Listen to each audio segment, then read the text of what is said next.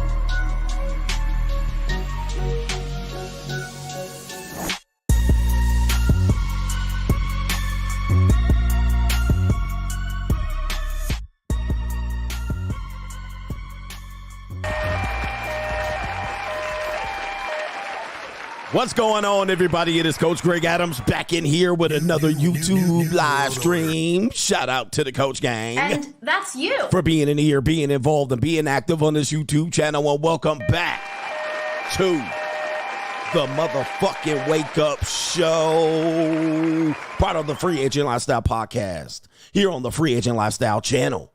You in here with the Bruce Wayne of this ish. World order. Yes, the king of kings, the king of content, and the speaker of truth. Yours truly, the notorious one, a.k.a. Mr. Coach Alini, better known as the prognosticator, Coach Stradamus. And you're in the Desert Storm bunker with none other than EWF. That is every woman's fantasy and the whole fucking show. The CEO Niggero of Fixes Binds LLC, the unbinder, the undebatable, the undisputed best edutainment here on YouTube. You can call me Senor Gregorio Graybeard. The ladies love to call me Mr. Third Leg Greg. Leg was just phenomenal. Also, the man with no trabajo, the Mitch Slapper, the anointed one. Acknowledge me. I'm also the founding father of the After Pill. I am the junior college sociologist, the Morpheus of the Matey Matrix, the chocolated Confucius, the Black Moses, the deliverer, also known as the man that walks in the spirit of Elijah. I'm the man with more nicknames than anyone in the game, but in case you forget those names, just call me CGA, see God Allah. And I'll be the 12-time demonetized champion of YouTube. Yes, indeed. Where's my bell? All right, we got a great show for you lined up today. I come to you humbly with more nicknames than anyone in the game. From the Desert Storm bunker, we're back in here. Hey, man, did you guys have a good weekend?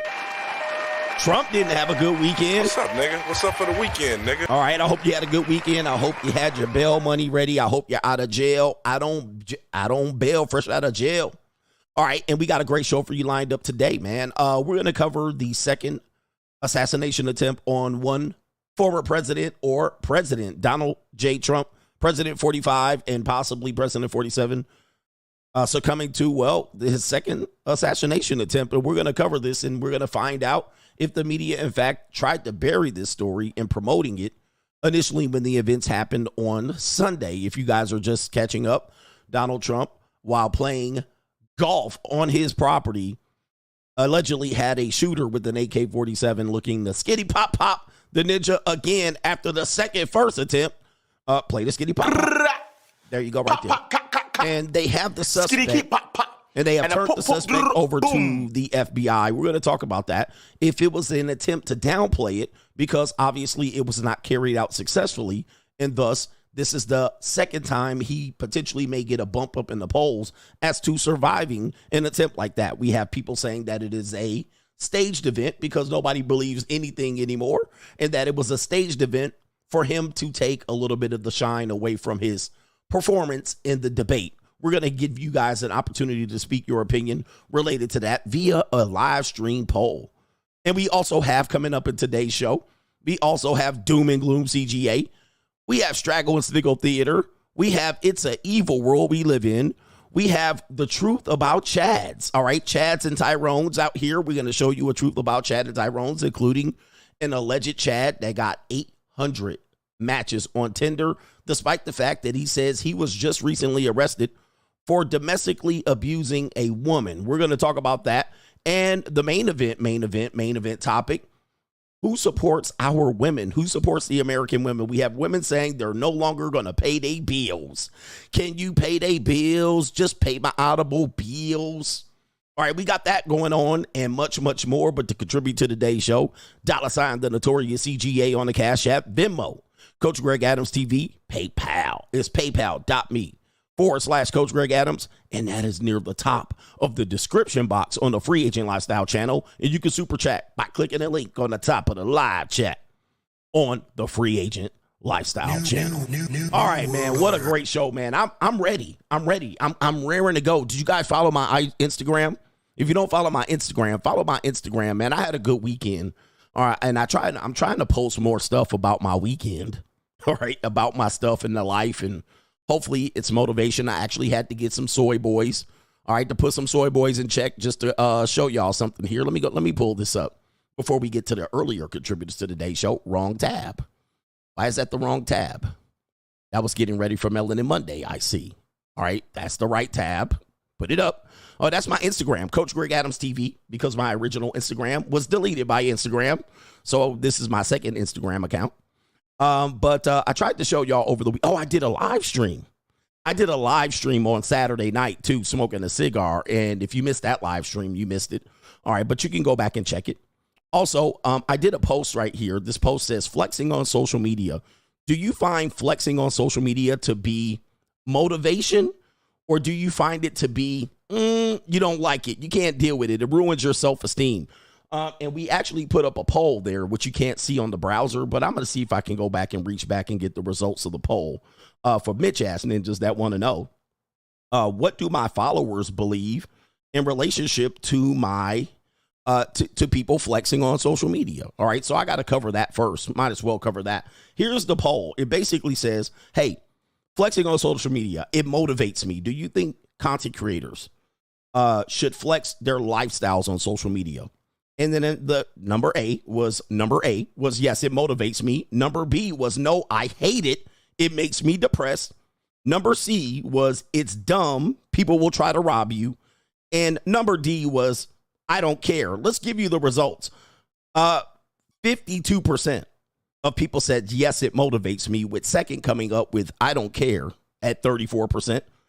And number 3 was it's dumb. People will try to rob you at 17%. And the last one, 1%, no, I hate it. All right. And so the haters realize that you're in small numbers. Yes. All right. You hating ass, Mitch ass ninjas. Okay, I gave you an opportunity to vote on the poll. All right, so it's right there. So haters came in last, which means in effect, you hating bitches are in the minority. All right, yes. You hating ass ninjas are in the minority, significantly in the minority. In fact, most people that watch In Silence and Violence, most people are motivated by social media influencers and shit like that. So you hating ass niggas are in the minority, but you the vocal minority. You loud as a motherfucker. All right. You loud as a motherfucker. Hey, that's the reality of it. Yo, you got exposed by the poll. But if you guys want to jump in there now and take the poll, you can. All right. But always remember, haters in the minority, but they be loud as a motherfucker too. You doing too much. All right. I hate ass ninja. You're minuscule. and your hate shows. New world order. The crabs in the bucket are in the minority. All right, if you want me to do the poll again, I'll do it. I'll do it on this show so you can get a chance to do it again. All right, haters, 1%. As I thought. I mean, it's not a shock. All right, but other than that, guys, I had a great weekend. It was barbecue in there. It's barbecue in there. All right, let me show you what was going on here on Smoker Saturday. Let's see if I can pop this up on the screen. Oh, they ain't gonna let me pop it up on the screen. All right, but I was trying to show y'all, man, we was smoking barbecue this weekend. Where is it at? Play it. Okay, so here we go right here. Let me see if I can, let me see. All right, hold on for a second. Let's get this up on the screen right here. All right, and so CGA was, hey, I was smoking. It was barbecue in there. It's barbecue in there. Who else seen my my Instagram story of me smoking the St. Louis ribs? It's barbecue in there. All right, it was going on Donkey Kong right there, but you can still pick it up by going to my link, my story links. It's Smoker Saturdays tab.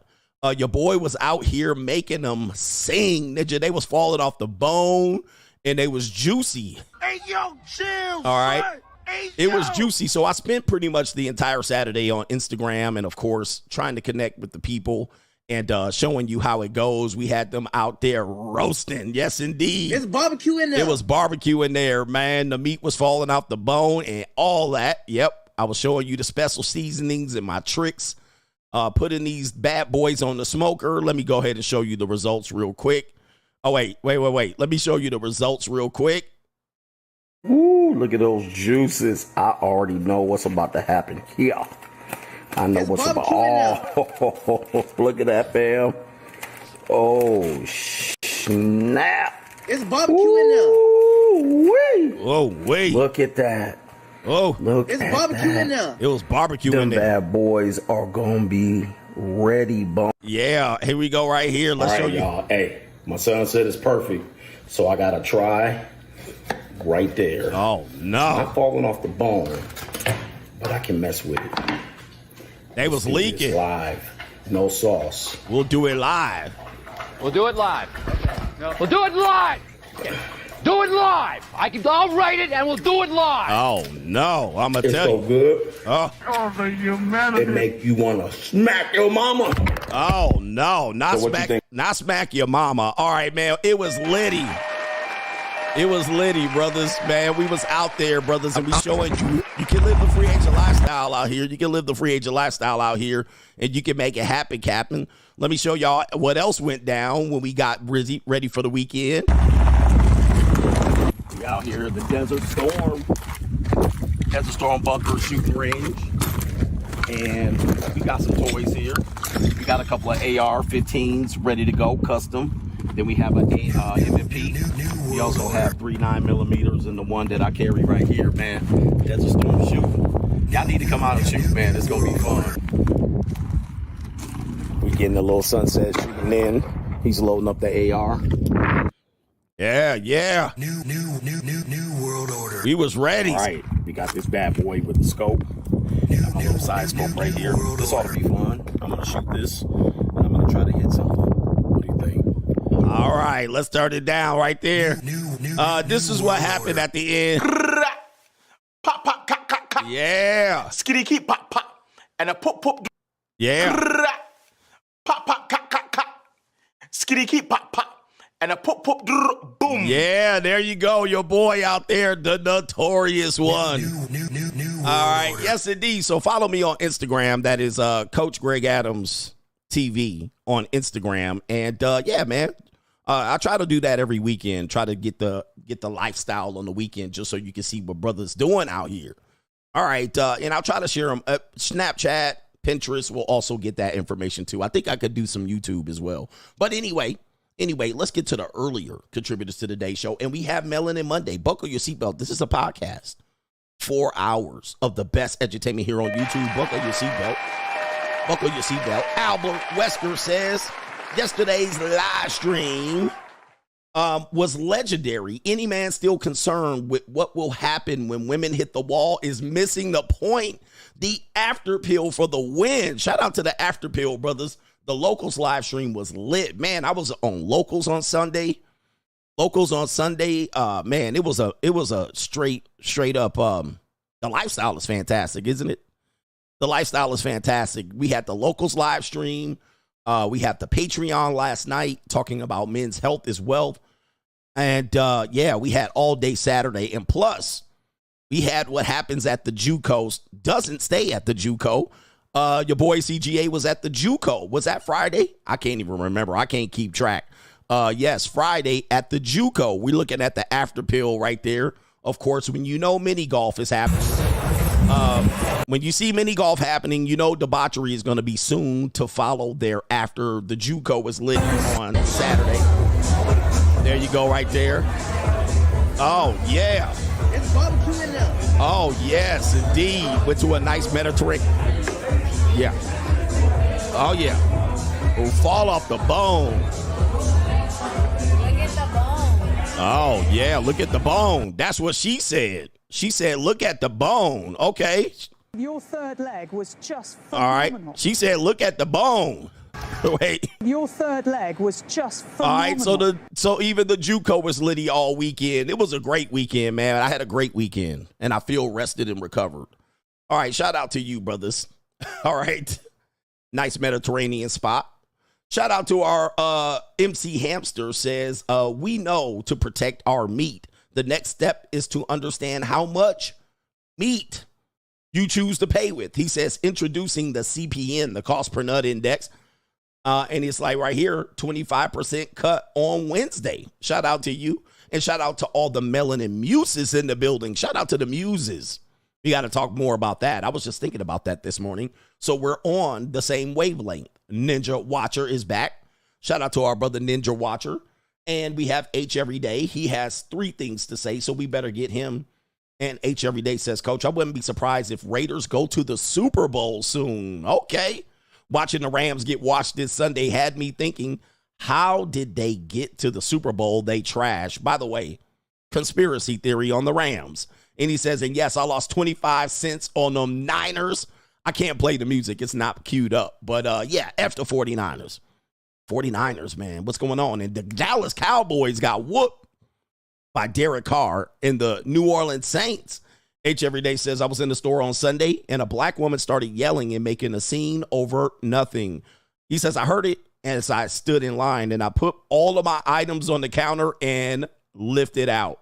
White or black, I don't want to hear it anymore. You don't want to hear it no more. I'll keep my money over bad service and bad experiences, man. He dipped out of there as soon as he heard the black woman complaining.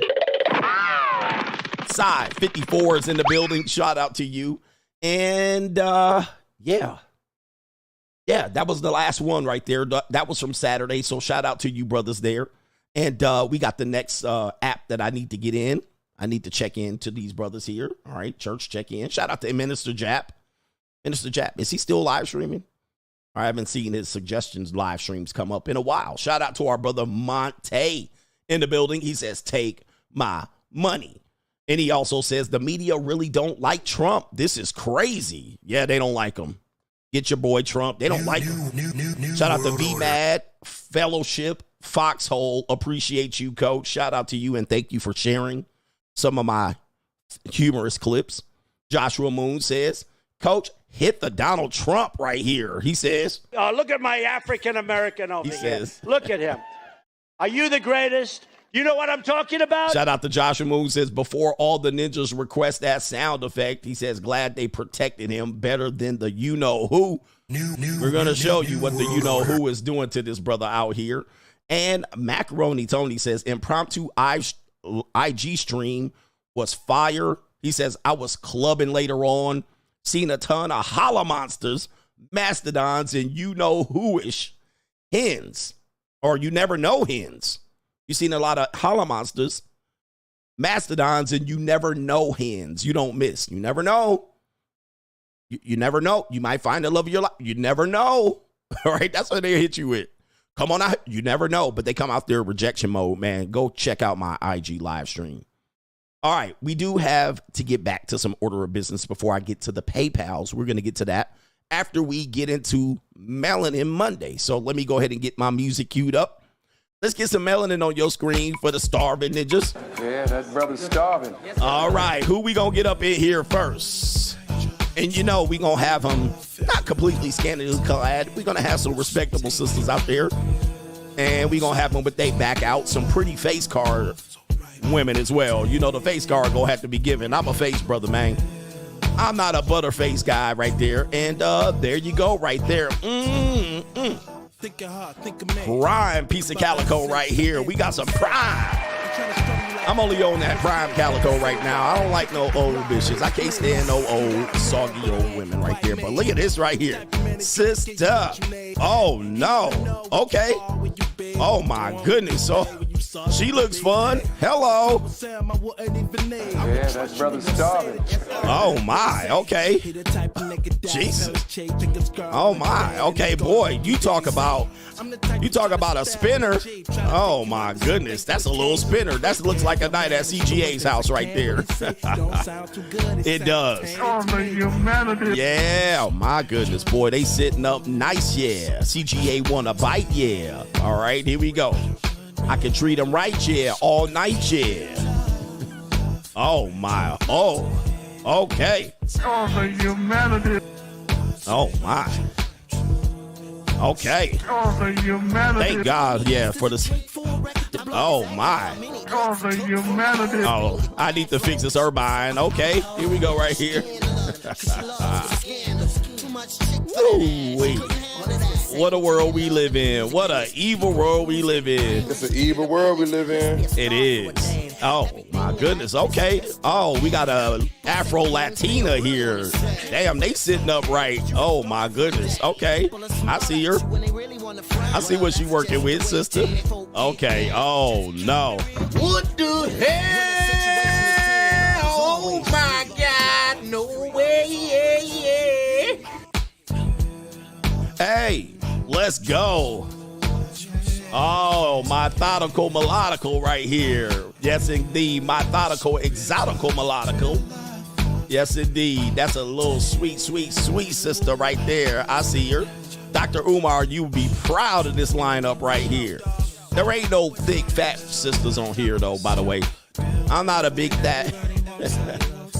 All right.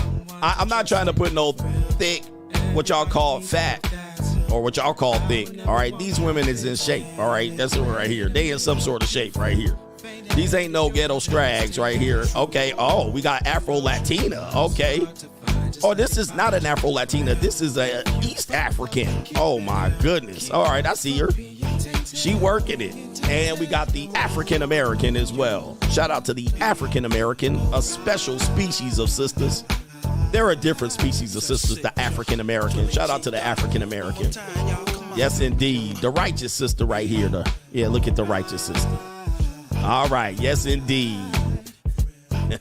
That's as thick as they gonna get on my show right here. There you go. That natural, healthy thick. Oh, and also pencil thin. Yes, indeed. Okay. Yeah. Oh, my goodness. Whoa. Okay. Okay. Yes. Lots of still weave on this show right here, man. Shout out to the Melanin sisters. Dr. Umar, were you here? Dr. Umar wasn't here. All right. He was disappointed in our last stream. Shout out to the sisters right there. And shout out to our brother, Paris Francais. He says, showing support. Thank you, coach. Appreciate you for being here. Yes, indeed. And we got a sponsorship on Monday. Holy shit. Already. I'm ready. All right, listen to this sponsorship, gentlemen. Listen to this sponsorship. This is important. He says, no government name. I caught my wife of 12 years texting another man a picture of herself, and it played out exactly how you talked about it. There was denial, gaslighting, emotional outbursts, accusing me of just wanting to cause problems, etc. He says, all I could remember was how you broke this down, and it kept me calm, indifferent, and firm about what I saw. She finally broke down and admitted it, talking about how she doesn't want to lose me, and it was just to show her outfit to a friend. All right. He says, you have opened my eyes in so many ways, and for that, I am truly appreciative. Free agent lifestyle for life, my gentleman. It is, man, it's textbook at this point. You know, even people that I'm out here in the world with, I don't have any sense of that's my girl. All right. It's just what it is. And most of you guys will find out after years. It's not normally at the beginning. It's almost always at the end. And I think the difference that made her eventually want to open up is she saw the disappointment. See, there's two different ways you deal with women. You can yell at them and scream at them. What they're going to do is shut down. They're always going to just shut down.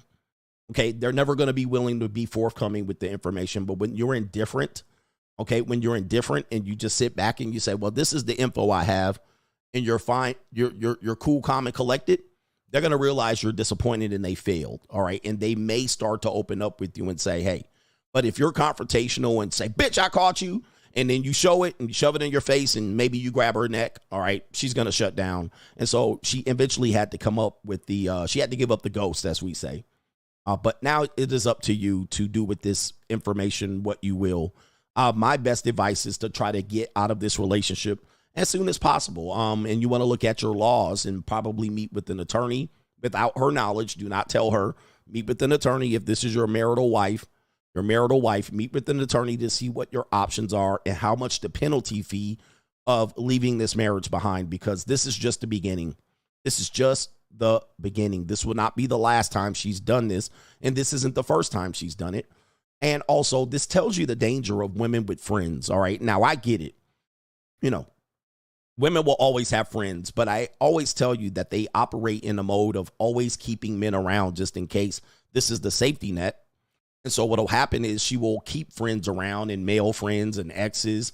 And what will happen is she will be able to reach to these guys, if not already have reached to these guys prior to meeting you, if you don't work out. So this is one of the dangers that women don't realize, that keeping men around is dangerous.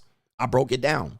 Most affairs are with friends or people they had an emotional connection with, neighbors, coworkers, people that are in their internet family, It's not a strange guy 100 miles away ready to pipe her down that she just met at every now and then it's a guy, a bouncer at a bar or something like that.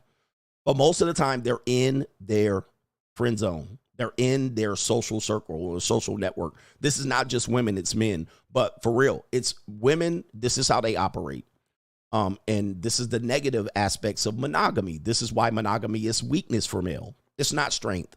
Any man that say monogamy is strength, you're just restraining yourself. All right. So that does take strength. All right. But monogamy is not a natural state for men. But of course, we have a lot to lose if we are the victims of a woman that is no longer monogamous. The negative effects is paternity fraud potentially, or being victims of the family court potentially. All right. We're going to be victimized in the family court based on a woman finally cheating. Now, if you cheat on her, yeah, I mean, she might lose access to some resources, but she's still continue to be support, right? So I think women cheating is far, far worse than men. Far, far worse than men, but you could disagree, but you can stick it up your ass too, your disagreement. Doesn't matter. All right, you ain't going to change my mind, but I made videos about this a long time. Men lose way more when women cheat against them than vice versa. It's not even close. All right, all she get is some hurt feelings, and she hurt her finger, and she bonk her head, all right, and she loses access to some resources. All right, that's it. All right, she gets embarrassed, all right. But a ninja, you getting strung up by the family court. You potentially might not have a child. You might be raising a child that might not be yours. A ninja will creep all the way up in your window. He'd be crashing in through your patio to try to eliminate you.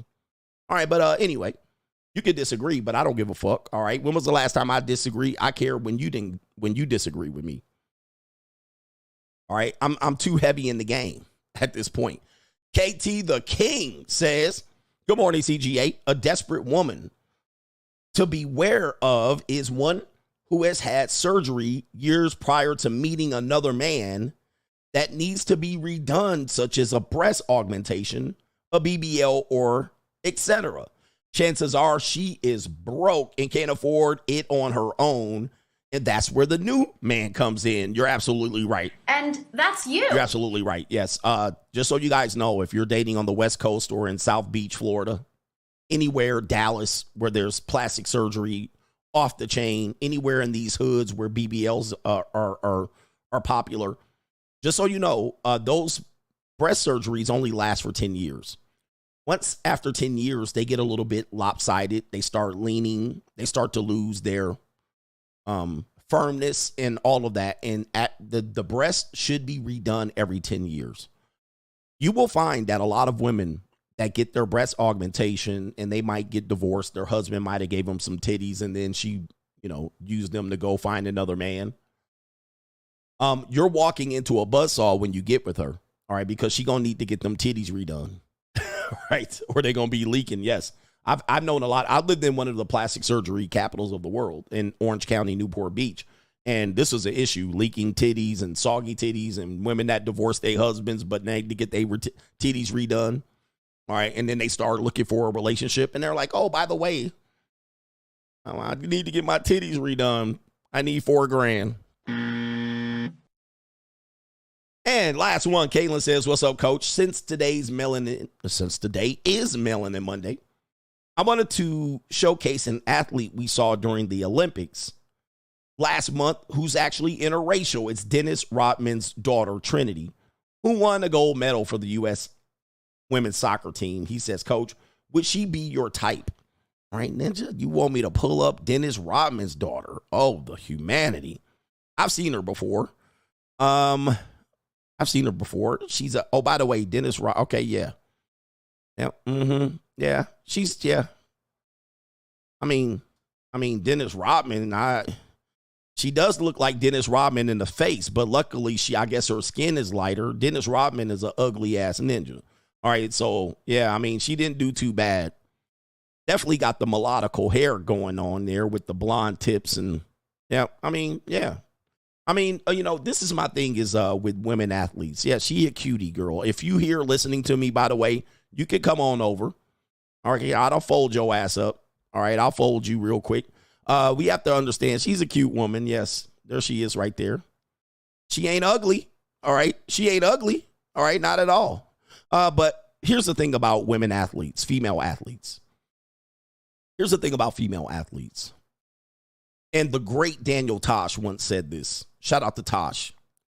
The thing about female athletes is, yes, they look great in comparison to other female athletes, right? So when they on the basketball court running around here with these bull daggers, all right, they jumping off the screen. You like, God dang, she beautiful. See Danica Patrick. Everybody was like, Danica Patrick is fine. Compared to all the Formula One drivers, she's really attractive. But line her ass up with some really attractive women. All right. Then she looks average. All right. But not saying she's not a good looking woman. She's good looking in a comparison to all the U.S. soccer team and the other soccer team players that they're playing around the world. She's gorgeous. All right. She's like, you're like, wow, Dennis Rodman's daughter. Line her up with some attractive women. She looked very average. No, I'm just.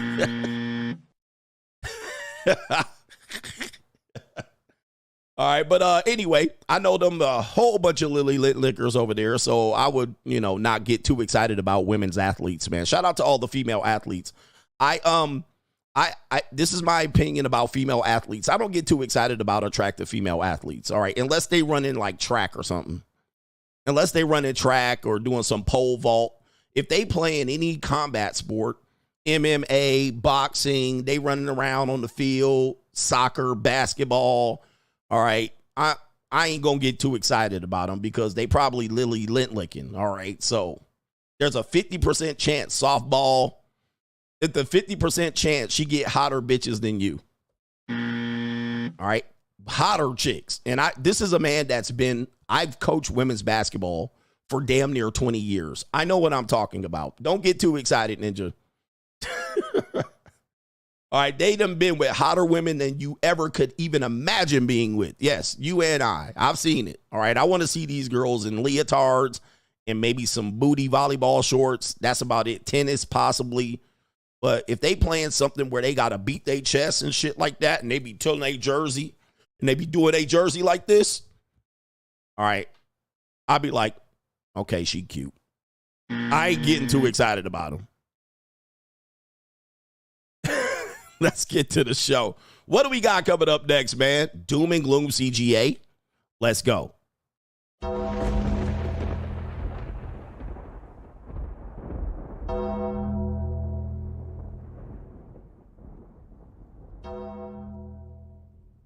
Doom and Gloom CGA, sponsored by. All right, for those that don't know, we're going to break some news. Apparently, Donald J. Trump has survived, and he's now safe and well after an alleged assassin rolled up on him on his golf course. Oh, my goodness.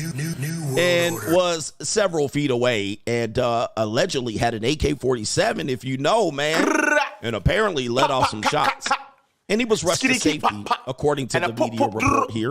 Rushed to safety. It says right there, rushed to safety after playing golf on an open golf course, apparently in the bushes. And now he is now safe after a man has fired off on him. This is the second time in about 2 months that this man has been openly attempted to be assassinated. And the neighbor of Trump's shooting suspect says he was a little cuckoo. People were afraid of him. All right, we got a guy right here. And this is the second time a madman armed with an assault rifle has tried to delete 45 in 2 months. This happened in Palm Beach, Florida. And it says the sheriff said the suspect took cover near a chain link fence between 300 and 500 yards from Trump as he teed off on the fifth hole around 2 p.m., noting that with the rifle scope, like that is not a long distance. I probably would not be able to hit him from that distance, but try me. Law enforcement told the Post that the suspect is Ryan Ruth. We're going to take a look at him, a 58-year-old Hawaiian resident who has championed progressive causes online and was a reliable donor to Democratic causes and candidates. New world order. And so he was able to be let off some shots. This is the suspect right here. There's already videos saying that he might be possibly featured in some BlackRock commercials like the first suspect. I haven't seen the videos. I will not air that video, but there's the alleged suspect. There's wearing a Kevlar vest, or it looks like a vest related to stocking up some ammo. He's a little cuckoo. His son has spoken out against him. There is the alleged bushes, looks like the Simpson bushes, that he was hiding. And by the way, an AK-47, I don't think you are able to actually own an AK-47. And if you are, you might be in some grandfather laws. The suspect identified as 58-year-old Ryan Ruth. And it says right there, he was able to aim at Trump through a chain link fence. So he was not actually on the course, but he was outside of the course in the bushes. Okay, outside of the fence, and he had a GoPro camera set up so he can catch the stiggity pop. All right, and he has a history of making donations, at least 19 donations to Democratic candidates. All right, since 2019, and so forth and so on. And though there's the course right there in West Palm Beach, Florida, if you want to know right there, Trump International Golf Course.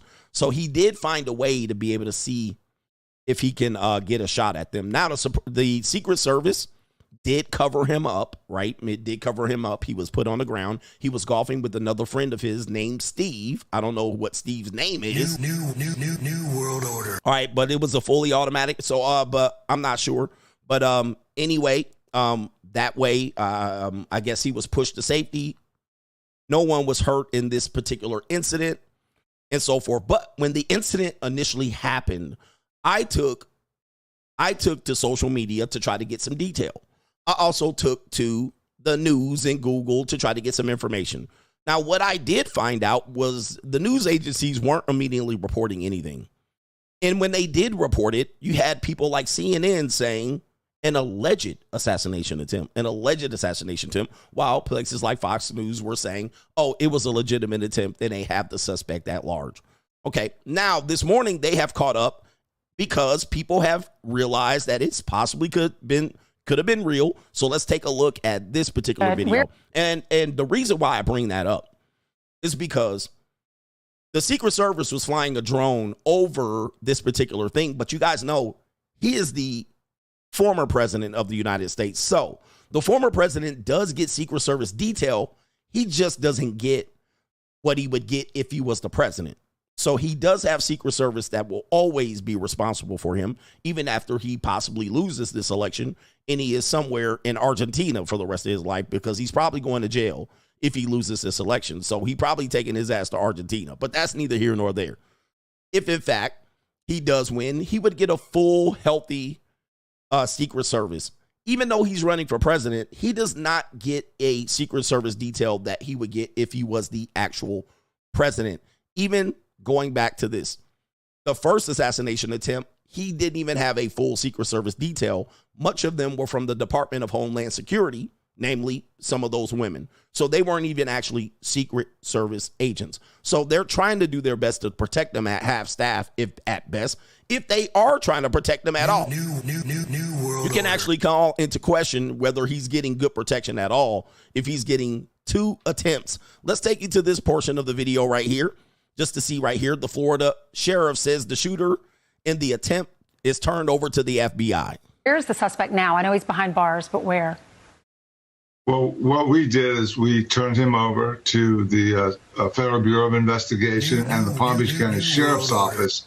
So I don't know where he is right now. Okay. Did he say how did he know that Donald Trump was going to be playing golf? How did he have access to his schedule? Yeah, that's the $1 million question. We are the border county to Palm Beach. You can't get out of their county without coming through ours. But we don't have the intel from the scene there. It's hard for me to imagine how he got within rifle range of President Trump. Yeah, I agree. Where's the suspect now? I know he's behind bars, but where? I mean, how do you get that close? How do you get that? Well, here's the thing. I mean, you do see the bushes there. I mean, you would have to be surveilling very well. Dude, Trump's security lacking. I'm going to just tell you this right now. I mean, they lacking. I mean, they didn't get caught slipping twice. And guys, shots have been fired out. They didn't get caught slipping twice. So whatever they're doing is not accurate. But what they're saying is once you get in these bushes, you are not in the clear. You're not visible anymore. So if he is in fact approaching that 5th hole and people are, ahead of that hole and they say, let's see what's going on when we get there. Well, if he's already in the bushes, then yeah. I mean, but here's the second part of it. How do they know he's playing golf? All right, Jesus. He said they lacking. All right, how did he know that he would be on the 5th hole at that time? Was the ninja in the bush for 24 hours? Well, we'll figure this out. We'll figure this out. By the way, my banner is not set, so let me set it. Like, how long was he in the bushes? Was he there for 2 days? 2 days? Waiting for him to possibly be coming up there on the golf course? I mean, I just have questions. I don't have the answers right now. All right, let's listen to this report, how the police arrested the suspect. 1:30 this afternoon, call came out, shots fired. That was called in by the Secret Service. Because we're in constant contact with them all the time, we were notified of that, and we had units here that immediately sealed off the area. Fortunately, we were able to locate a witness that came to us and said, hey, I saw the guy running out of the bushes. He jumped into a black Nissan, and I took a picture of the vehicle and the tag, which was great. So we had that information. Our real-time crime center put it out to the license plate readers. And we were able to get a hit on that vehicle on I-95 as it was headed into Martin County. We got a hold of Martin County Sheriff's Office, alerted them, and they spotted the vehicle and pulled it over and detained the guy. 1:30 detain the guy. Yeah, people are saying the Secret Service does, do 2 days. 2 days they do a 2-day sweep of this particular area, but they don't sit outside. All right, they don't sit outside every golf hole for 2 days.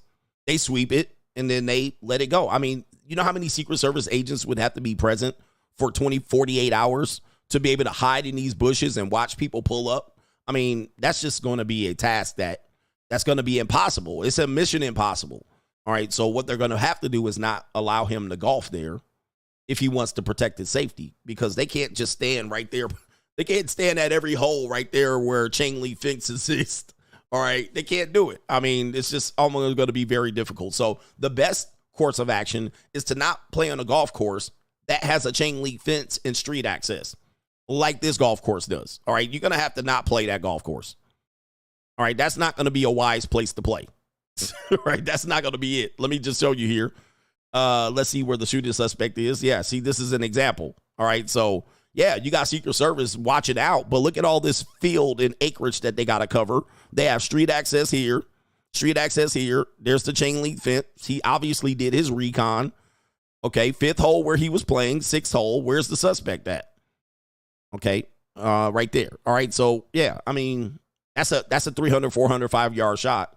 And look at all this area that the Secret Service would have to cover. That's just too open space. I mean, they can't look through every leaf and bush at that particular point. Certainly doing a 2-day sweep doesn't help you when he pulls up 2 hours before. All right, so lots of stuff going on here. We do have a Democrat responding to this, and basically he's going to say, since the media is lacking, this is what we're going to say right here. He's going to say that America is not in a healthy mind state to vote for Donald Trump. In fact, we cannot deal with this for the next 4 years. In fact, these assassination attempts should give us the idea to not vote him in as a country so we can avoid the Trump derangement syndrome. Yes, this is a Biden voter. Listen to this guy right here. Oh, my goodness.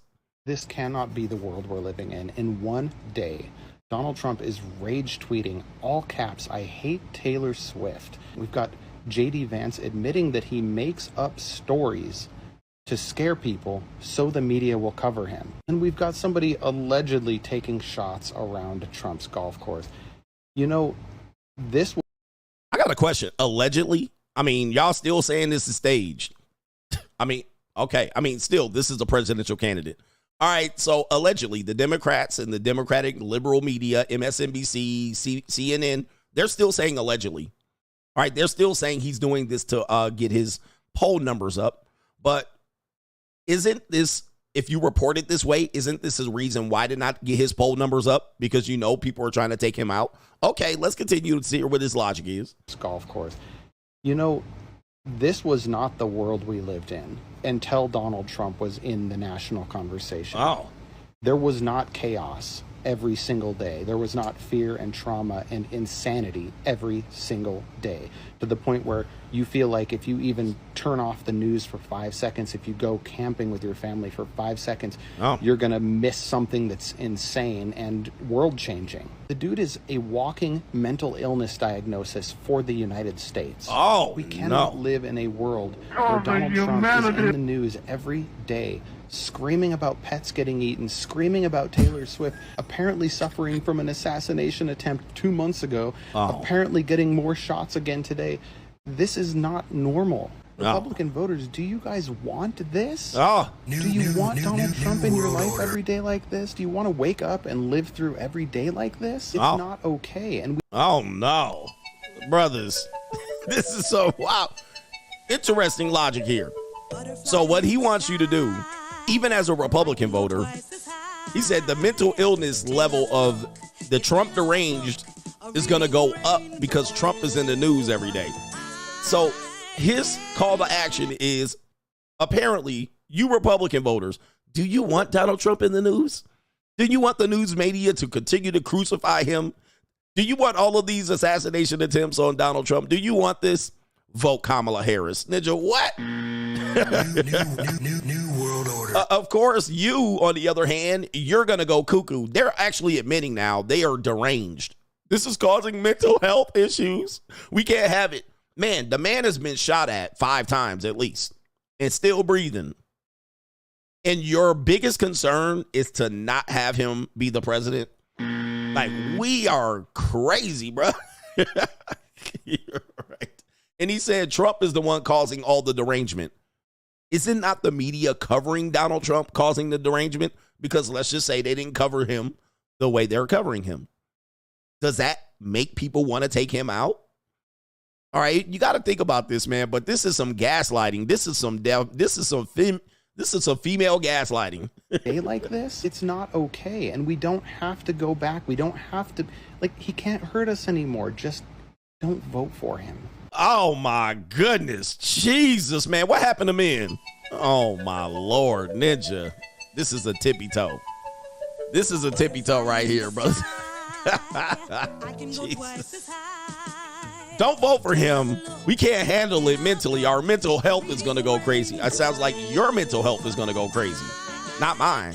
Perhaps you need a checkup on you need an enema or something. I don't know what's going on. This people, man, I'm telling you, This is why I think the media is causing a lot of these issues, and they're causing an unhealthy mind state and how they're dealing with him, because Donald Trump was somewhat an iconic guy before he got into this national conversation. Now, the response to him getting in has been the issue. I've been saying that for the longest.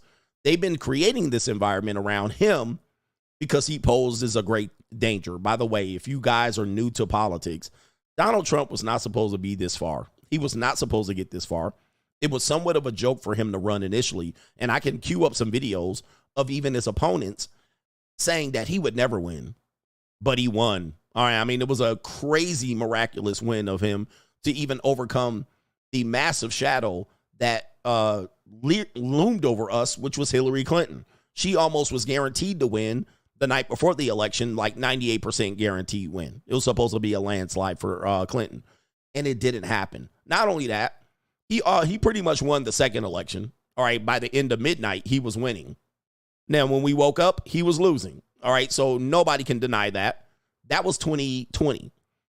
And then this election, he's supposed to just clean America's clock, all right, of Kamala Harris. But even then, people know he's a threat. So these attempts are happening against the guy. Let's take you to this man right here. He is the vice presidential candidate of the Democratic Party for Kamala Harris. Let's listen to what Tim Walz has to say. Tim Walz, this is on his TikTok. This is just so you can see, I'm showing you. This is his official TikTok. What you're about to hear, and he says, Swifties, with your help, we're going to defeat the smallest man who ever lived. I don't even know what that means, Ninja. What does that mean? What that mean? Okay. We're going to defeat the smallest man who ever lived. This is Tim Walz, the vice presidential candidate, running mate of Kamala Harris. Here's my life hack for all of you. All the guys out there, whatever, here's my life hack. Surround yourself with smart women and listen to them, and you'll be just fine. You'll be just fine. Volume. That includes my fellow cat owner, Taylor Swift, too, by the way.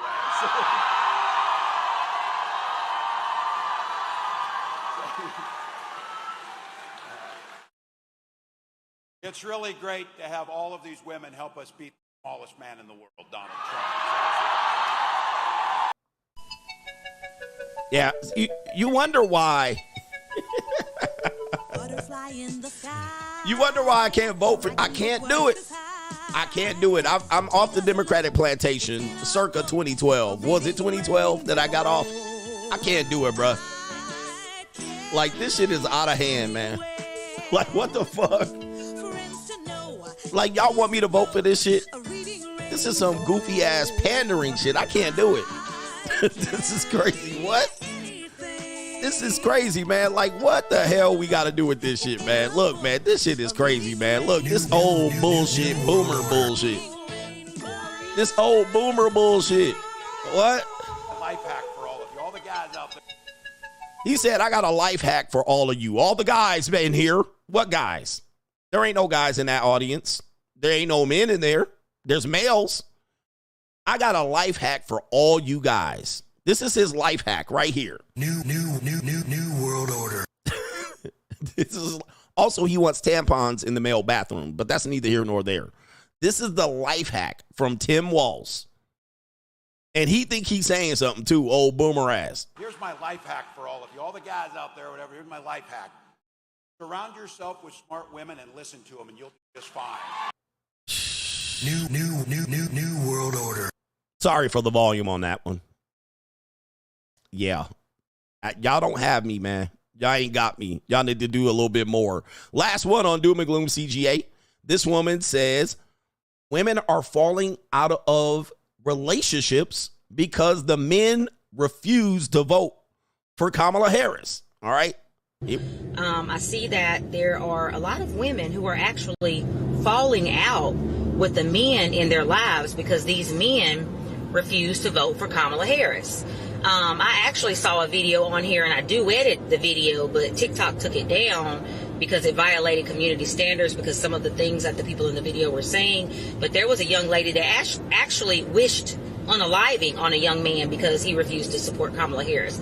Now, most of the dialogue that I have noticed has not been that extreme, but there are women that are falling out with their men, you know, that they're dating or, you know, whatever, their brothers, cousins, homeboys, uncles, like dads, like they are really mad at these men because these men refuse to vote for Kamala Harris.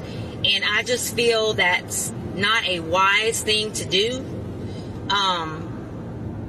to alienate your protection, you know, your warrior class. It's just not wise to do that, because when November comes and goes, there's going to be a backlash from one side or the other. If Kamala wins, there's going to be a backlash from the right. If Kamala loses, there's going to be a blame game from the left. So either way it goes, there's going to be a backlash, and frustration is going to be taken out on a particular archetype, okay? Now, Kamala ain't worried about this because she's going to go back to being Indian. She's going to go back to being Indian and snuggle up with Doug and go back to sleep. That's what Miss Imhoff is going to do. Ooh. But shit. And a lot of you women may say, well, that's fine. I don't need a man. I don't need a man to protect me. Cool. You know what I'm saying? If that's how you feel, you know, okay. But I just don't think it's wise to alienate our men or tear down our men or push them away from us because they refuse to support a candidate that we want to support. All right, let me stop her right there. Damn, ma'am, I didn't realize you were going to go crazy on Miss Imhoff. New World Order. Mrs. Imhoff. All right, and? I'm not going to say what race, what people. We know I can't say that. She's lying, though. She's going to go back and just join the speaker circuit and act like nothing happened. She's going to go back like ding, ding, ding, ding, ding, ding. She's going to go back to being Indian, and that's going to be the end of that shit. But everybody else is going to have to deal with the aftermath. And of course, yeah, it's not going to be pretty for a lot of people. Unfortunately, we have an unhealthy political arena, perhaps the most unhealthiest we've had since the 1960s. But that's neither here nor there. Shout out to you brothers out there. Vote for who you want to vote for. Don't let me sway your opinion. I'm just CGA. But that's Doom and Gloom CGA.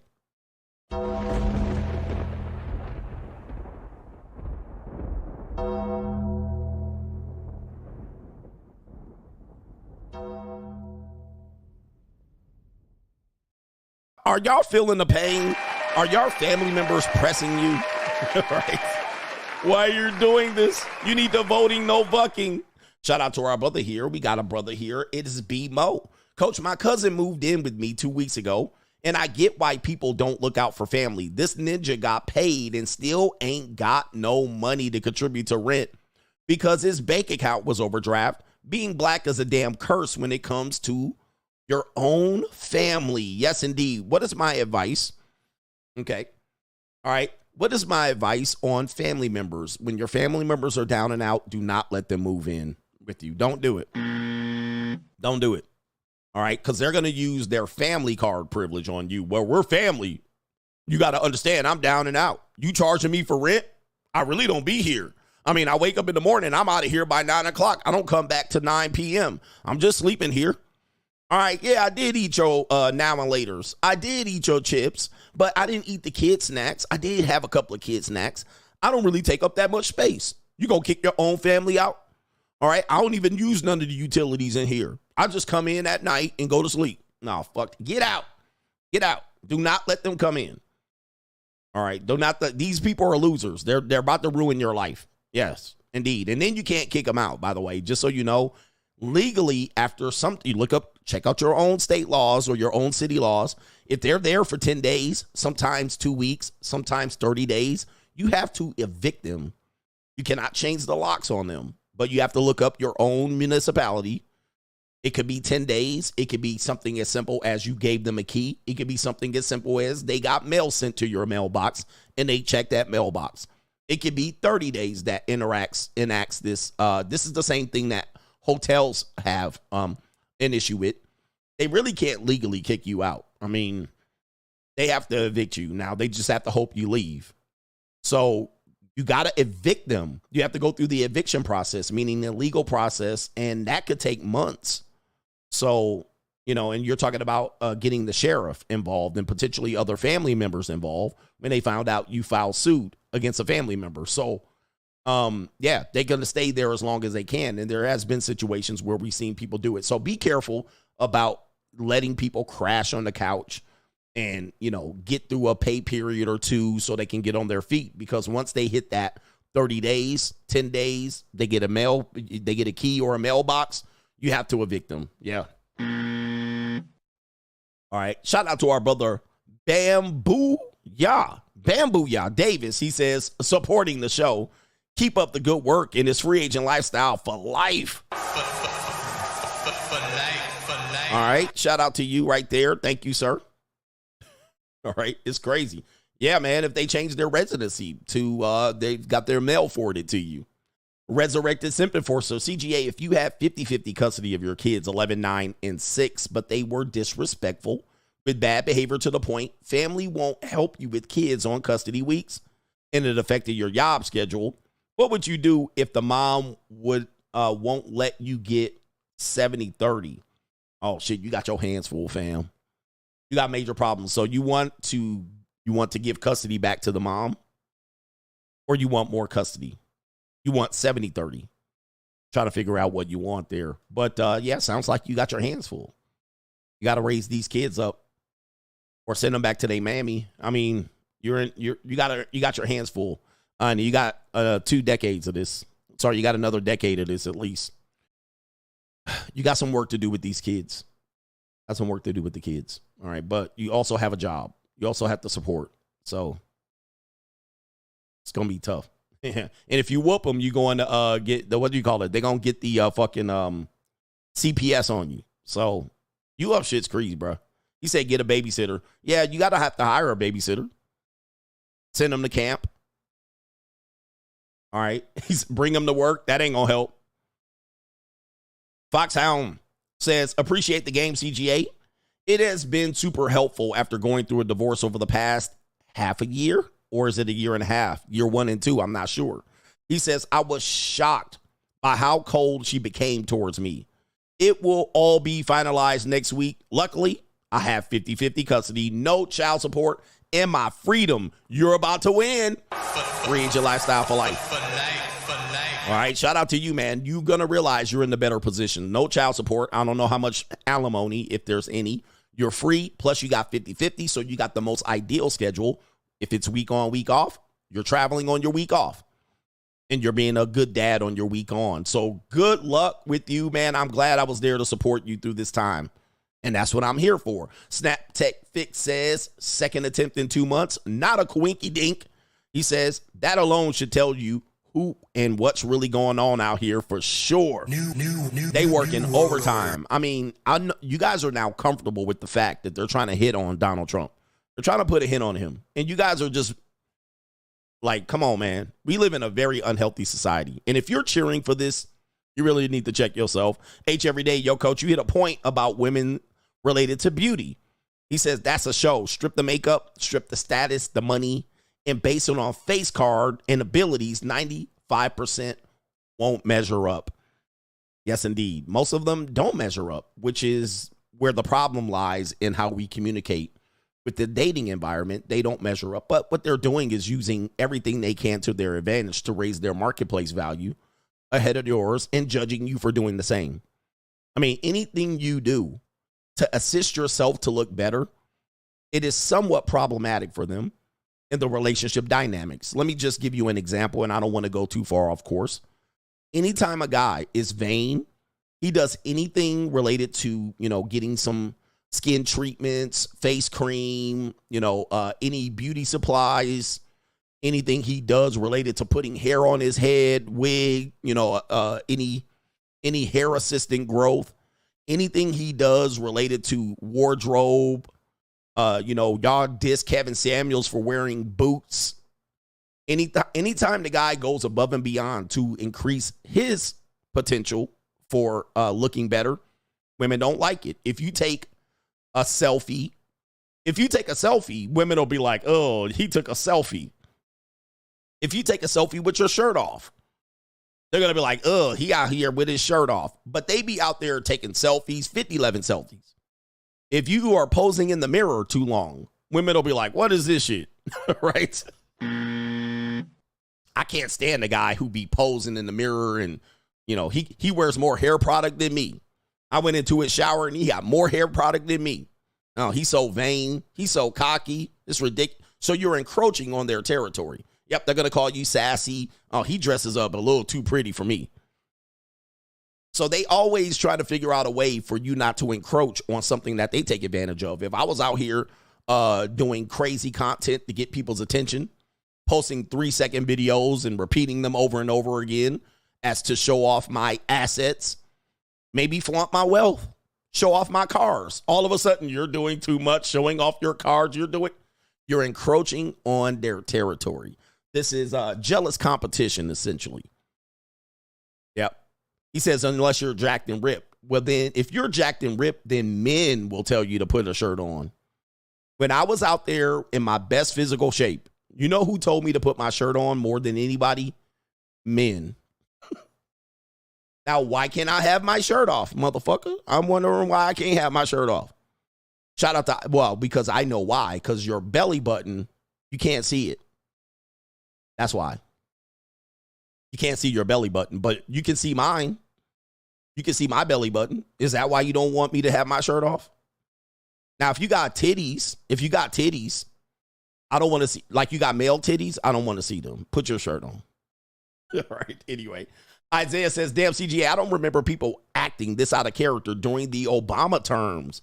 And he says, or when he went up against other Republican candidates, I don't remember Democrats being this bad. No, the Democratic Party was hijacked by the far left. And that did happen during the Obama term, but we didn't see the energy yet. And this has been a constant encroaching for the last decade and a half of the far extremist left taking over the Democratic Party. In fact, it really, really was seen when Bernie Sanders was making a run.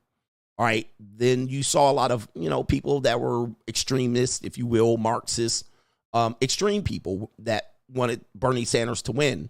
So that was the takeover. And then when you saw Hillary Clinton run, she got really desperate and tried to do just about everything to take down Trump. So they really got extreme. It was just been a constant encroaching. Now the Democrats are far left. In fact, Kamala Harris is a far left Democrat. She ain't even in the middle. She's not even a moderate. All right, she is far left. Bernie was far left. Joe Biden was moderate. All right, although he basically had to sell out to the left. The far left. He had to sell out for them. So even a Democrat is not even extreme far left. Most of them are moderates. But really, it's the far left that is taking over the Democratic Party, and they've had to bow down and kowtow and kiss their ass, AOC. That's what's happening. So they've become very radical. They're a radicalized group. All right, but anyway. Right, so, but what's his name? Joe Biden was seen as a moderate the entire time, and he had to tiptoe and tap dance for the far left. They always told him, sing, dance. It is what it is. But, yeah, you guys don't know. Take a civics lesson. All right, shout out to Chris Jericho. 2 things I learned this weekend.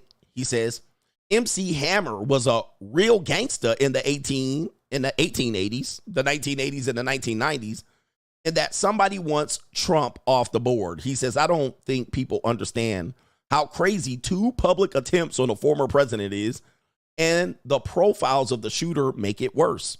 100%. 2 attempts in 2 months is insane. We are unhealthy as a country. Okay. We are unhealthy. And people are just brushing it off. I'm like, man, we are sick, because what I'm assuming is, and God forbid this happens, if one attempt is successful, where do we go from here? It's going to be really sick. That's what I really would not be. I don't want to experience this. But let's just say one attempt, somebody just happens to connect. Our country will reveal its sickness. It's already sick. But if they happen to hit, dude, we're going to be in a different world. We would be in a different world in the last 2 months if one of these attempts hit. This is insanity, by the way, for us to be publicly healthy and then be like, well, he all right, it's good. And then he's, campaigning again. We're sick. We are in a sick country. And yeah, shout out to 50 Cent Mini Men. 2 more, and I'm going to get back to the show. Let me see if I can say your name. Shout out to Vic B. Says, supposedly the guy Steve is a you-know-who-ish and leaks Donald Trump's location. Oh, he leaked it. And he says, I heard this from Ryan Dawson's channel, but again, allegedly. Yeah. All right. So, anyway, that could be something we could talk about down the line for sure. And our brother Kevin W says, what is the over-under on Van Jones crying no matter who wins in November? He's going to cry. A lot of them. New world order. A lot of those black guys that you see on the screen pandering for the left are, and this ain't even alleged, are, and you will find out, but I'm going to have to say allegedly. A lot of them are tippy toes. Van Jones. What's that one guy in? He used to be on CNN. The guy Roland Martin. He's been exposed as possibly a tippy toe. All right. And there was a clip of that ninja. I was watching it this morning and I was like, dude, this guy is completely got too much sugar in his tank. But what's the guy on CNN? He had a show on CNN and they fired him. I can't remember his name. What's the other dude's name? But I can't remember his name. But he, Don Lemon. Yeah, Don Lemon. All these guys they push in front of you like they're black men, but they ain't. They Obama Duke shooters, allegedly. They Obama Duke shooters, and a lot of them ninjas behind the scene that be out here pandering are Obama Duke shooters. I wish I could find that Roland Martin clip. I'm like, dude, you can tell this brother sweet and he light in the pants. He light in the pants. All right, but y'all ninjas think these represent you. They don't represent. If you're a heterosexual male, black male, if you're a heterosexual black male, you probably don't identify with those 3 gentlemen that I actually mentioned. You don't. Them dude ain't nothing like you, and they don't want nothing for you. 100%. Neither does Tim Walz. But let's get back to it. Hit the like button. Straggle and Sniggle Theater. Like, ride with me if you ride with me. You can slide with me if you feel like 550 on the 5 sticky. Come get high with me. That's a deal, right? Straggle and Sniggle Theater, yes. Oh, I didn't tell no lies, man, but the baddie boys. Speaking of, take a look at this, guys. What if this is your girl? Apparently, in this particular video, could be a skit. It says, hugging my best friend to see her reaction. Guys, men and women can't be friends. Men and women cannot be friends. All right, but let's leave the video right here. From the front, the back, you're trying to be on every side of me. Man, my bad. I'm gonna just get out your way. Get out your way. It's on the front, the back, you're trying to be on every side of me. Man, my bad. I'm gonna just get out your way. Get out your way. Oh no! Ooh, wait. She leaking. She's soft and wet. Oh my goodness, that thing is leaking. She dripping like I can't do it. You know that R. Kelly water drop that he puts in every music? All right, yes. She's leaking. All right. She got to change her panties. Ooh wee. She says my best friend. So supposedly they just friends. All right, guys, let me sit there, but go ahead and answer the poll right there. Can men and women be friends? All right, this is ridiculous. And so I think she's been waiting. That booty looks soft. All right, looks soft. She got the marsupial pouch in front of there, right there. All right, marsupial pouch in there. She got something. She got some cushion for the pushing. She leaking. And she like, you trying to be all up on me. Yes, I am. It's on the front, the back, you're trying to be on every side of me. Man, my bad. I'm gonna just get out your way. Get out your way. Oh no, she gone, bro. She dripping. And did you hear it? Did you hear the exhale? Guys, there was a movie called Waiting to Exhale, and it was a book by, I believe, Terry McMillan on the Waiting to Exhale. And the exhale is real. If a woman ever does that exhale, she gone. All right, she gone. I want you to listen, gentlemen, for the exhale. All right, let's see it. It's on the front, the back, you're trying to be on every side of me. Man, my bad. I'm gonna just get out your way. Get out your way. Oh. 3. She did 3 exhales. 3. She gone. All right, she gone. She ready to go. She primed.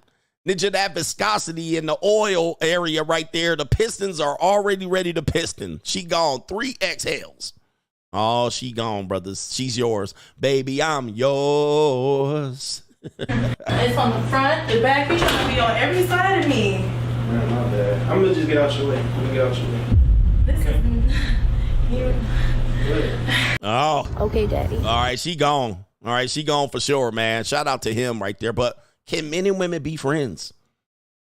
Can men and women be friends? You guys are saying 84% saying no, all right, that they cannot be friends. Straggle Sniggle Theater, beware caution in New York City. Anywhere in New York. What is this? Oh, the humanity. Okay, let's play it. I'm gonna hook off on you, mommy. I'm telling you.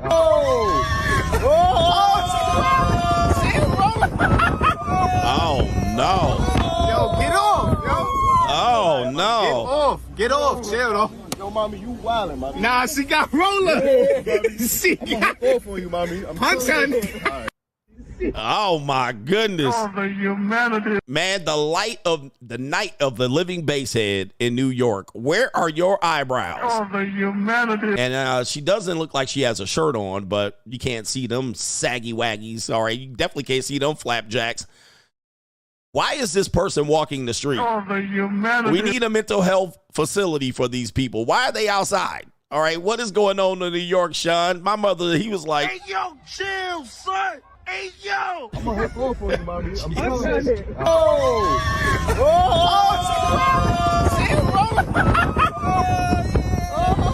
Yo, get off, yo. oh my. Right, get off. Get off. Chill, though. Yo, mommy, you wildin', mommy. Nah, she got roller. All right, who thinks these ninjas still gonna hit? She got off on you, mommy. All right, mommy, he says. Okay, I think these daddy. These ninjas still gonna hit. I'm telling you. All right, I gotta pause it to where, look at that. Oh my goodness, Ninja. Oh man. You know, women do hit the wall at a certain age. Older women do be going cuckoo for Cocoa Puffs after a while. Definitely looks like a Kamala voter. You know, they probably voting. All right, Straggle Sniggle Theater, we have our brother here, Bobby Shmurda. Bobby Shmurda hitting the airwaves, going viral. Apparently, he's in Miami outside. Okay, he outside in Miami. Okay, daddy. And take a look at these BBL queens. What are these? Look at these ant body looking women. Look at these. Apparently, I guess these women pulled up in the Mercedes. That is not a C-class though, so I'll give them that. Look at these look at these straggles. Y'all did just like some nasty hoes. All right, so apparently, I guess he got mad. I guess these girls pulled up. Maybe he dropped the location. 10 a.m. They trying to hit a lick. I guess they're trying to sell him some puss. When I start selling pussy, I don't want to hear it. All right, so I guess they pulled up to his spot to sell him some Poonany. All the bitches in Miami, Shmurda don't buy no pussy. Your motherfucking ass out here. Get your ass out of here, bitch. Oh, no. Get the fuck out of here. That dusty pussy. We don't want none of that shit. Take your ass to the shelter. Oh, man.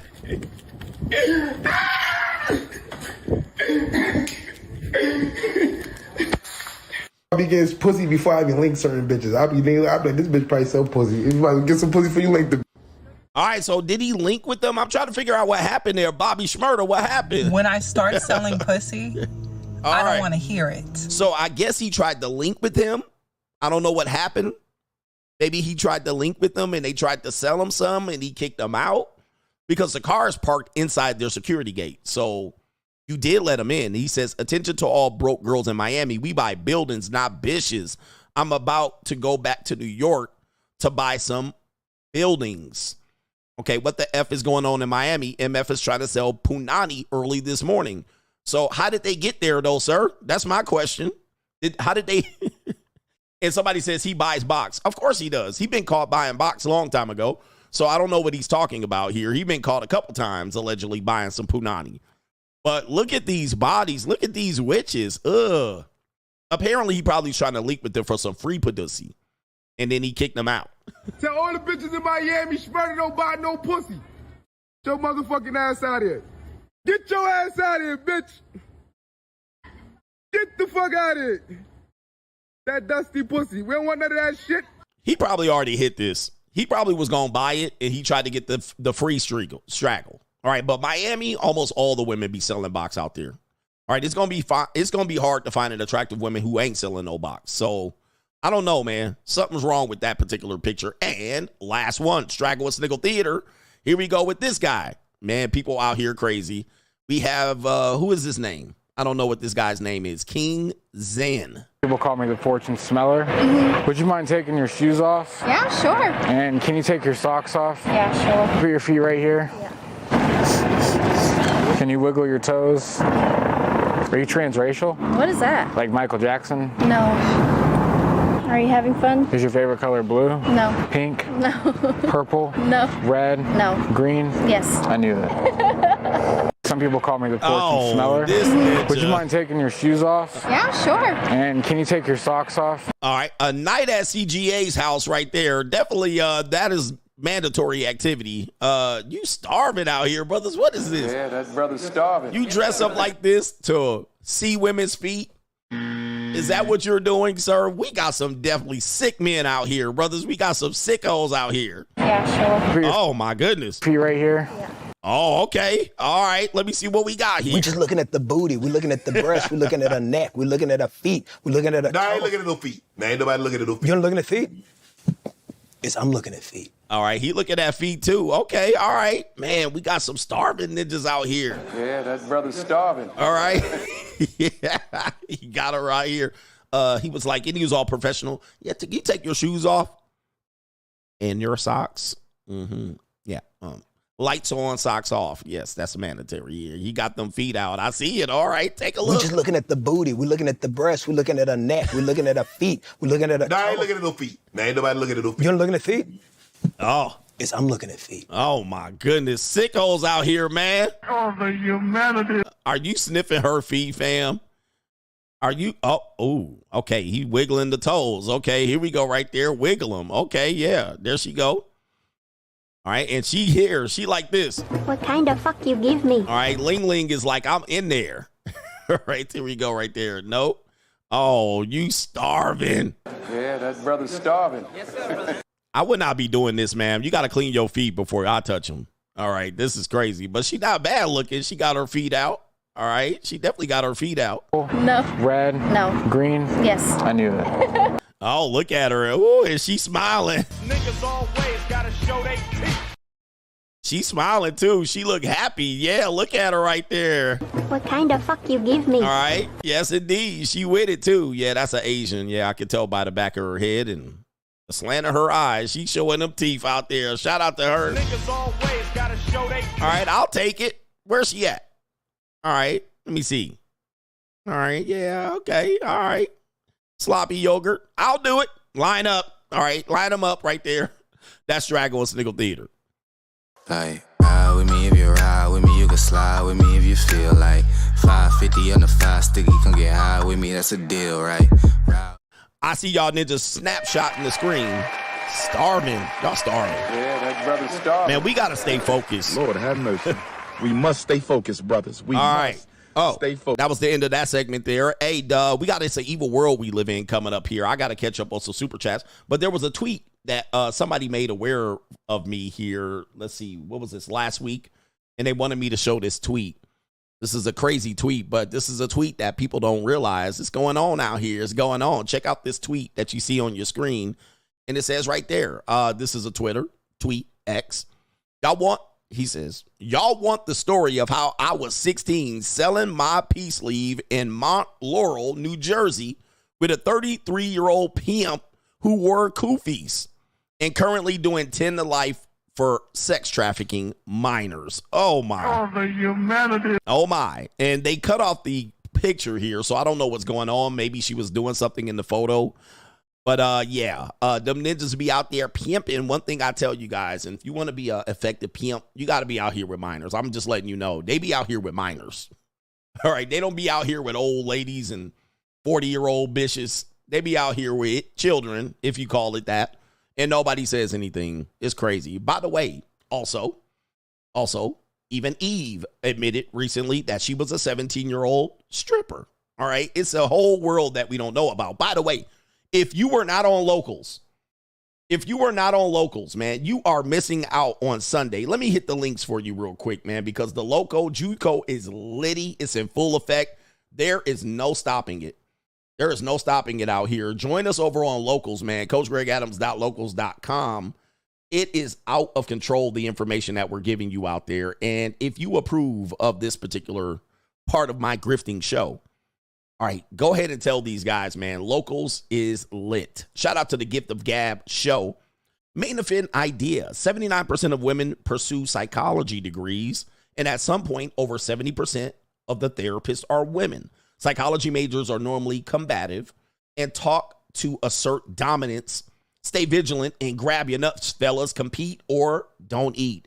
Indeed. Yes, I think I've covered that quite a bit, that most of the people, most of the psychologists and therapists in our country are women, with only a small percentage of them identifying as male, and many of them identifying as Duke shooters. And also many of them, you know, there are also some they-thems and some zimzers and stuff like that. But they're pushing you men into that direction with really not a lot of masculine men on that side.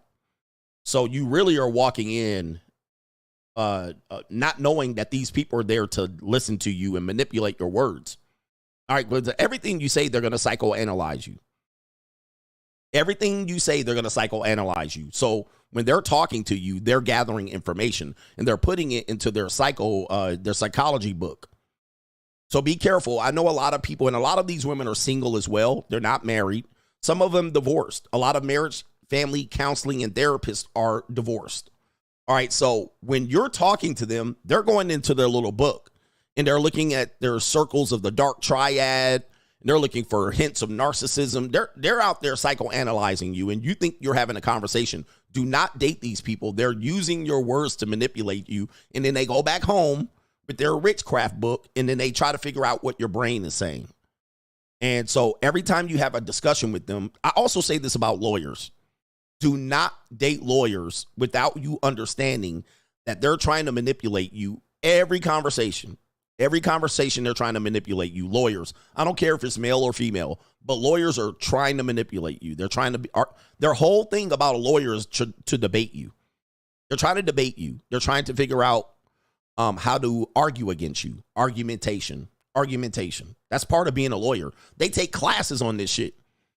They take classes on this, on argument styles and debate styles and what to say and how to say things and how to leave certain things out. So lawyers, psychologists, somebody said salespeople, you got to watch out for these people. They're using shit to manipulate you. Okay, so I would not date these people and have a basic conversation with them because they are fucking trying to shit all over you. All right. Anyway. Yes, indeed. Just to let you know. Shout out to our brother here. It is Ryan. Slate says, hey, coach, went to a black frat event this weekend. Had my muscles and tattoos out. Was riding up the elevator and passed two black girls going down. One of them said, why is he dressed like that? And they laughed. Literally the next escalator up behind them was a group of 3 flatbacks. And one of them said, I was hot as fuck and she's coming over tomorrow. I was shocked that it happened back to back. Men, go where you are wanted. Black men hate it when black men take care of themselves and can garner attention. Wow, shout out for you. Who agrees with that? Who agrees with that sentiment? Who agrees with that? 83% of people said men and women cannot be friends. Not a surprise. Who agrees with that sentiment that you need to go where you're celebrated, that in particularly if you take care of yourself, black women are your biggest critics? Where white women do, basically, they may make their feelings known about you a little bit more and willing to do so. Who agrees with that? Who's experienced that? I actually call this the automatic disqualification. All right. So what they're doing is disqualifying themselves in a sense, knowing that they can't have you. So the best thing to do is disqualify themselves, to bow out. There's later tonight, we're going to talk about this. A lady actually talks about this. But if there are, let me just say, a woman that hasn't been around very successful men, she may desire a successful man, But that successful man puts himself right in front of her. That woman will disqualify herself because she doesn't know how to be around maybe an attractive, a height, a muscular, a guy that takes care of his health, a guy that takes care of his grooming, and a guy that is in a level of success. They don't know what to do. In their world, it'll act like Pretty Woman. So let's just say this. You're successful, you got your life together, you're healthy, you take care of your grooming. And I talked about this in the Free Agent Lifestyle book, just so you guys can get it. If you find a woman and the woman says, I just want a guy that's this and that, blah, blah, blah, blah, blah. That guy will be in front of her for literally 5 seconds. And she doesn't know what to do. She doesn't know, should I approach him? Should I look at him? Should I act coy? Should I not pay attention? Should I disqualify myself to make it feel? Guys, men do this as well. We do this all the time. All right, we do this as well, just so you got, but women do it all the time. So they're looking for men. That man shows up, and guys, she don't know what to do. If they're with another friend, if they're a group of women, they will disqualify themselves by talking shit about you. He too muscle. I don't like niggas with too much muscle. He got a car, he got a Porsche. He must be overcompensating for something else that he doesn't have. So they will disqualify themselves. If she's by herself, she won't even say, oh, hi, because she doesn't want to be seen as maybe a gold digger or somebody, lowering her leverage. So they have a difficulty doing this. By the way, on the internet, they don't have any problem doing this. So when they're on their phone, they'll do it. Yeah, you ain't fresh. You ain't fresh. Oh, you think you fresh? So they'll automatically disqualify themselves. And I talked about this quite a bit. Some of the women that don't qualify you, when you get yourself in a leverage position, they will just bow out anyway. They will just disqualify themselves. Yep, they'll say he in a midlife crisis. Something must be wrong. All right. He got everything, but he bald. They'll find a way to disqualify themselves. I bet you he don't like black women. Yeah, and some women won't do it. They'll go for whatever they want. By the way, if you miss my IG live, I talked about this, that men are not supposed to chase women. It is women that should be in a position to chase the man that they want. You as a guy, if you're in this position, you don't have to be. You as a guy did everything you needed to do to show and reflect why that woman should be coming after you. When you have nothing, you have to chase. But you guys have all these goddamn pictures of lions. I'm a lion. A lion goes after what he wants. But a lion never chases women. A lion that gets lionesses never chases lionesses. They don't chase them. In fact, these motherfuckers can't even keep up with the amount of lionesses that are throwing themselves, submitting, meow, all day, meow. A lion conquers the jungle.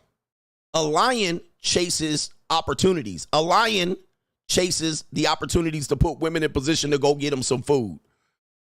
A lioness comes around the lion after he is displayed that he is the winner, right? But lions don't chase bitches. They don't do it. But lions can't even keep up with the amount of Poonany that women throw at him after he conquers the jungle. The lion conquers the jungle. He makes sure he establishes his dominance in the pride. Now, the ladies, I'm going to tell you, man, there's ladies out here. You guys are listening to me right here. You're broke as a joke. We're going to get to that later. You get it through your thick skull that I'm broke. By the way, hyenas and weasels chase other weasels. Weasels chase lions, all right? The weak lions chase lionesses. The hyenas. So, but let me go back. So I was just using that as an example for all the guys that use the lion example, and you use it absolutely wrong. Lions don't chase women. All right, but that's neither here nor there. Let's get back to this part because I was actually talking about it in relationship to this. A guy works so hard to get in a position, muscles, strength, dominance, rising up the corporate ladder, whatever it is, car, lifestyle, whatever. A woman is out here broke as a joke. They out here struggling. They out here wishing they can get the man that they want. They out here breaking up with niggas and that nigga breaking her heart. And they're like, if I could just find a man that can help me. And guess what? That man will be next to her at a stoplight. That man will be next to her in a grocery store or walking down the grocery store parking lot. That man will be right there. You know what she'll do? She won't even look his direction. She won't even look at him. Because in her world, the guy's supposed to chase her. The guy's supposed to be like, oh, excuse me, miss. What's your name? Where you going? Can I take you out tonight? In her world, because her world is filled with loser men, she still thinks that that guy is supposed to be like, I recognize something in you. Hello. So she does the whole, I'm going to breeze past to him like he's a fucking simp.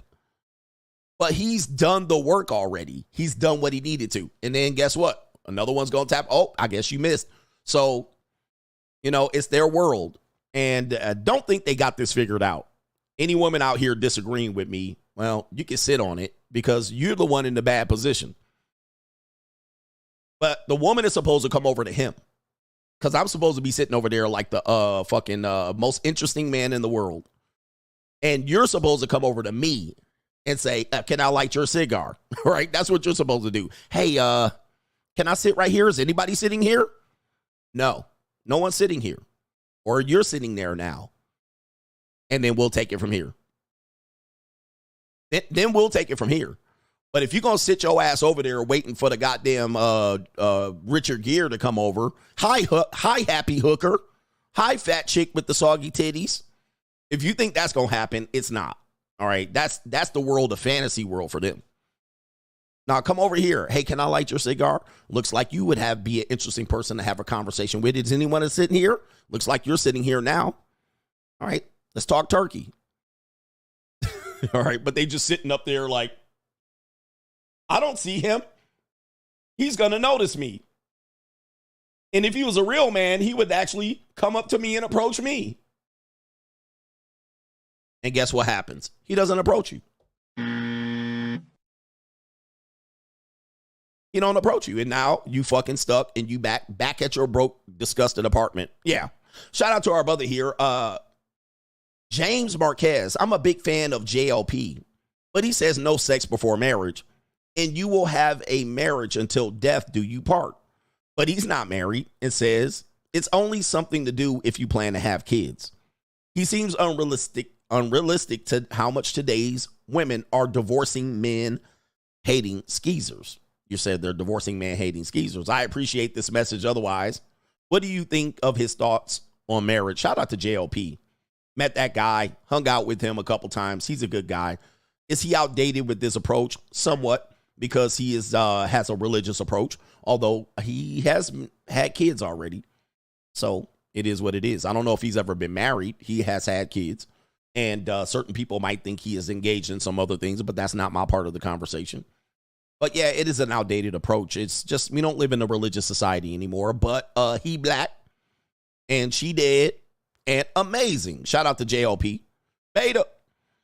Cortez, and I've actually appeared on this show. You can look it up. Shout out to Cortez says, do you tell any exes happy birthday out of courtesy?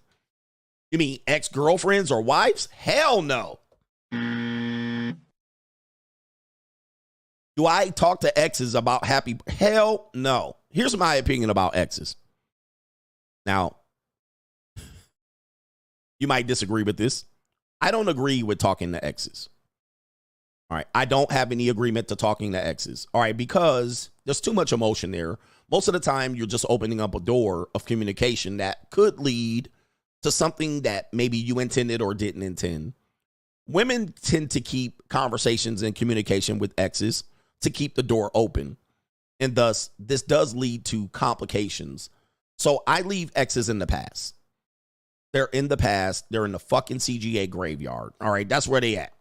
I don't want to know them. I don't follow on Facebook. I don't keep up with them. I lose their fucking number. I try not to remember their last name. All right. I want to always be like, who was that girl? I keep exes in the past. All right. They're exes for a reason. Now, yeah, that's just my opinion.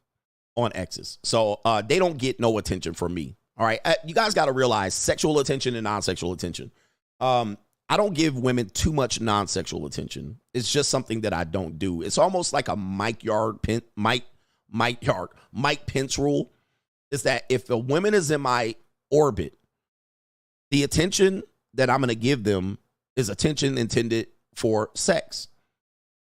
If the attention that I'm giving them has non-sexual attention attached to it, I better be getting another benefit from them. Like maybe she cleans my house. She's a coworker. We working on a project together. There better be another benefit. I don't have female friends like that. I don't have female friends. I don't find that they offer much to me, or I offer way more than them than they offer to me.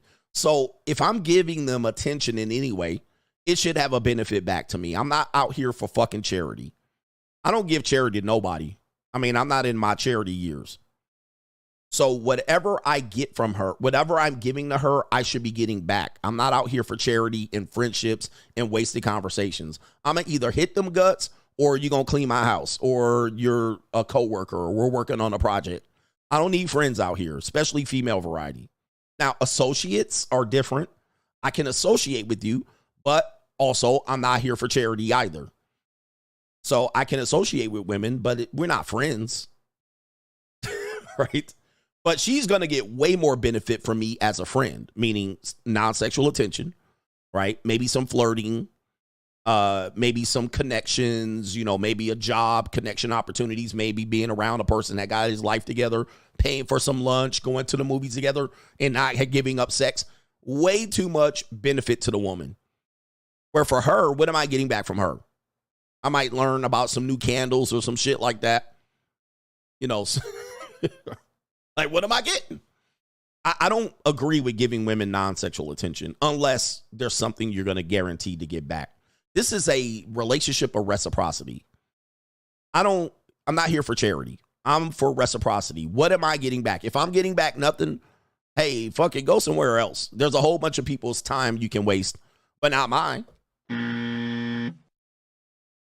All right, shout out to our brother, a couple more, and then we're going to get back. Shout out to our brother here. It is Idris. He says 2 attempts, and none of them are Haitian. All right, shout out to you. Yes, but they're eating the dogs. Allegedly, they are. And shout out to Big Buck. He says, Coach, you ain't never lied. He says, them ribs look good. Shout out to you, man. Thank you, brother. It's barbecue in there. They did look good, and they tasted good. I still got some leftovers. Guys, women want to get men, right? They want to hang out with men and get all their attention and masculinity and shit like that. We can be friends. Why? Because you're a benefit. You're benefiting. So I get why you want to be friends with men. But again, what is he getting back? Always ask that. Well, they're not going to answer that. Kevin Sullivan, what's up, Coach and the Coach Gang? Coach, I worked at an air show over the weekend in St. Joe, Missouri. I seen some of the nasty boys out there with they mastodons showing teeth. All right. Shout out to the ninjas with mastodons out there. They was out there with they snuffle up against this. Got 2 more, and I'm going to get back to the show. 2 segments coming up here. It's the evil world we live in coming up here. And we also have the truth about Chads. Macaroni Tony, yes. However, there needs to be a mutual platonic agreement, and you have to have known each other from your teenage years or college years. I think he's talking about in references to friends. Yeah, yes, I agree. If I knew you in high school as a female, 10, 20, 30 years ago, okay, I can let that slide. But I'm not going to sit there and yuck it up for very long or very often. But new female friends coming into my life, absolutely not. Absolutely not. I had this woman reach out to me. She was an older black woman. She was actually good looking too. I think she was in her 50s. And she was like, oh, I just moved here. A lot of people move in and out of Vegas. I just moved here. I haven't met a lot of black men in Las Vegas. Most of the black men in here in Vegas, they live in North Las Vegas, so they down bad. So if you're upper level black man, you will have older black women. They want to hang out with you. They want to be friends. So she was like, yeah, I haven't met many upwardly mobile black men and perhaps we can be friends. I'm looking at this bitch now. Now, she was good looking, older black woman. But I don't mess with, I mean, she had a good looking face. All right. She had nice skin. But I was like, bitch, are you crazy? Are you crazy? I ain't here to network. Not with no old black woman. All right. I was like, what? And she was pushing it too. You don't want to be friends? You don't want to? For what? Like, what are we going to do? For real. Like, what is this shit? What is this going to do? So you can sit there and talk to Kamala Harris, talk about me about Kamala Harris. Like, what the fuck? I'm like, yo, are you crazy? All right. There's no benefit to me. Zero. So we can talk about when we used to listen to Public Enemy and watch House Party. What the hell would we talk about as friends? I'm like, this is so dumb. It's like, what? What are we doing? What are we doing? There's no way. You sit there talking about how Kamala Harris is going to be the future. Man, if you don't take your ass out of here, man, I could not listen to this fool. Silence, you fool. All right, anyway, shout out to our brother Marcus B says, absolutely CGA. I only want to move forward in all things. My exes sometimes reach out to me to say happy birthday and hope you're doing well, and I never respond. My attention is a woman's currency. Access denied. And most of them are trying to slither back into something else. All right, they're trying to slither back into something else. Thank you. Man, say happy birthday to me on Facebook. All right, don't send me no happy birthday text. Unless you come in to drop some cheeks off. All right, then we can talk. Ladies are like, is everything about sex? Yes, and money. Sex, money, and murder. As the, what's it, Ant Banks? One of them ninjas used to say. Everything's about sex. Everything. Everything has sex behind it. Now, if you are so dumb and immature to not realize that, well, it explains why you're a single mother with 2 baby daddies. It explains the way life is going right now. We want to repress sex so bad as to act like this doesn't exist. When everybody's doing it, somebody fucking right now.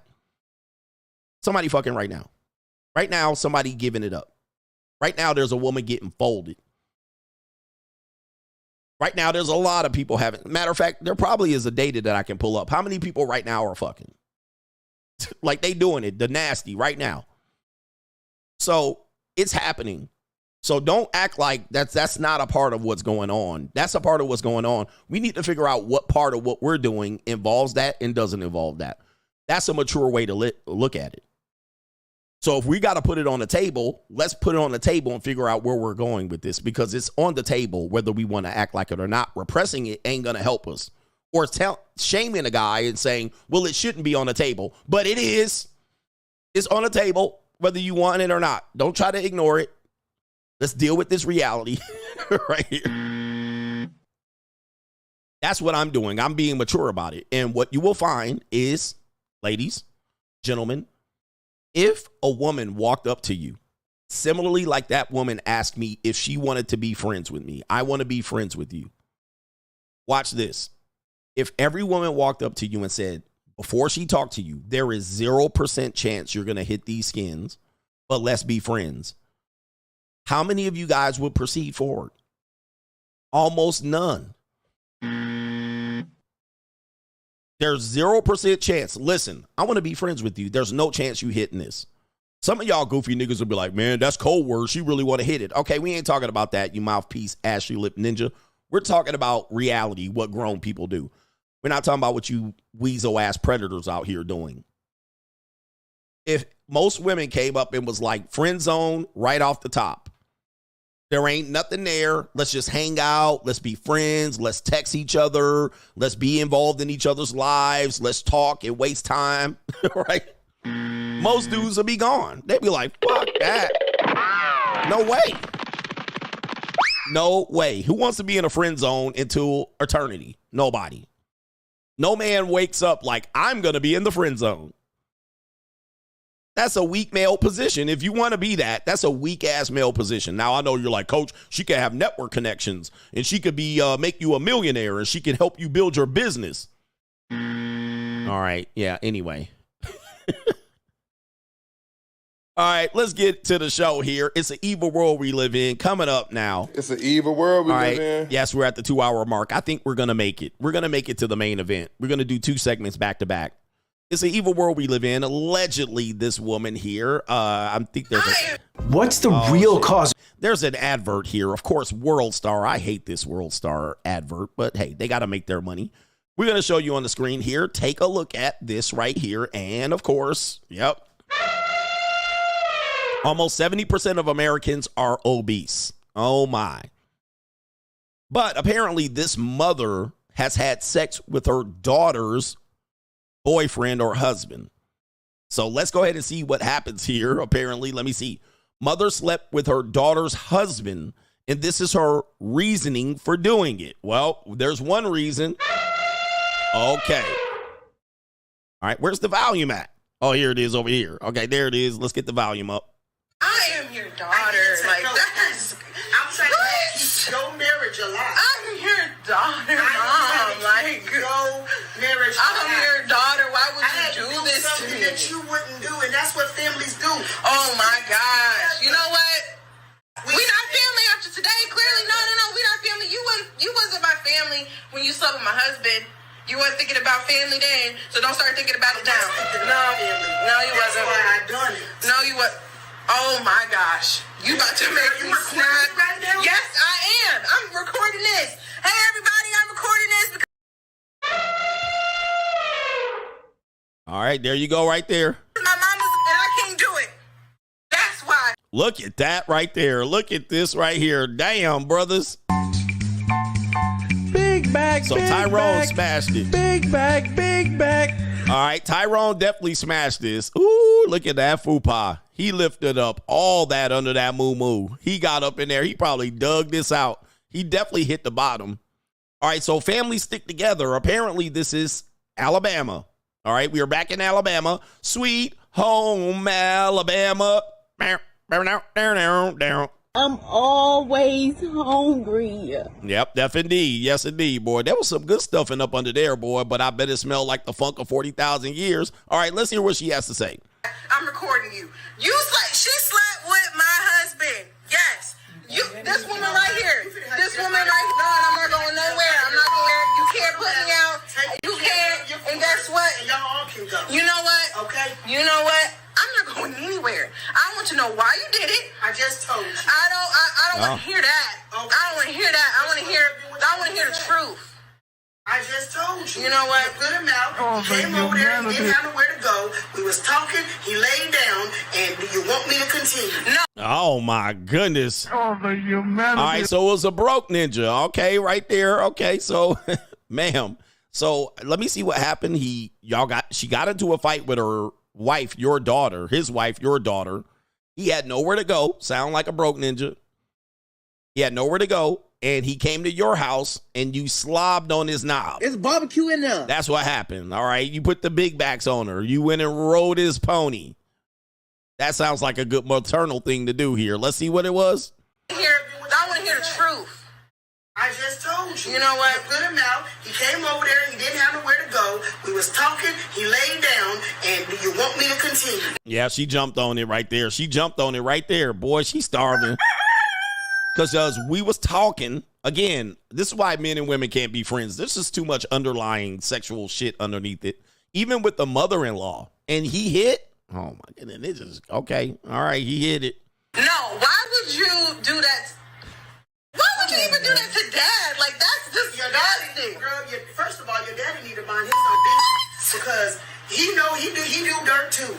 This is tit for tat between me and him. But I'm your daughter. Why would you tit for tat with my husband? All right, so what do we have here? Another marriage that is a sham marriage. Yes, we got to talk about these sham marriages. So she even said, hey, why would you do this to my dad? And the mama was like, really? Papa was a rolling stone. She's like, bruh, he been out here in these streets as long as I can remember. In these streets. All right. So your dad been over here, and now she basically pulled the Jaded Pinkett Smith on the August Alsina. Okay, your dad been out here fucking and doing whatever he wanted to do, so I'm going to do some too. And don't get in your dad's business because he out here rolling around. I'm Peppy. All right, so he out here cheating on me too. So she took the first opportunity that she could, but it was with the daughter's husband. Have you no shame? All right, wow. Listen, why you bring daddy into this one right here? All right, not get him daddy. Get him daddy. Daddy be at the JUCO, and she tired of it. All right, I do see a resemblance of this individual right here. Let me see here. Let me see if I can find the resemblance that I can see here. Oh, hold on for a second. That's not it. Yeah, this is definitely the resemblance. Let's go ahead and put a side by. I can't do a side by side, but there you see her. And yeah, I definitely see the resemblance here. Same thing. Hand on hip, attitude, backbone done slip. Yep, that's definitely the same woman right there for sure. What do you say? What say you, CGA audience? Is that not the same person? I think it's the same person right there. All right. Oh, the humanity. I think it's the same person. All right. Anyway. Let's get back to the show here. Right, here we go. Resemblance is uncanny. All right, we got another woman who's gone viral here saying that, and it's a dim day woman. It's a dim day.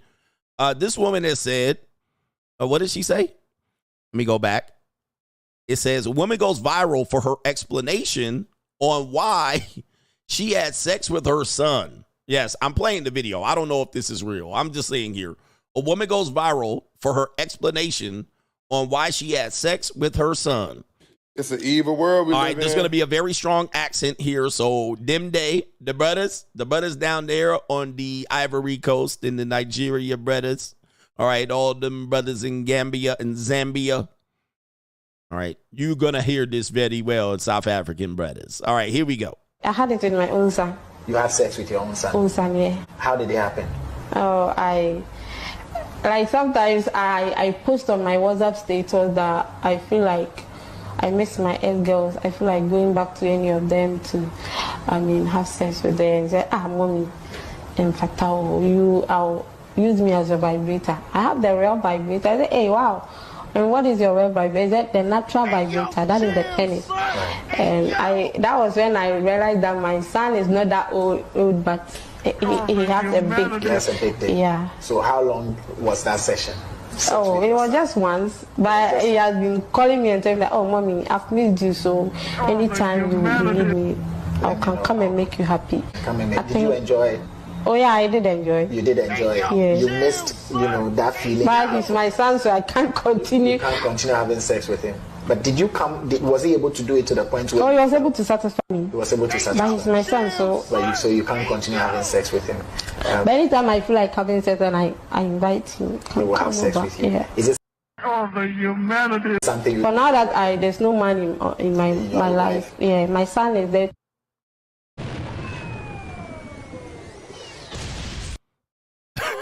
Jesus, is that Ghana? Is that Ghana? I don't know what's going on, Ninja. This is just... Hey, yo, chill, son. Hey, yo. I don't know, man. Like, what are we doing? All right, I don't hope this is a fake. This is a skit, coach. This is a skit. All right, I'm hoping this is a skit. I don't know where they got this clip. But one of your content creators, one of your favorite content creators are going to take this skit. They're going to play it. Oh, my Lord. Oh, the humanity. It's over, guys. Jesus.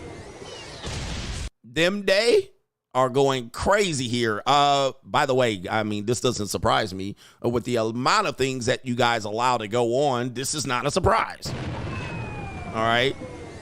How is this even worse than, well, I won't say it. It's an evil world. Biggest red flag. All right, let's go to the next segment here. Wait a minute. Is this the next segment? What is this right here? Maybe this is the same segment. She said the biggest red flag. You guys heard that already. Let's go ahead and see if we got it here. The biggest red flag.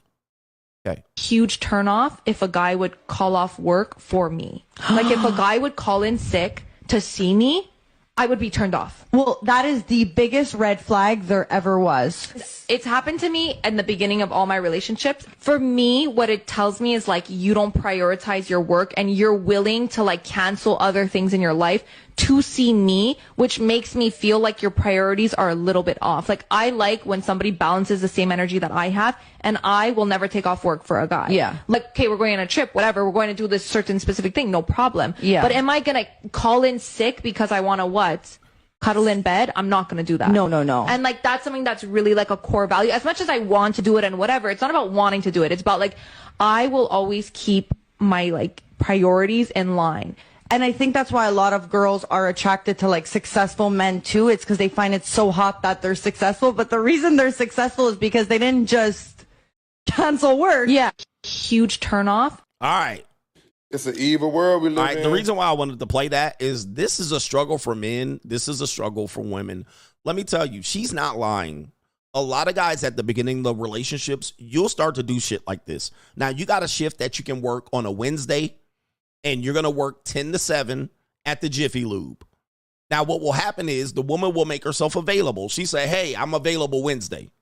Well, it was hard to catch up with her all those other days because she had to go to school and she had to go to work and she had to do all these other things and suck on Chad's dick or Tyrone and whatever it is. She's just doing everything, but she makes herself available. She was like, I'm off on Wednesdays. A lot of guys will take a day off of work, especially when you're young, especially at the beginning of the relationships. Now, if you don't take a day off, you'll leave work early. Okay? You'll leave work early. All right. And you'll be like, all right, I'm going to leave work early so you can pick her up and avoid traffic and pick her up by 7 o'clock and do whatever you're going to do with her. Take her on a date. You'll start to do this because you're trying to get access to her. Many times you'll do this. It'll end up in disappointment, meaning that she might flake on you. You took off early, you're getting ready, and you're taking all these things where you could have been hustling, you could have been working on a Saturday, you could have been working on your craft, but the woman comes in and she's a distraction to you. Then what happens is she flakes on you. Then you're pissed. Some of the reasons why men are pissed when women flake is because you made a concession. You took off work early. You took the day off of work. You didn't go to school. You didn't go to your class. And then what happens is you were taking a risk to go get some padussy or work towards the padussy, but she flaked. And now you mad. Well, if you was going to flake, I wouldn't have left work early. If you was going to flake, I wouldn't have drove that far in the traffic. If you was going to flake, I would have went to class. So that's why you're mad. It's because you made a concession that you shouldn't have, and you didn't focus on the bag. You didn't focus on your priorities. Many women are a distraction for men, not because they're women, but because they distract us in a multitudes of ways. But you will find out that women will rarely take off opportunities to meet with you. Yep, you could have went to the gym. You didn't go to the gym. You didn't work on leg day because you thought you were going to go with this girl. Yes, indeed. You thought you were going to go. You big dummy. And so you didn't go to the gym. There's a whole bunch of things you didn't do for yourself. You gave up those things to be with that woman, the opportunity to go on a date, to have sex with her. And then when she flaked or bowed out or the date wasn't good, you're mad at what happened. In fact, you might calculate it like this. You might say, well, I lost making $100 at work, and I also lost $100 taking her out on a date, and I didn't get nothing. So it's a double loss. It's not just the loss of the date that hurt you. It was the loss that you gave up a gym workout or you didn't make money at your job. You double lost. And so what this woman is saying is absolutely right, that women rarely do what you're doing. So she rarely take a day off. She's rarely going to miss class. She'll always go to the gym. Whatever she does in her life and organizes, she'll always see her family. She'll always go with her sorority sisters to brunch. Those are going to be above you. She ain't never taking them off. You got to negotiate around her schedule. Now, when the other women start talking saying that's why they're attracted to successful men, because those men don't take off a day. Not for her. He'll be like, bitch, I got to work. Now, you're going to think you're going to lose the girl, but that actually attracts her. That actually gives her the social proof. That actually gives her the pre-selection. Oh, he about his business. I'll wait. She'll wait for the right guy. She'll wait for the guy that has his shit together. All right. And she'll be like, that's why I like being around you, because you take care of your shit. So it's the opposite effect. Mouthpiece ninjas will tell you, oh, okay, you gotta do this, you gotta do. They'll tell you to fucking stay at on a Wednesday to cuddle. And you took off of work only to get this bitch pregnant on a Wednesday. Right? Only to catch herpes on a Wednesday. Now you got a double loss. So they like that the guy is actually got his priorities straight. They like that the guy is going after what he wants to. And she'll find like, okay, shit, maybe I can learn off of him. So one thing that she got it, she nailed it. About that, despite the fact that these are two bird heads, you got to admit, they're right. They're actually saying the right thing. They're telling you the right information. Sometimes a broken clock is right twice a day. But they're absolutely right. You got to focus on your shit and she'll get in where she fits in. Get in where you fit in. But when you're trying to make her fit in your life, that's when you lose because she eventually will find it nasty. She'll find it creepy and she'll back away. She'll make it hard for you to chase her. And she'll cancel on your ass just because. All right, now your ass steaming. Now your ass steaming. All right, you could have been at the Jiffy Lube working on your craft, getting a promotion. Go to work, my ninja. You could have been in class. You could have been in class and learning so you didn't fail your final. Instead, you got distracted by a bitch. By the way, this is all biblical and all ninja. Go back to Cleopatra and ninja. Men will lose kingdoms chasing some pussy. They'll do it. Let me play it again just so you can see it right here. You guys will lose your kingdom putting a woman first. Look at Jaheim. Jaheim put his woman first, and that ninja went homeless. If a guy would call off work for me, like if a guy would call in sick to see me, I would be turned off. Well, that is the biggest red flag there ever was. It's happened to me in the beginning of all my relationships. For me, what it tells me is like you don't prioritize your work and you're willing to like cancel other things in your life to see me. Dude, I'm telling you, man. Dude, that is a big one. Like, for instance, if you were like, oh, it's Mother's Day, but I'm going to come see you. I could go see my parents, but I'm going to come see you. I could go see my kids, but I'm going to come see you. Dude, you can apply this across the board, and you're going to realize the woman's going to see you as less than over time. You do that shit enough times, she's going to see you as less than. You're thinking that you're getting in with her, but she going to be like, nigga, you cancel work. You called in sick another day. You didn't go see your kids. You didn't see your mother on Mother's Day. After a while, she going to be like, she going to dry up like the Sahara Desert. She going to ghost your fucking ass. She going to ghost you. She going to ghost you, and you're going to wonder why. She got creeped out. She got the heebie-jeebies because she like, what? All for this? Like, you're willing to give up on every goddamn thing in your life for this stanky puss? She ain't lying, bro. She ain't lying at all. This is not a good habit to establish. Do not give up your shit for women because they're going to see it opposite. Remember, guys, women are opposite of us. They're not the same. Everything they do is opposite. So how we think she's going to react to it, just think the opposite. She got to ghost your ass. Which makes me feel like your priorities are a little bit off. Like, I like when somebody balances the same energy that I have, and I will never take off work for a guy. Look at that. I will never take off work for a guy. She is not lying. They never going to do no crazy shit like that unless she a loser, bitch. All right, but she's never going to do that. She's never going to not see her friends on your account of you. Not often. She's not going to do that, bro. Now, I often think women got too much going on in their lives. That's why they can't find the man they want. But they ain't never going to put you first.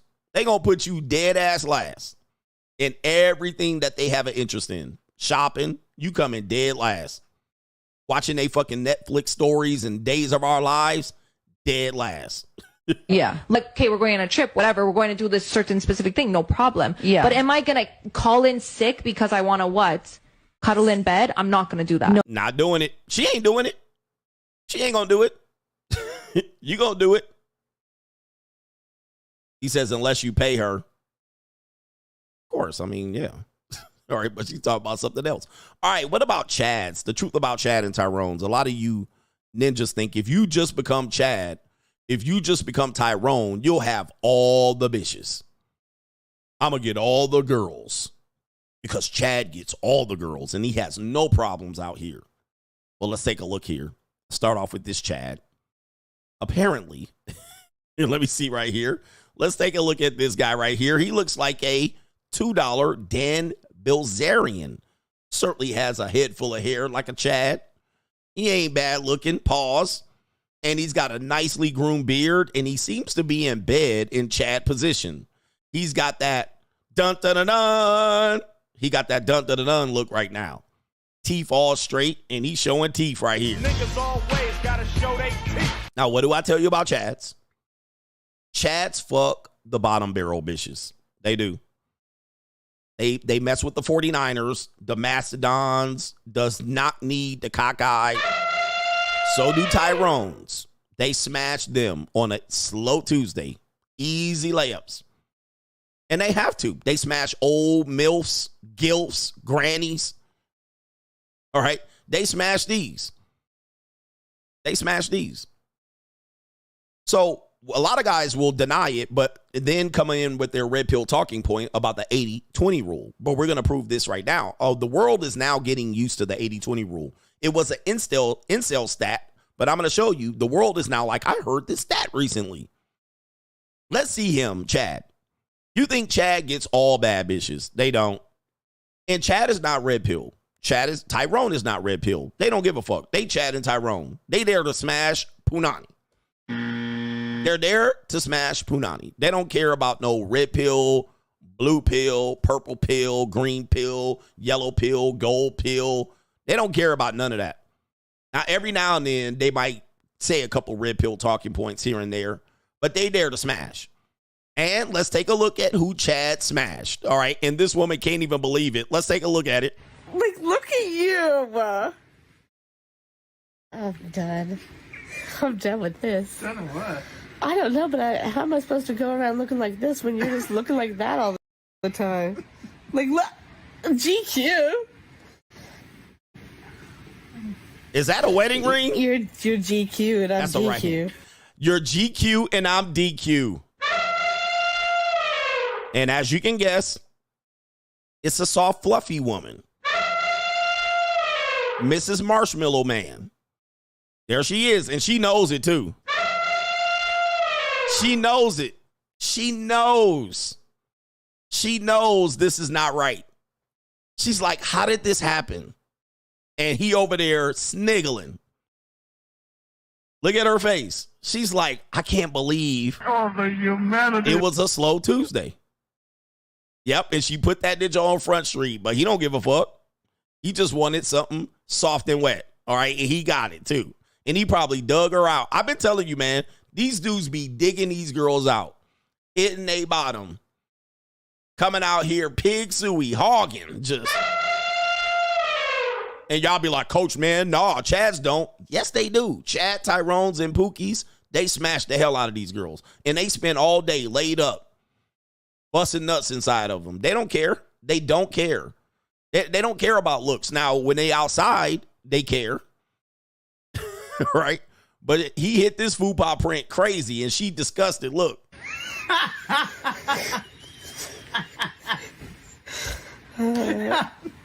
Look, there you go right there. Look. And he laughing because she busted mad nuts on him. She squirted and all of that. Right? She squirted on him, all that. And she over there stunned, and he don't give a fuck. See, look, even when you're... My sweet little treat. My sweet little treat. Yeah, stop. Like, look at you. You're like, look at you and look at me. Look at this. Look at her. Look at this.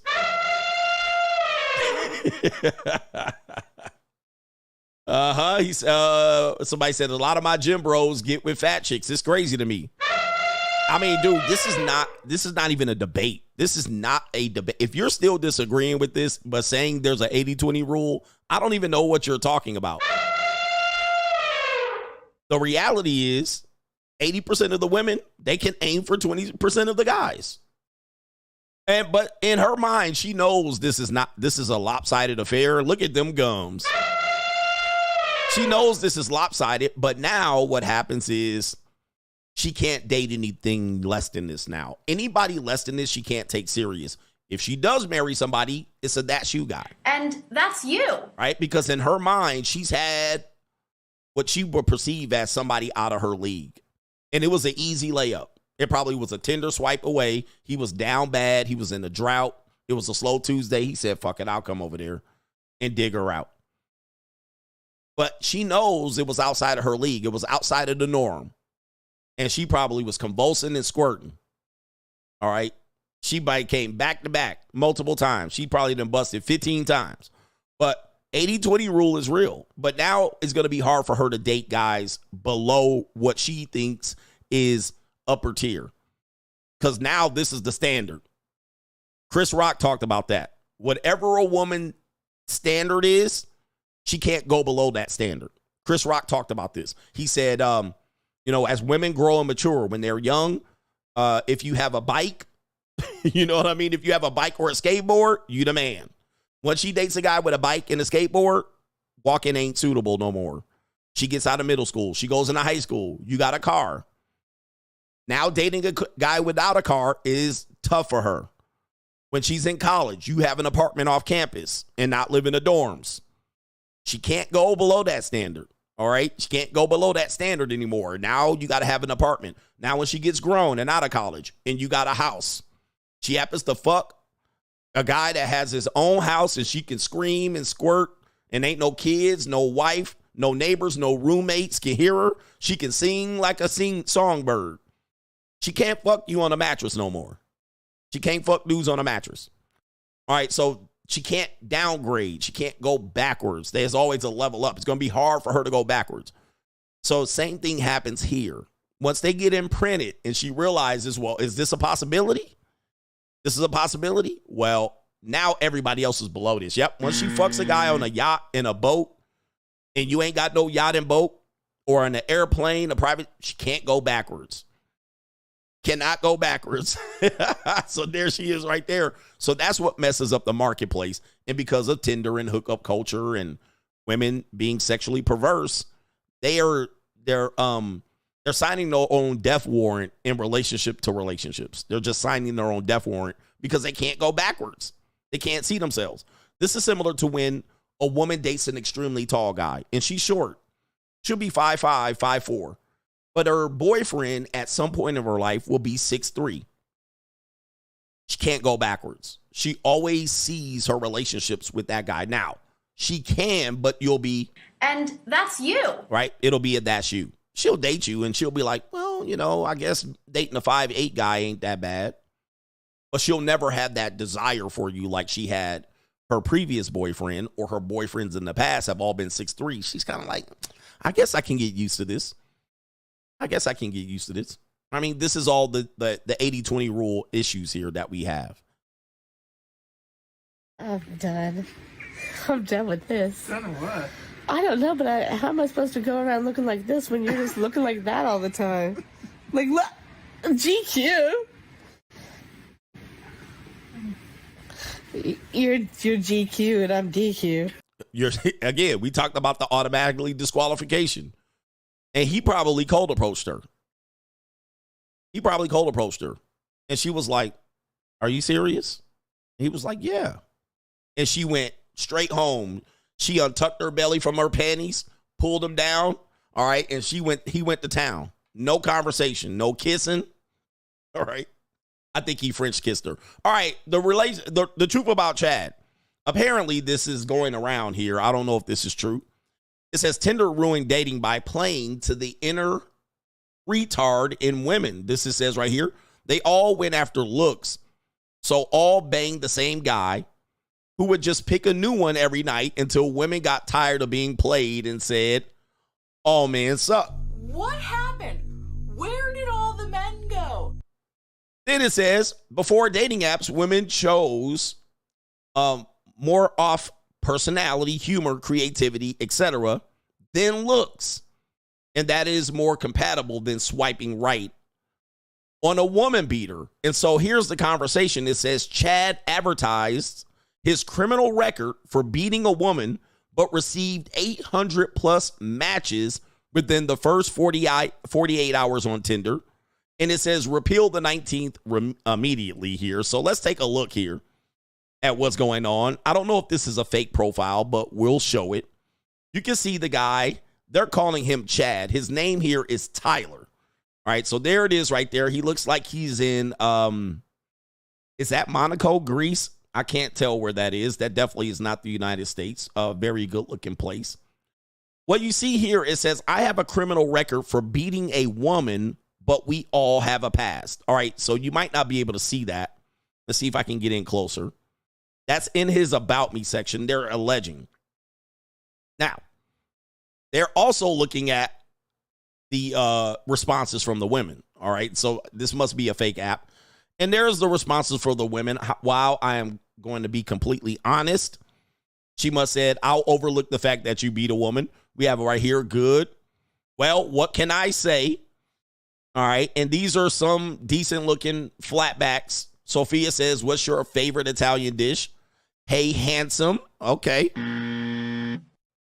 Jessica, hey, how are you? So these are all what we would call stock factory issue, Millie Mouth Muskrats, Master Splinters, white girls, your average basic Becky, basic bitch. All right. And they out there throwing it ass in a circle. Throw that ass in a circle. Throw that ass in a circle. Okay. So there it is right there. So we talk about what the Chads are and what they have available. These are all women that you would be like, I would love to have a date with you. Oh, you're going to have to take me out to something better than Cheesecake Factory. All right. You got to spend all this money on them, trick, whatever it is, and be friends with them. But when they see what they want, they'll go get it. This is the reality of the dating marketplace. So this is the 80-20 rule on steroids.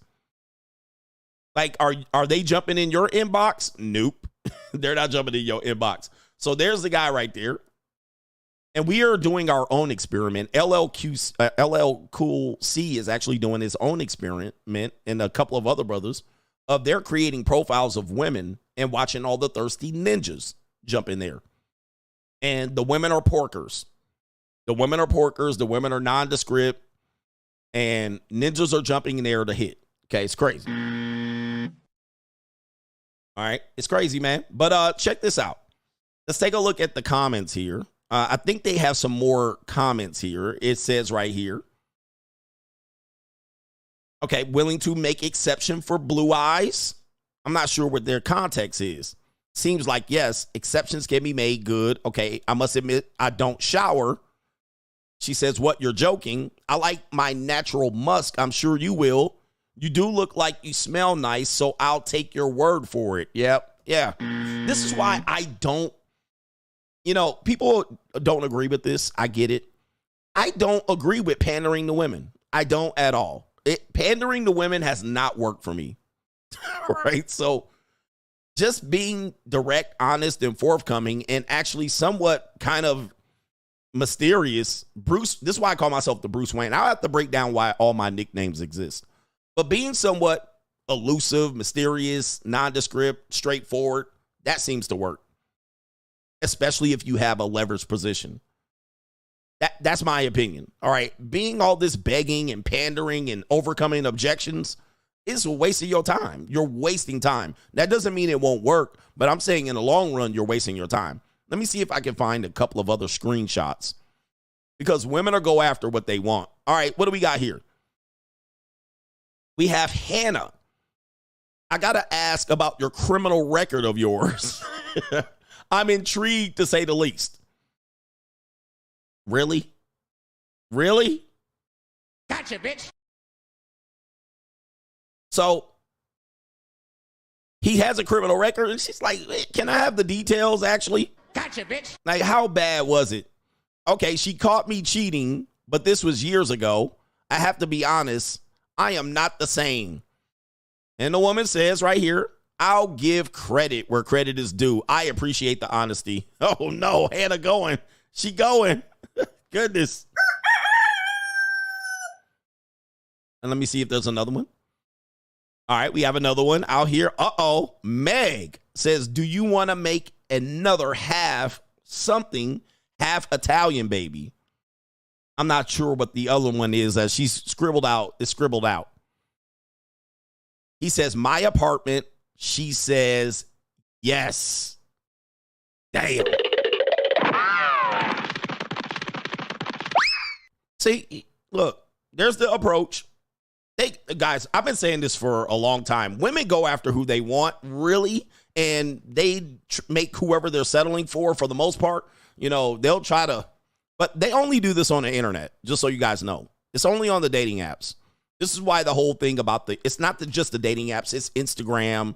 It's also, you know, seeking. They go after who they want. In public, when they're outside, they tend to be more coy and reserved. All right, but guys, ninjas will be like, I got the mouthpiece. That ain't no mouthpiece, right? I always tell you, ninjas that are Chad Tyrone, the old tricks, they don't need no mouthpiece. He just said, my apartment. Okay, yep, I'll show up just like that, grabbing ankles. Grabbing ankles. Throw that ass in the circle. Throw that ass in the circle. All right, she gonna be out there, hands on your knees.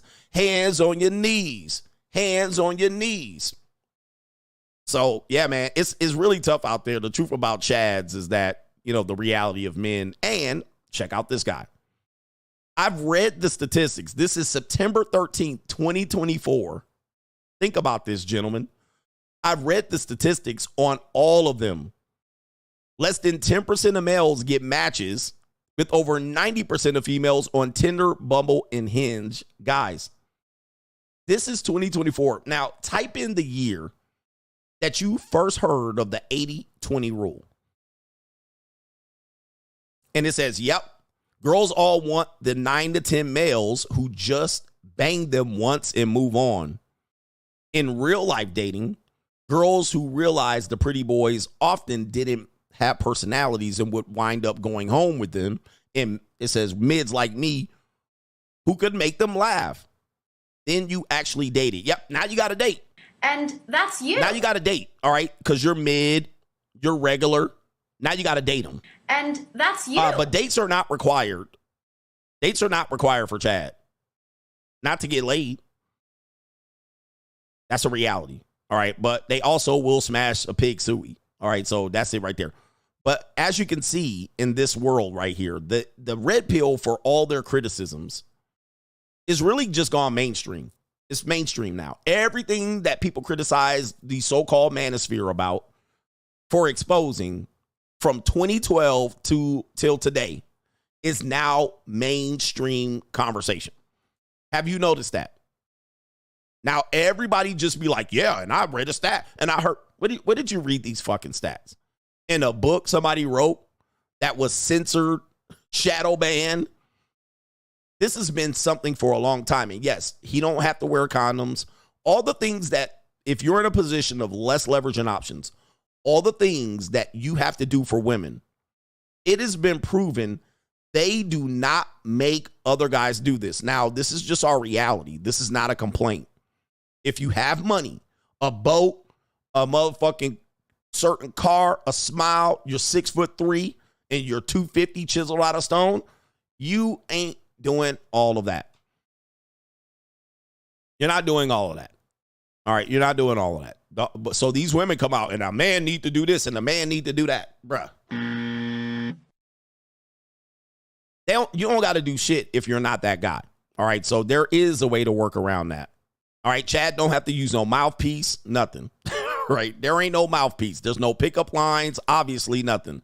All right, here they go, guys. Which I said on the Instagram. I said on Instagram, and this is people have to realize this. A woman never picks the wrong guy. Women never pick the wrong guy. Listen to me again. I'm going to say it again. They never pick the wrong guy. In fact, that was the guy they wanted. That was the guy they were willing to overlook whatever red flag was there. That was the guy she wanted at that time. Now, most of the time she knew good and damn well he wasn't shit or he wasn't going to do X, Y, and Z. She thought she was going to drop that golden vajayjay on his head and then corrupt him and get him to do what she wanted. But let me say this again. They never picked the wrong guy. Every guy that was in her life, she wanted him there. And she knew good and damn well who he was when she picked him. That includes her baby daddy, the niggas that she got skeeted in when she was in Europe, the sugar daddy she had, the man that beat her from pillar to post, and so forth and so on. The ninja that impregnated her and left. She had all the information and details of who this guy was. And she picked him. Now, when it didn't work out, it's damsel in distress. When it didn't work out, she was the victim. So that's why you hear women say, hey, I was completely victimized about this guy. I wasn't aware. He did. Nah, you knew him. You knew what was up. All right, you picked him. The guy you married. You picked that was the guy. So men pick the wrong women because we're manipulated. They lie by omission. All right, we don't know the shit behind them. We just hope that she likes us for us. Then all of a sudden, when you commit to them, then you start seeing them switch up. They used to be like, I got laid off and I'm gonna pick up another job. And I used to be a stripper back in the past. Then you start hearing the bullshit. Then you heard she wrote the cock carousel, and then you still clamoring for her friends. Then you find out all her male friends fucked her. All right. Then you start finding out all these male friends she had the entire time they at your wedding. She invited them to your wedding. Did you realize all her male friends were former hookups? Oh, shit, I didn't realize all these male friends were former hookups. So all the lies by omission end up catching up. So that's how we picked the wrong woman. Them, on the other hand, got all the info right up front. They know all the shit. They know they caught herpes together, all of that shit, and she stayed. She got choked, beat, whooped, spanked, and she stayed. Right? She was getting that before they even committed and moved in. She still moved in. So they had all the information, at least enough pieces of information, even when you're up front. She knew he was a trapper. She knew he was a scammer. She knew this ninja was hustling drugs and she was a mule like that one woman, Breonna Taylor. She knew who the dudes was. They knew they was drug dealers and scammers. But she was addicted to the fast life and the money. So she stayed.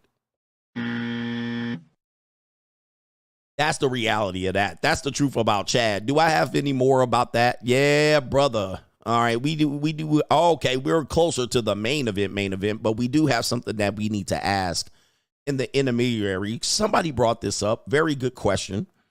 Shannon Sharp. Shout out to Shannon Sharp, Mr. Abba Dabba Dabba himself, Mr.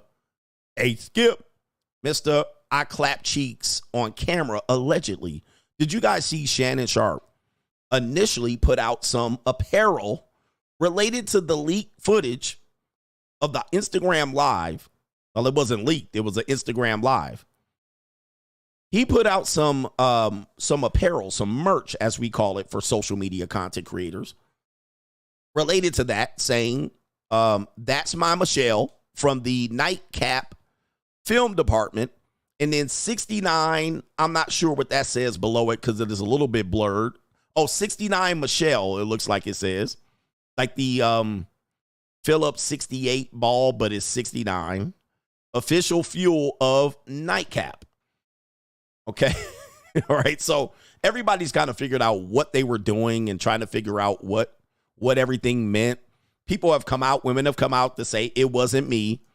Let me see if I can pull up this woman. The latest woman to say it wasn't me is Michelle Beadle, who was also I guess you would call her a podcaster. She's more or less, she was a anchor, sports anchor for ESPN. Yeah, she done hit the wall. Lord have mercy. Look at that neck. Y'all can't see it. Look at that neck. Man, boy, I tell you. All right, women's better years are definitely when they're youth. All right, so Michelle Beadle was like, it wasn't me, because obviously the name Michelle Nichelle was being mentioned.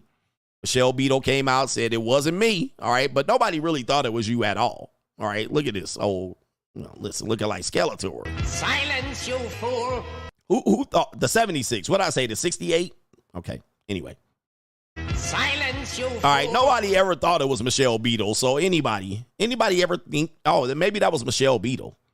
All right, she looking like a whole puma out here. All right, get some light on that white woman. All right, boy, white women's years are, boy, they ain't got no good years. Their shelf life is short. All right, melanin is a superpower. All right, goodness. Woo-wee. You see her covering that neck up. You see her got covered that neck. Oh, boy, I'll tell you, man, white women are head and shoulders, aren't they? They head and shoulders. They all head and shoulders, bruh. You start taking them clothes off and peeling this back, you're going to start seeing a wreck down there, brothers. It's going to be... Silence, you fool. She looking like Greg the Hammer Valentine. Oh, no. She does look like Greg Valentine. Oh, my Lord. Let me see. I still haven't even got to my poll here. All right, here we go. But I got to give this Valentine. All right, she does look like Greg the Hammer Valentine. Oh, my Lord Jesus. Let's go ahead and pull that up right there. Greg the Hammer Valentine, Michelle Beadle. I mean, I got to pull up her younger pictures here. I know people think this is disgraceful, but all right, all of that, man, I tell you, brothers. Let me see Michelle Beadle young. This is an important conversation. Let me get to it. I done got distracted. I bet you she was bad as hell when she was young. All right, let's see her where she was at. All right, they don't have many young pictures of her. I bet you she was good looking when she was 20. All right, I don't have any pictures. Let me see. Oh, no, she been around. She ain't been around that long. So they don't have pictures of her when she was in her youth. All right, but anyway, how did she become a part of the conversation? All right, so anyway, because she was in the Michelle they were talking about. All right, this is in her. Oh, no, she's still old right there, bruh. Okay, this is, I guess, young-ish. That's young-ish right there. Right there, she's still in her 40s right there. What is she, 50? All right, anyway. So there she is, more longer hair. I don't know, bro. All right, she got the bang-yangs. Anyway, the whole point of it is let's get back to the point of the thing. Now, we know Shannon Sharp got caught, but my question is this. Is he doing too much? He's doing too much, right? Like putting this apparel out basically after being caught doing that. He's not facing any repercussions. He supposedly was on ESPN today. ESPN said no big deal. All right. And they probably reprimanded him, gave him a warning like, hey, man, don't do us like that. We're part of Disney. We're a family show. And certainly can't promote that over here. So I'm not sure what he said this morning, but we knew he was hamming it up. We did a show on it last week. He was hamming this up, even to put out this particular information here, this particular merch. Someone asked me this, and it was a woman, and I had to think about this. I was like, oh, wow. I never really thought about that, because we were thinking about, was it a scam? Was it set up? And was he going to face any repercussions? Like Paul Pierce faced repercussions for doing something similar, right? But a woman asked me, if it was Malika Andrews that went live, and we're going to have to vote on this one.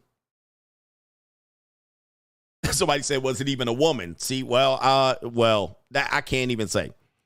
But if Malika Andrews just happened to be on Instagram Live, getting folded up like a love letter from the second grade, when she was out there screaming and panting and oochie, ouchie. And I was like, I never thought about if a woman podcaster did this, or if a woman anchor on ESPN did this. I was like, yeah. And that person was like, yeah, they be calling her all kind of hoes, and they would demean her and she would get fired. And I was like, I said, you know what? Let me tell you this. Initially, when they brought it up, they just said a woman. And I said, no, a woman would not face any repercussions. Then they said Malika Andrews, because she's hated. A lot of people don't like Malika Andrews. The you know who issues and the people on behind the scenes at ESPN, they like her. But let's see if we can put a vote to this. I'm just curious, because I'm actually shocked, because I said maybe she would make an OnlyFans career. Like, look at the Kardashians, right? Look at the Kardashians. They would probably make more money, but they said she still lose her job at ESPN. I was like, okay, I'll leave it to the gang to vote on this one. if Malika, whatever her names is, Andrews did what Shannon Sharp did, what would happen? Not fired from ESPN. Okay. She would actually, people would call her a hoe, call her a 304. And I'll put shame and ridicule. We know there's no shaming. She'd be more popular. Like Shannon was more popular. You could say he's more popular. She'd be more popular. She'd make, let's see here. We'll just leave it at those. We'll just leave it at those. Can I get that one out of there? We'll leave it at those. We'll start a poll at those. Or, oh, damn, I should have put that. She would play the victim. I damn, I wish I would have put that. All right, fuck it. We'll let it slide. We'll let it slide. There's a poll on that one right there. So Malika Andrews. So imagine Malika Andrews allegedly went live accidentally, but she getting folded. And she doing exactly what Shannon did, but somebody just pushing her insides to her esophagus. Somebody just clapping her cheeks. What do you think would happen? There's a poll right there. I should have put what you think. Let me know what you would think on that one. The play in the victim one, that would probably be the one, but she's the one. No, she can't play the victim if she getting her cheeks clapped on there, I suppose. All right. Anyway, use those right there just to see what would happen. And as you can see, not a surprise. It's split. It's split down the middle. So really it's 50% she'd be more popular, but still, I guess people would call her a 304, would they? All right, anyway. Interesting. Somebody said can't fire DEI hires. Well, is that why Shannon Sharp wasn't fired? Is he DEI or is he there for the ratings? Let me see here.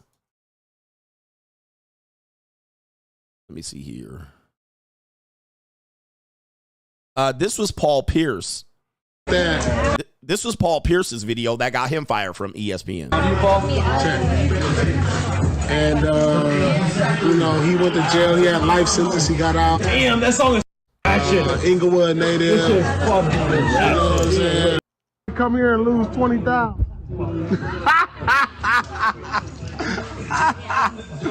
What is the bet? Massage, man. Having a good time.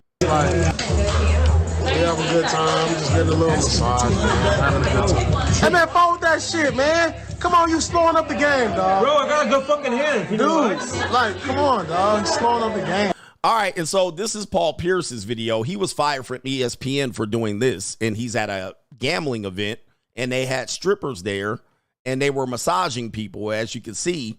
And there it is right there. So this was too much for ESPN. Obviously, he's not Shannon Sharp. And there's the women there, all right, putting hands on it. He's not. The way he's fucking that camera control is on point, bro. All right, and so all they're doing is massaging him. All right, that's all he's doing. But he is smoking, and he also is gambling. All right, so there it is right there. She's in a bikini. Massage from Bad Mariah. Oh, my God. What are y'all talking about? Y'all hating. All right, and so people were hating on this. People were like, nah, this is too much. All right, you have a responsibility for ESPN not to put that type of stuff out. Oh, hey. Yeah, I got that. But look, if they come on the flop, they in trouble. All right, so there it is right there. So he was fired after that. He was definitely fired after that. I don't know. But Shannon Sharp he was not Shannon Sharp in the ratings. Let's get to these super chats. Then we're going to get to the main event, and you guys are going to have some more fun. Look at that poll, by the way. That poll is interesting. That should tell you a lot about where we are. We definitely don't realize that we have double standards and different opinions. H every day. The Dumbocrats done sold us down the river generations ago. Tim Sugar Walz is keeping up with tradition of the ruling class, theocracy, and fear-mongering. Yes, he is. And he says, if you suck in life, you will not find success. Is that still the case in 2024? Mostly. Although social media can help. All right. But again, Some people that find success even in that endeavor will fumble the bag. They'll get on drugs. I'm not naming names, but there's been several famous people who were struggling in life, and social media gave them an opportunity, and they still went right back, right? They succumbed to vices, women, drugs, and so forth and so on. So yes, if you suck in life, you will not likely find success, but you can do it via the internet, but still get exposed. Big T-Dog, coach, after reading The Free Agent Lifestyle, I am taking action by going on my first solo trip. I am in Denmark right now. Shout out to you, man, in Denmark. And he says, headed to Berlin tomorrow. Having the change in environment is definitely needed for every man. That is a fact. That's the fact of the free agent lifestyle. Make sure you change your environment first, then look at the world from outside in. You're going to realize more than likely you weren't looking at the world right. Leave Memphis, leave Indianapolis, move around a little bit. You're going to realize the world is not Indianapolis. Okay? It's not Indianapolis. The women are not like they are in Indianapolis. The issues you're dealing with in America, particularly centered around race and culture, it doesn't exist when you go somewhere else. Then you can see people move and shake without those issues. Not that they don't have issues there, but that issue that might be delaying your growth is not where it is over there. So it's a must that you travel. And if you can't travel internationally, take a 4-hour drive from where you are. But it is a must as a guy to reset your realities. Much of where you live has to do with your family. Your family lives there. So now you live there. But because it was suitable for your family doesn't mean it's suitable for you. So you live in Indianapolis because your parents had you in Indianapolis, but that doesn't mean it's better for you. It was better for them. You might have to leave Indianapolis, okay? You do. Yeah, shout out to Steven says, if Kamala does not denounce these attempts at assassination, he says right here, that is tacit support for them. He says she needs to come out and say, this is not who we are as a country. I want to win, but I want to win fairly, and it won't happen. So I'm glad you brought that up, because we want to see them emphatically come out and say, listen, we're not going to win the election this way. We're not going to win by taking out Trump. So leave them alone. If we don't hear that, then that means they are somehow supporting these attempts. Okay, they're supporting the attempts. If they don't come out and say, this is not how we're going to do it. So you're absolutely right. He says women in general are good at hiding bad characters and living a double life.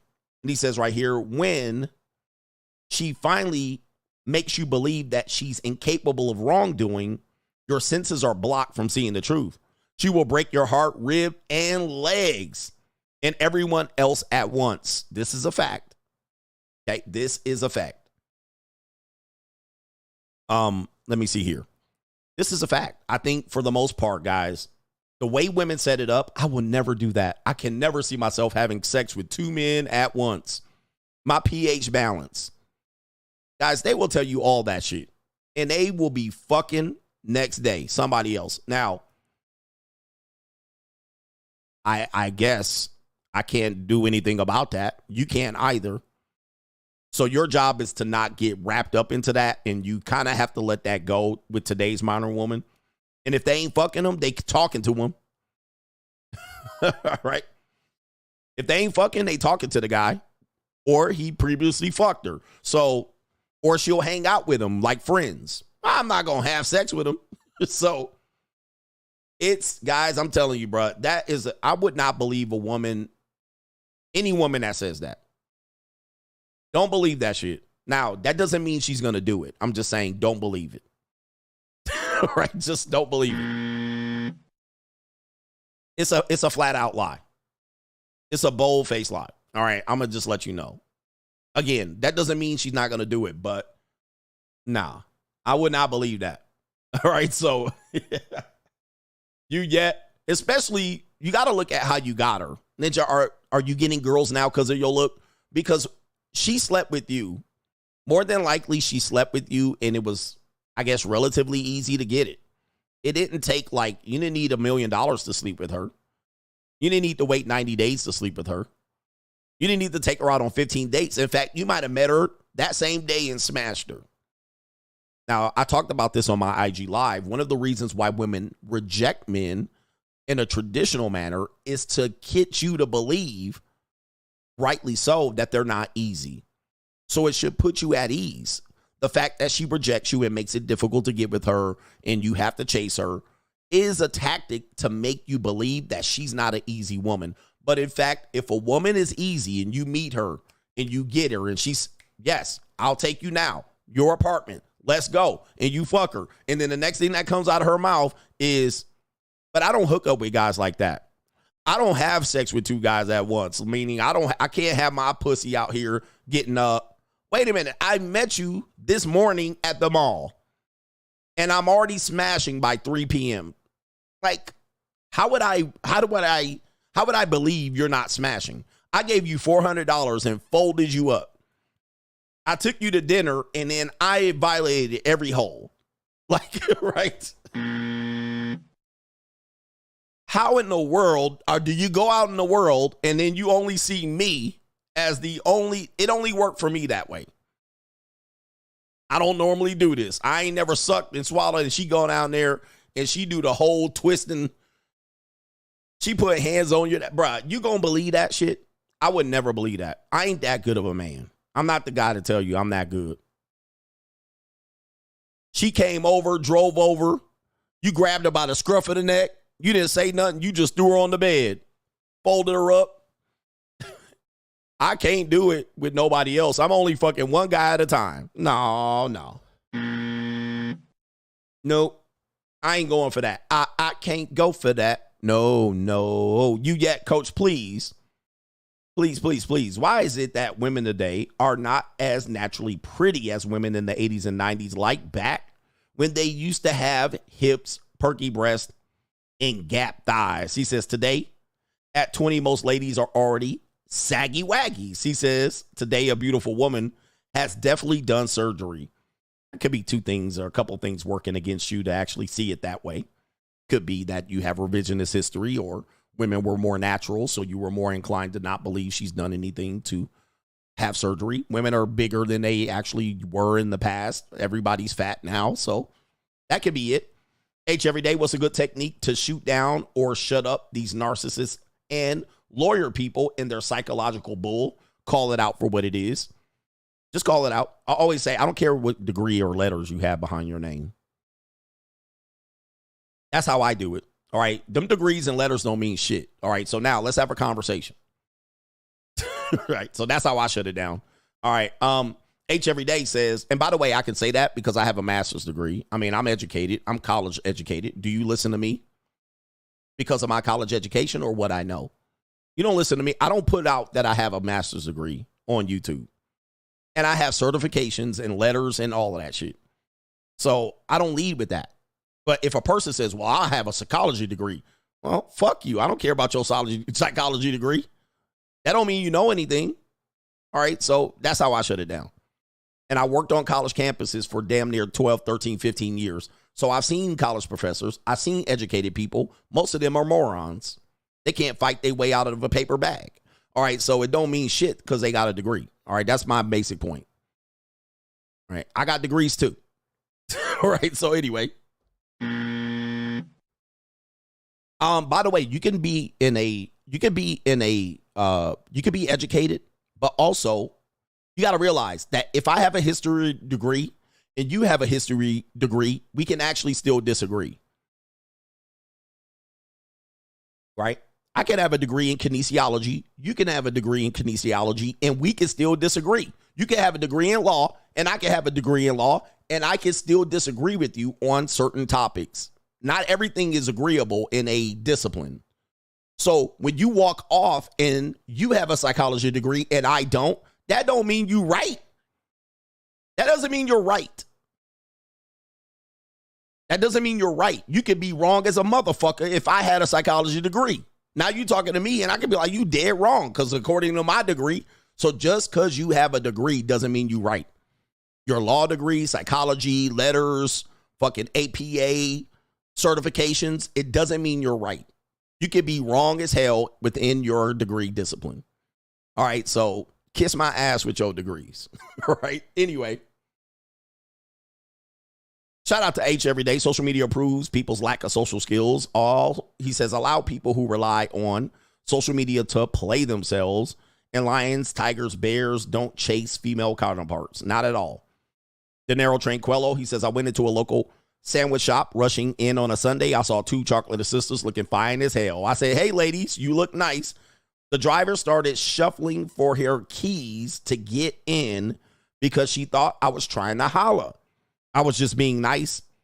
These are our times. Yeah, man. Everybody, guys, I'm telling you guys. The whole thing about giving women compliments today, I just don't support it. Meaning that doesn't mean you're not going to be successful at it. We just suck. Women don't know how to receive these compliments.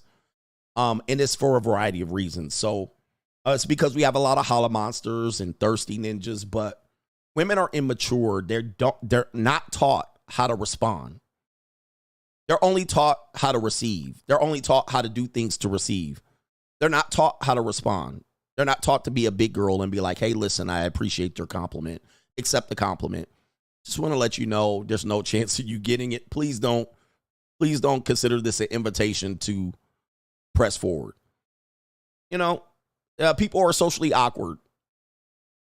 You know, some women will ignore you and put their head down and keep walking. I mean, it's just weird.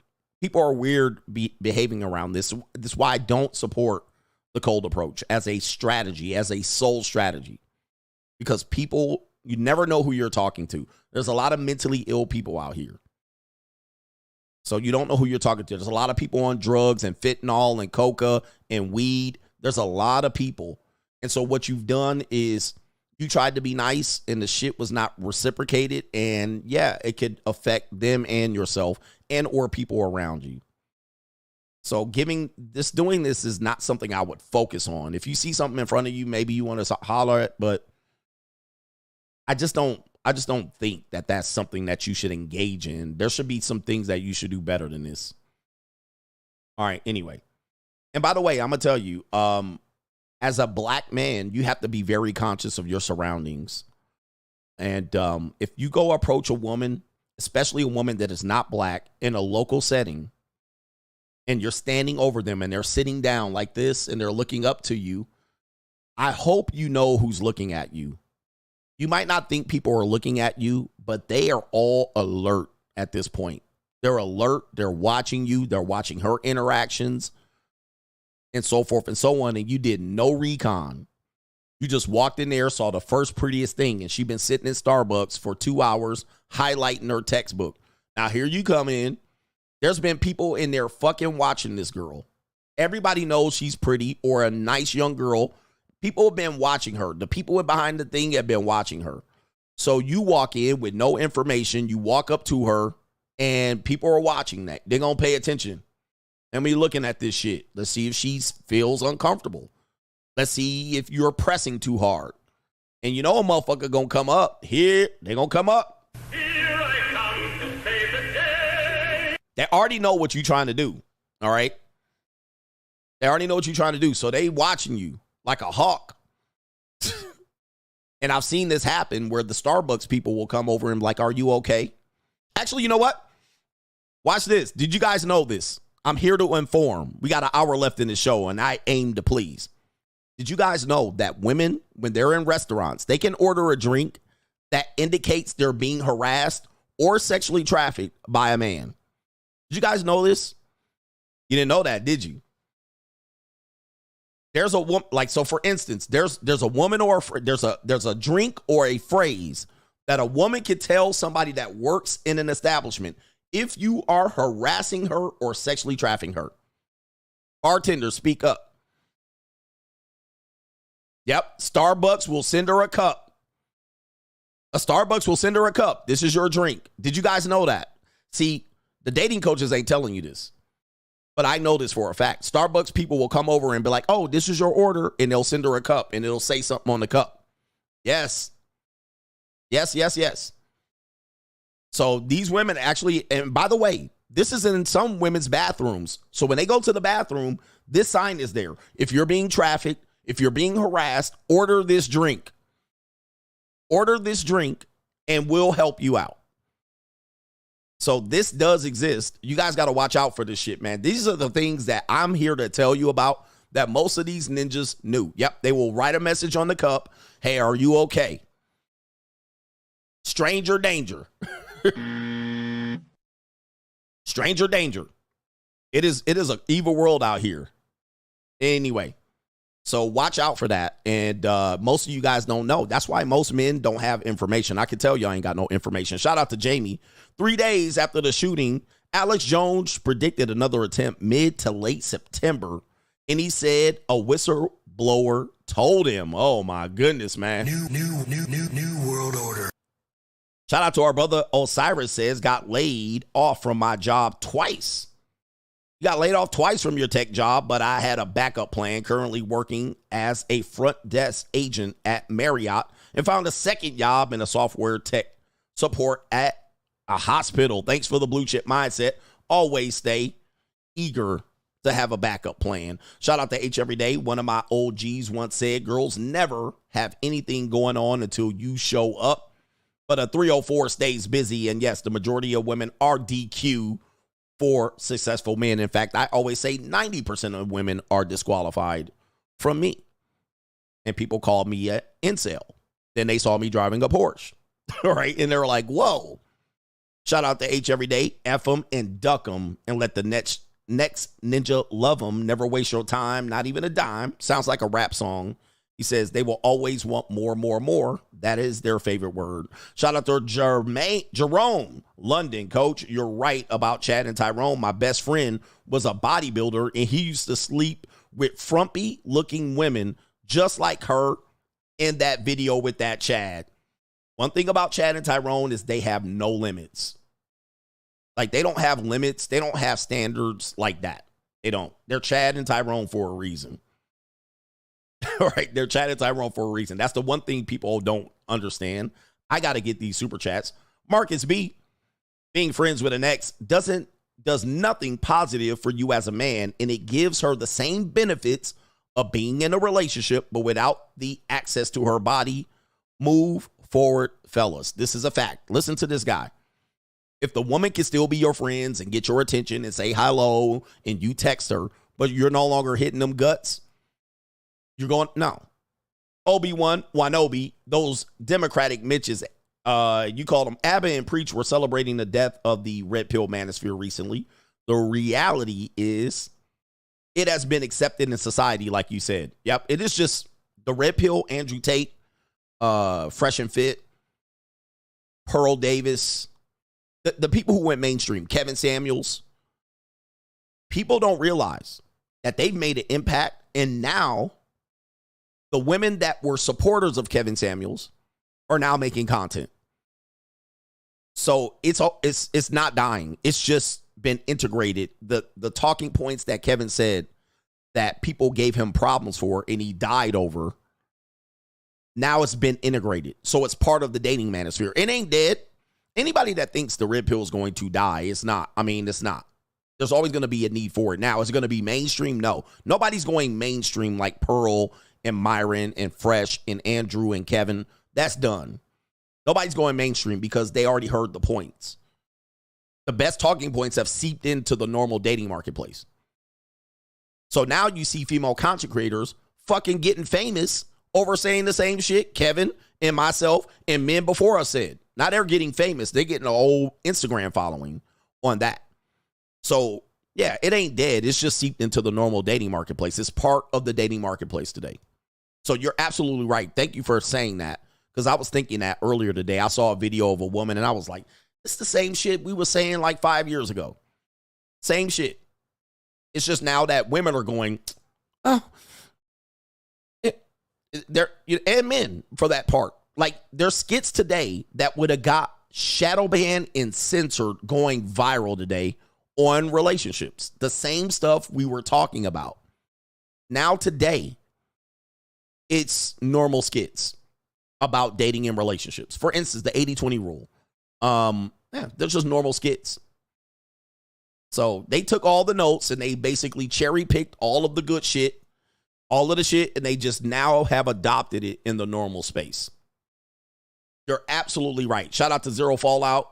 They wanted Paul Pierce gone before the IG Live. He was going against the LeBron narrative. Shannon is the moneymaker. And he also says if she gives you any kind of problems in relationships, she never desired you like that. Pookies are out here with submissive women while the good men are getting emasculated. And that's you. One thing I'm going to tell you, the submissive woman exists. Submissive women exist. Loyal women don't exist. Now, loyal women are no. All right. I don't believe there's many loyal women. I mean, they're out there, but listen, they're needles in a haystack. But submissive women exist, but what we are realizing, and that you must realize, and that people are trying to counter, men are trying to get women to be submissive by giving them nothing. Now, that's where men are missing. Okay, somebody's like, Pearl is not red pill. Guys, I mean, silly men make that goofy argument. She's associated with this space. I don't give a fuck what you think she is. She's associated with this space. She's adjacent. She's in there. I don't care if you think she is or not. She's associated with the space. End of story. Getting back to it.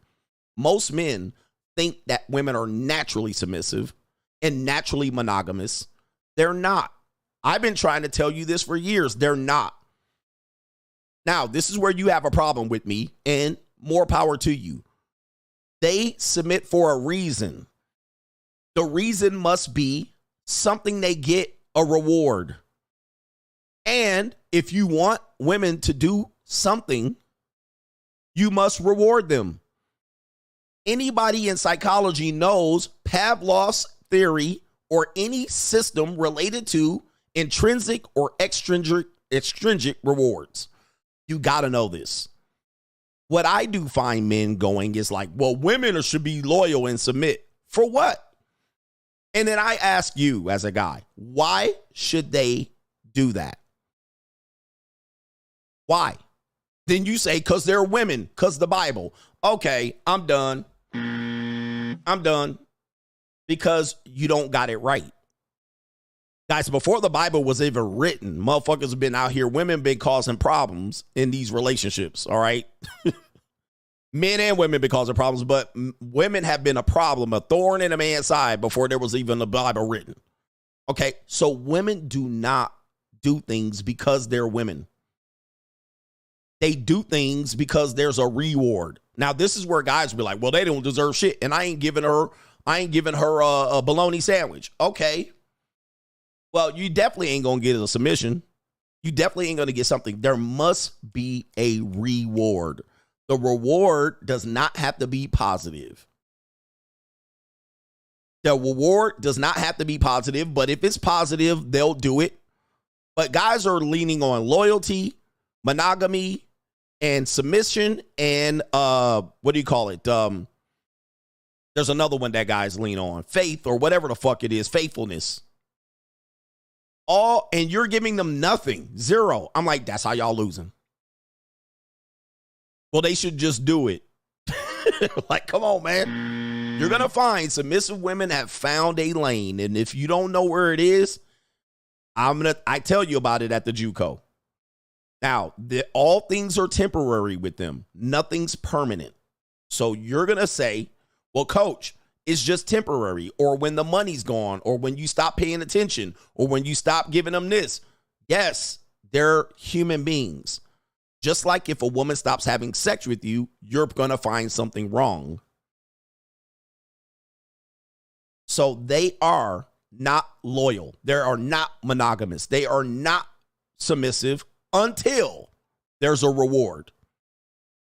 And the reward can be, most of the time, she would prefer it to be positive. If she's immature, it can be negative as well. So negative rewards like arguing and fighting and, trying to find condoms in your car. These are all negative rewards. It's negatively rewarding her, filling out domestic violence reports and saying she got choked and shit like this. This is all negatively helping her continue to associate with you. And women don't like or love you, so they only like what you're doing for them. And that's all women. The minute you stop doing that thing, they don't like you. I hate keeping to repeat these points, but that's the truth. Now, you can get women who want to submit, but they don't just submit to a man. They submit for a man that is doing something.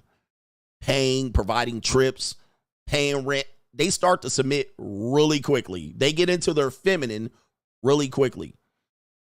Really, it's not even negotiable with them. They do it. Okay, this is going to be a thing. Now, can they manipulate you and take advantage of you? Yes, that's part of what they do.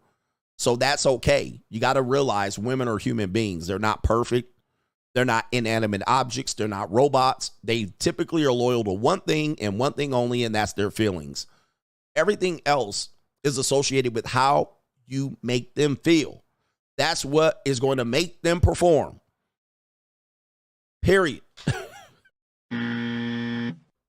So if you never reward them and your whole goal is to never reward them, good luck. You're going to go through 50 women playing that game, and they're going to give you submission on a temporary basis until they no longer want to fuck with you. It's okay.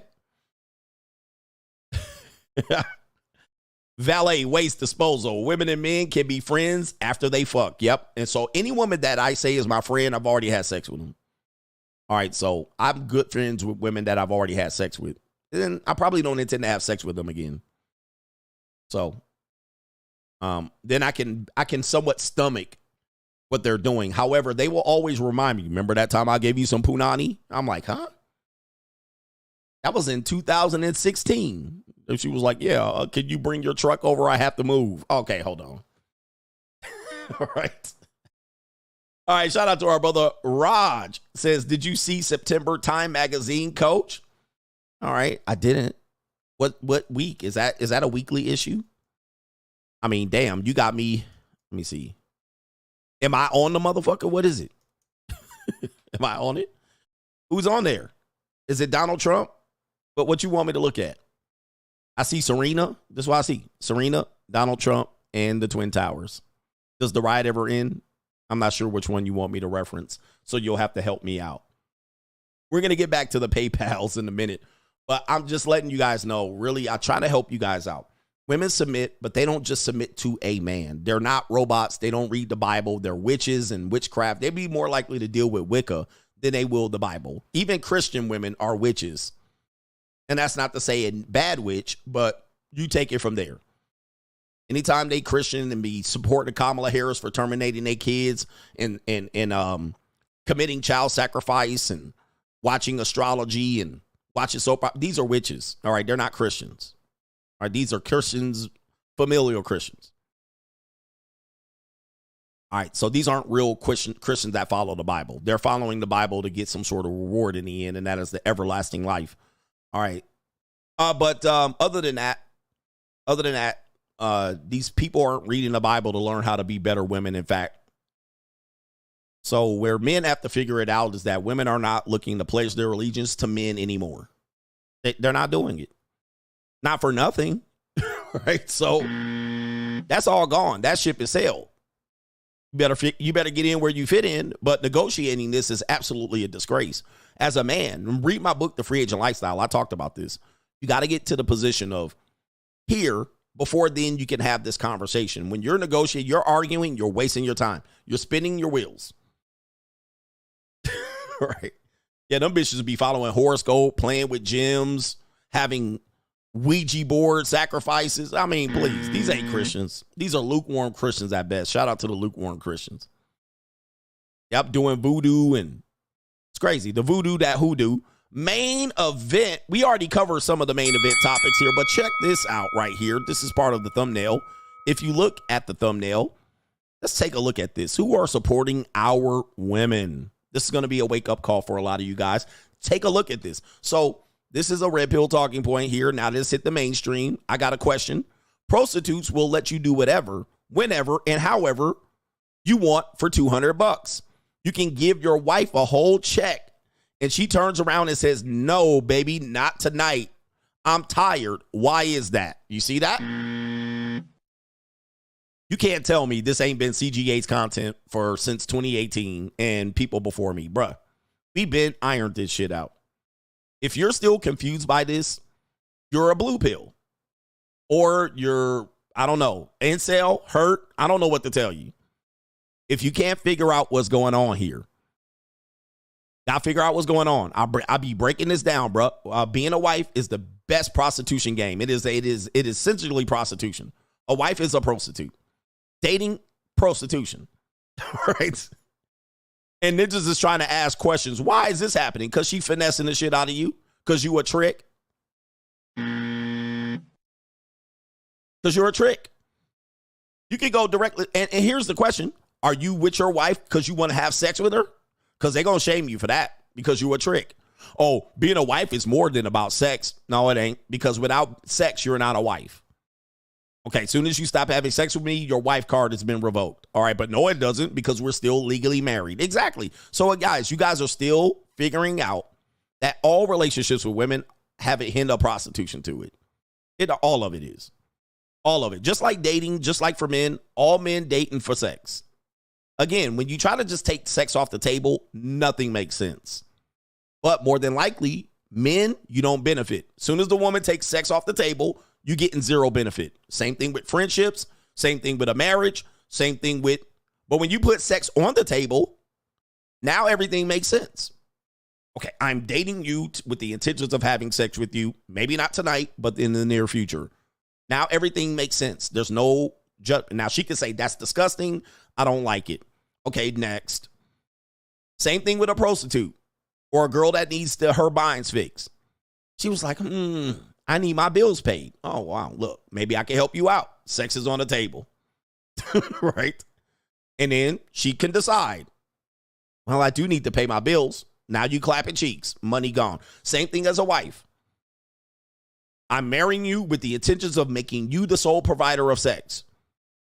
So she can't renege. She can't renege. She can't pull sex off the table. I'm marrying you with the sole intentions of making you the sole provider of sex for me. You're going to be the sole provider legally of sex to me. If you don't continue to do so, you are not living up to your agreement. The social contract has been violated. Your womb belongs to me. I am your owner. You are my submissive.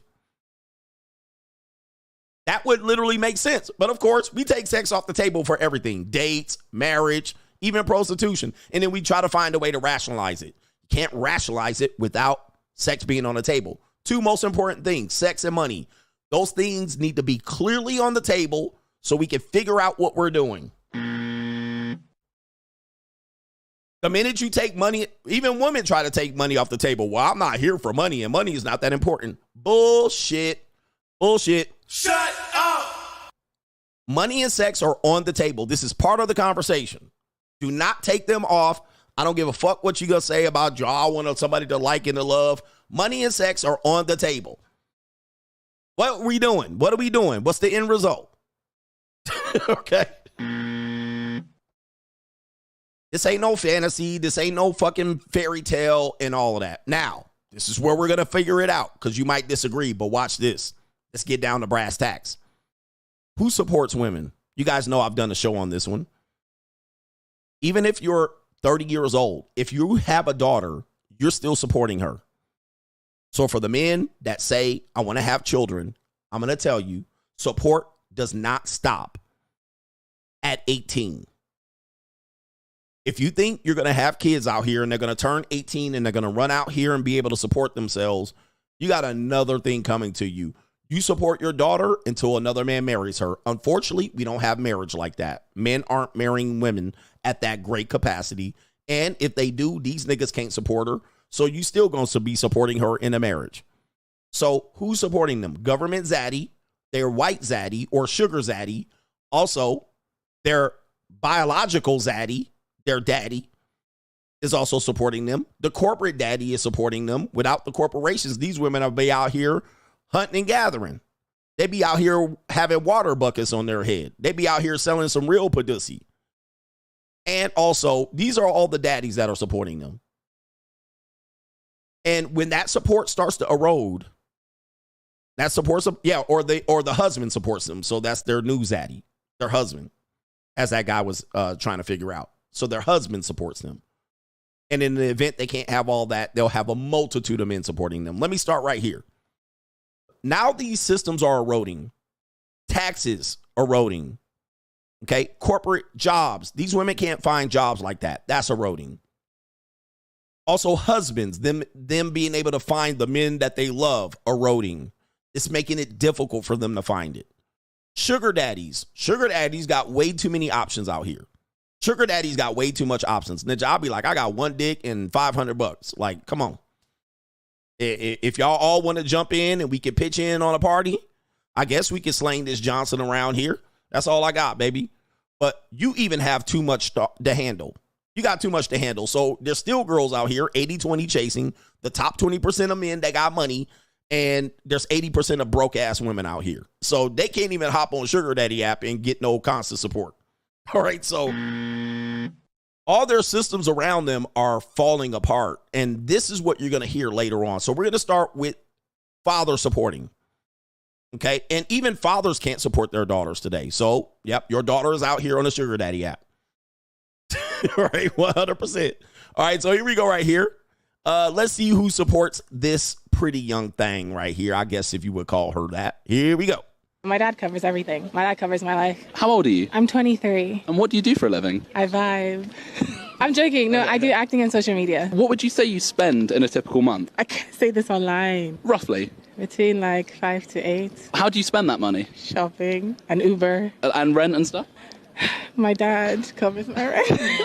How much a month are you paying in rent then, or is your dad paying? I pay yearly. My dad covers. I'm Nigerian. For everyone out there, you know, in the culture, that's just how we are. But yeah, my dad covers everything. My dad covers my life. How much do you think you need to earn a year to be comfortable living in London? I don't know how it works in terms of like how much people make in this country. I can't lie to you. Me personally, I need a lot. I need a lot. Because I spend a lot. I need a lot. How much do you earn a year? I don't really have like a base for how much I earn. If we're talking about what I get from my dad, yeah, I can't say. Unfortunately, I have to keep that one to my chest. Above 100K? Just know I'm enjoying life, and I thank God. I thank my dad. Make sure you're following for more. All right, shout out to this guy. He is, well, I don't know who that guy is. Free interviews. All right, so there you go right there. There's a young lady here. So this is an example of the father supporting. Now, I know women that have father support, and that way the father somewhat can say, you can't do this. You ain't going to be out here. You're not going to embarrass my name. Don't do any of this. But if the woman hits a certain age, she might start to take away the support. But most fathers that are supporting this woman ain't cutting this. This woman is not cutting that support off, meaning that she ain't getting married. She has no incentive to get married because daddy is supporting. Right? She don't even know what costs what. I don't even know what money is. I don't even know. She says between $3,000 and $8,000. She don't know nothing about nothing. But she's getting her rent paid and all of that stuff. Now you come in. These women are tough like this. These women are really tough. They ain't going to submit to you at any point. Now, if they just want to be with you, they just going to want to be with you. All right. So, but you got to be that guy. She ain't submitting to you. She ain't going to do shit. She ain't cutting off her daddy's money. She ain't not cutting off her lifestyle, her travel. Yeah. None of that. So that is definitely an example of who's supporting our women. It starts with the dads. And she's going to be what we call a dependopotamus until daddy cuts her off. Okay. She's going to be what I call a dependopotamus until dad cuts that off.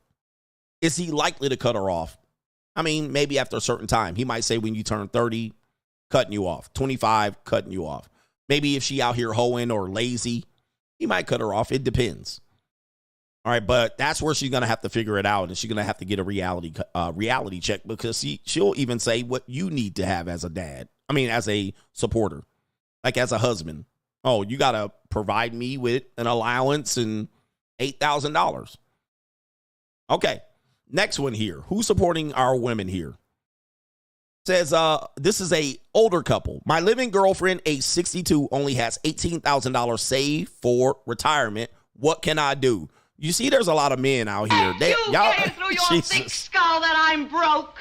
dead, flat, stony, broke. I've got $3.85 in my purse. All right, so there it is right there. All right, yeah, they're not good with money. All right, and this is why they do seek out relationships. Almost every woman that seeks out a relationship is for money. Especially older women. This is why I say I'm going to go with a younger woman that wants money as opposed to an older one. All right. Because older women cost a shit ton of money. All right. But this is our average Kamala Harris voter. In fact, the voters for Kamala Harris don't really support her. They're crying for help. It's a cry for help. The support for the Democrats from women is a cry for help. They know they in a fucked up predicament. So here we go. Got a living girlfriend at 62. Ninja, you're 62, bruh. You should have a 25-year-old in there. It says my living girlfriend is 62 and has hardly anything saved for her retirement. She's up shit creek. If she's by herself, she's up shit creek. Shit's creek. And no interest in saving for it. Oh, I guess better late than never.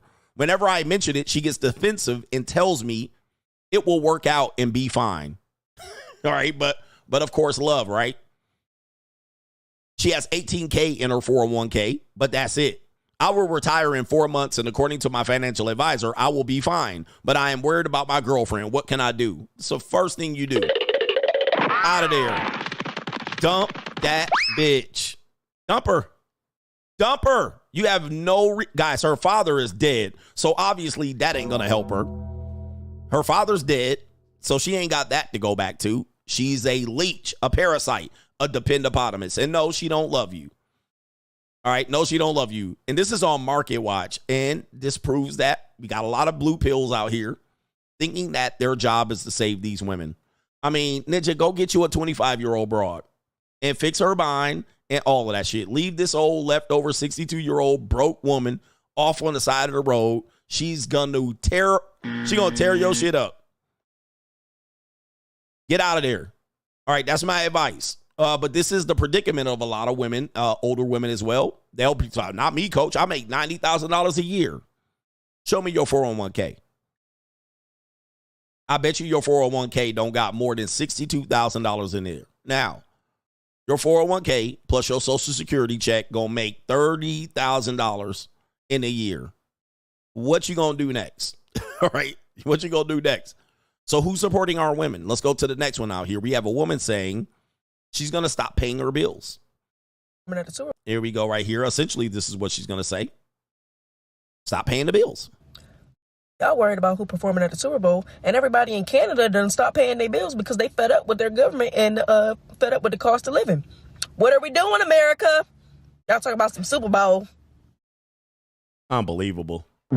Again, the filter face, she ain't bad looking. You realize how dangerous this is. Do you realize how dangerous this is?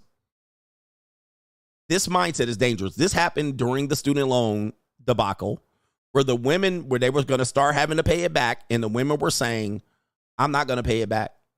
We just ain't going to pay it. Like, that's their solution. And anybody does, guys, that's enough of their solution. If you combine all the women that are in this mindset, only about 10-20% of them will try to pay their debt down. Only about it. And I'm certainly sure men are in that close variety. We're just talking about the ladies. I guarantee you 80% of them will be like, hey, just stop paying it. We ain't going to pay it. We're going to get together and strike. Or they're going to cry for help and go vote Kamala. This is why they're voting for Kamala. I mean, there's no other reason why. She don't make sense to nothing else, but these women are crying for help. She going to help us. Mother God going to help us. She going to help us with our bills so we don't have to submit to these men. They could easily submit to a man in righteousness and in the spirit of Proverbs 31, but they don't want to. They simply don't want to. Why? Because they got government zaddy. They got simps. They got bill payers. They got fathers. They got people that'll bail them out. They got Mama Kamala. They got Tampon Tim Walz. They don't give a fuck. They'll just stop paying the bills. Everybody knows that they don't govern themselves via these contracts and bills. They're not really governed by that. They don't have any fear. They'll ruin their credit. You're going to ruin your credit. They don't give a fuck. Their credit already ruined. They don't care.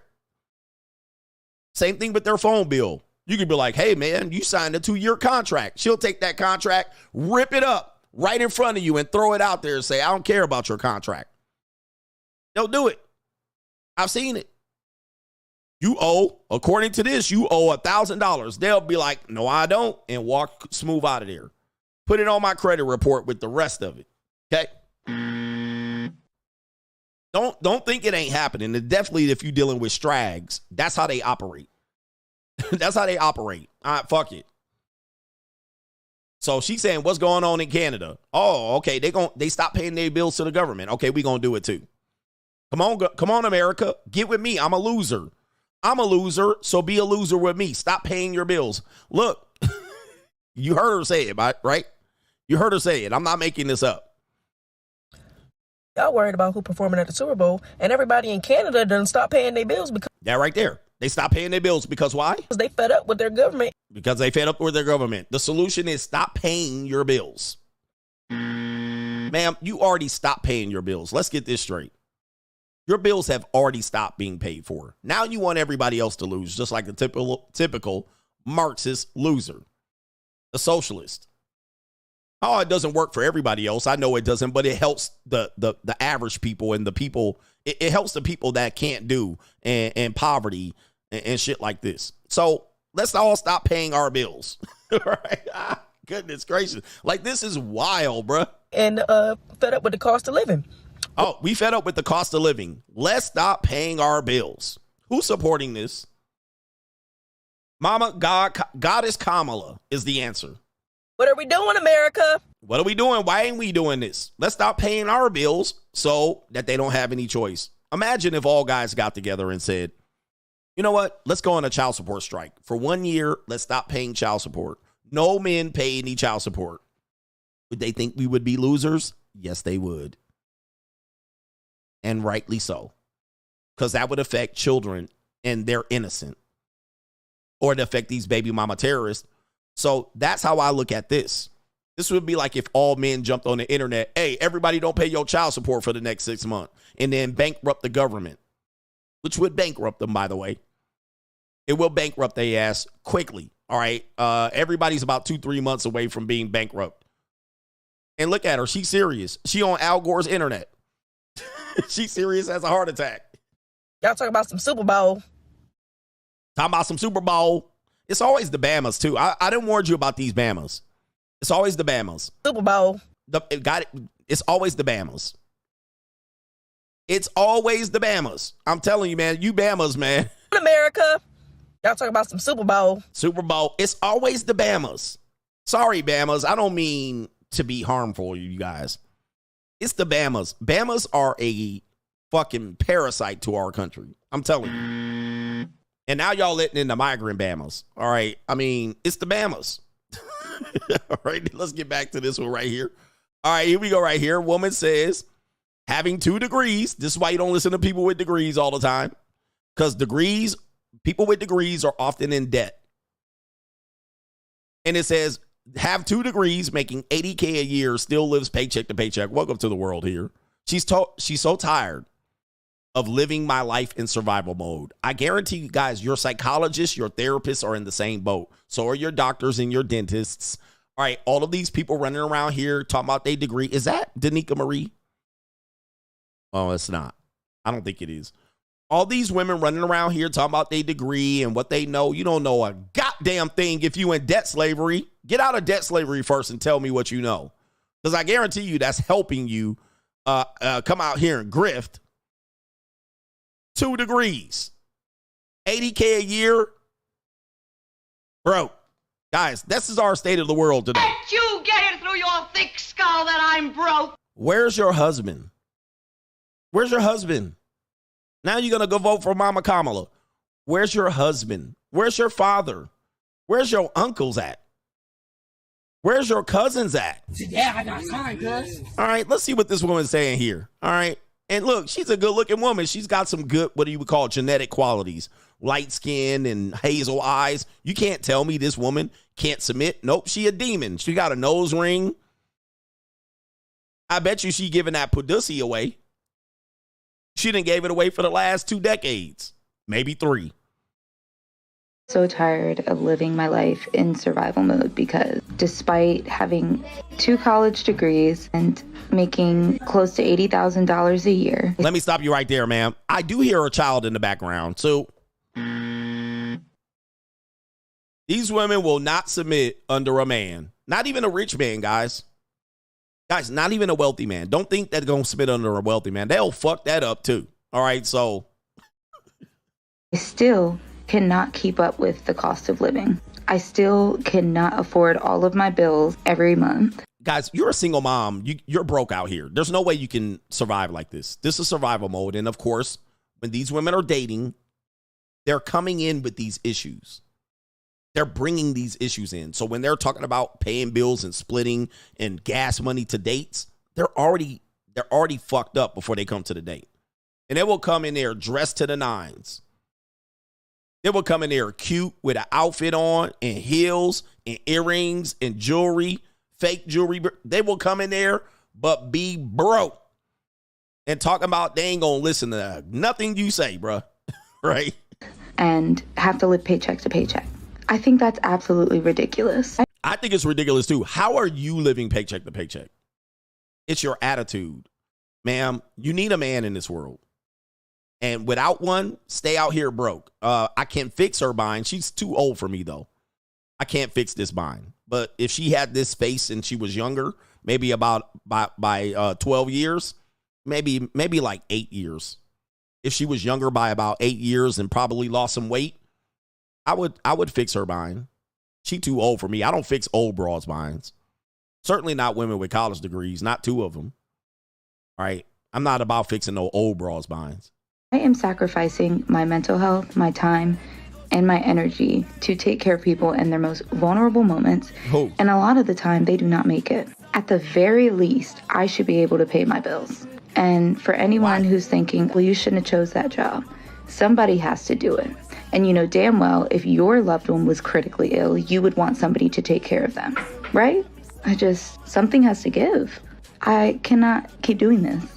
These socialists are out of control. You socialists are fucking out of control. New world order. Guys, ma'am, you had all this choice and you chose to struggle. She's choosing to struggle. You chose to take care of whoever that family member is. I don't know who it was. You chose that degree. Well, somebody got to do it. See, yep, mental health. These socialist Marxists, they're revealing themselves and they're trying to get you out here to lose. It shouldn't be that way. We should be able to pay our bills. Okay. You should be in a marriage. You should have a man supporting you. I don't want that. Okay, well, ma'am, here's what you're going to do. This is what you're going to do. Silence, you fool. All right, man, just be quiet. Shut up. You're not entitled to have your bills paid. Anybody that says that, you don't realize what the ultimate response is going to be. You're in debt servitude. You're essentially a functional slave with no contract to end, like you're an indentured servant. And you're going to keep being on this hamster wheel until you figure it out. You need dual incomes. You probably should have married before you carried. You shot yourself 20 times in the foot in your life. And, I know you was outside in these streets having a party. You know she was out there doing a stanky leg, the crank challenge, and she was hands on your knees. You know she was having a party. You know she was doing it, and she did it for 20 years straight. Then she's like, well, you shouldn't be able to do a damn thing out here. Paying bills are not an entitlement. The government should be able to at least help us pay our bills. No, that's false. That's not how it works. You guys are functional slaves, and you ain't getting out of this. I'm just letting you know. You're not getting out of this. I mean, the more we bury ourselves with these mindsets, all right, the less likely we're getting out of it. Nobody cares about your bullshit. These evil capitalists don't care about people, especially people like you. All right, why would I stop what I'm doing to help you out? Or, let's go back. And I want you to think about this critically. If I help you, what do I get back? Aha. If I help you, we talked about reciprocity. We talking about dynamics between men and women, where the majority of women think men and women can be friends because they benefit. There's no reciprocity. the sex is off the table so they can, let's go to brunch. But the majority of men think that, no, that's not the case because I don't get a benefit. Let's go back. You want the government to benefit you and help you. What does the government get back? Obviously, they don't get any, what you would call the, they don't get you to become a better citizen. They get a dependent. They get a dependent. Like the dad's helping the daughter. He just has a dependent. She's not giving anything back to the dad. This is an example. Welfare. If I give you welfare, you're supposed to be a better citizen and then pay that welfare back. I'm supposed to recoup the welfare dollars back. You guys realize that's how welfare works. You get on welfare, you get up higher in the economic position to be taxed so that the taxes can be recouped by the welfare system to provide to the next person in need. That is what the government does to you. And then you wonder why it's getting tighter and tighter. Why can't I get out of this? Because you take the opportunity to get any social services or welfare and you don't better yourself. 5, 10, 15, 20 years. And they just figured out, make you a slave. That's what the government's figured out. So while you think Mama Kamala is going to help you, she's just trying to enslave you. They're keeping you into the same slave routine as the chain gang and all of the reconstruction programs and all of that. They know you off this welfare ain't going to do shit for them, so they'll just keep you on the welfare. And they'll keep giving you stimmy checks and help patching up with child tax credits and free health care and shit like this just to make your ass a functional slave. I mean, that's where you're at this point. Plantation in real time. Okay? You're not going to get ahead. Not with this mindset. Not with this one. But of course, I don't need no man. Who's supporting these women? Let's get to this one right here. Where we at in the show? Oh, yeah. We got to get to a couple more videos. Oh, we only got one more video. So that's good. Right on time. Check this out right here. What kind of world do we live in where a normal, regular girl cannot find just a regular guy out here to date? Because these guys don't want a real woman. They want a fantasy. They want to live in this fake fantasy world. They would rather jack off to some screen, to some robot, rather than actually deal with a real human being and what comes with that. You know why? Because it's easier. And I am done. Yeah. Narcissist, the other what? Pander? What does that say on your shirt? Narcissist? I'm done. I can't get my way. These guys won't let me manipulate them. They won't let me abuse them. They won't let me run my little... They're not playing them. You're not going to play my game. I want to play the game the way I want to play it. She's talking about the men want a fantasy girl. But I want to play the game how I want to play it, where I win no matter what the rules are. I get to change the rules in the middle of the game to suit me and win. Yeah, right. Ma'am, Proverbs 31. And sex, silence, and sandwich. Silence. All right, it ain't that hard. And of course, if I threw a couple of ducats your way, you would actually figure it out. All right. And I didn't work this hard for one woman, so there's going to be multiple women. I'm going to just let you know this. All right. After Chad then put that semen demon in her, now she want you to play fair. These men don't want a real woman. What's a real woman? I want to play the game the way I want to play it. I have feelings. All right, how's feelings going to pay that rent? Let's see what else she got to say. I'm done. I don't get dating nowadays. This is the largest group of butthurt, bitter pen pals I've ever seen in my entire life. It's absurd. Like, you'll establish mutual interest with somebody, exchange numbers, and then you want to good morning me beautiful until my head is ready to explode. Like, I don't know about y'all, but my attention span is not something to play with. You've got 2 or 3 weeks of chit-chatting with me and FaceTiming before I expect you in person. All right? This isn't fucking summer camp. Let's keep in touch. No. I want to feel the weight of a man's bone. Oh, she's starving. Can't say it, it's TikTok, but you guys, you get what I'm saying. Like, we need to establish real life chemistry. I'm not going to keep talking to you, talking about I miss you. I don't know how. We've never met. More, if you miss me, why aren't you in front of me? Like, what's the issue here? Why aren't you making a move? I thought women wanted to be friends. I thought being a friend was okay. All right. But now all of a sudden being a friend ain't enough. You know why? I think I know why. And this is why. Let you get it through your thick skull that I'm broke. Yeah. She needs some bills paid. She needs some dinner. She hungry. All right. I think she hungry. I'm always hungry. And not only that, she's starving. Yeah, that brother's starving. All right. But 2 weeks talking to a woman? Hell no. Hey, man, I got 48 hours. If I match with you on a dating app, we meet in 48 hours or I'm ghost. I'm gone. All right. And by the way, within the first day, hey, you're yeah, okay, back and forth, okay, let's meet. If you start tap dancing about meeting after we had a conversation, a brief one, this is speed dating, bitch. I got a whole bunch of matches I got to get through. You better be meeting up with me in less than 48 hours. That's my rule. Once it goes past this, oh, well, I'm going to be out of town this weekend. Next. Right? Next. I had a chick do that one time. She was like, oh, yeah, you know what, we should meet. She was like, yeah, okay, yeah. But I'm actually going out of town this weekend. When I get back, and then she was like, we can still talk while I'm out of town. Oh, really?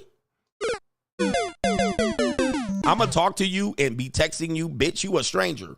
Way over there, wherever you are, Tulum, Turks and Caicos, Ibiza.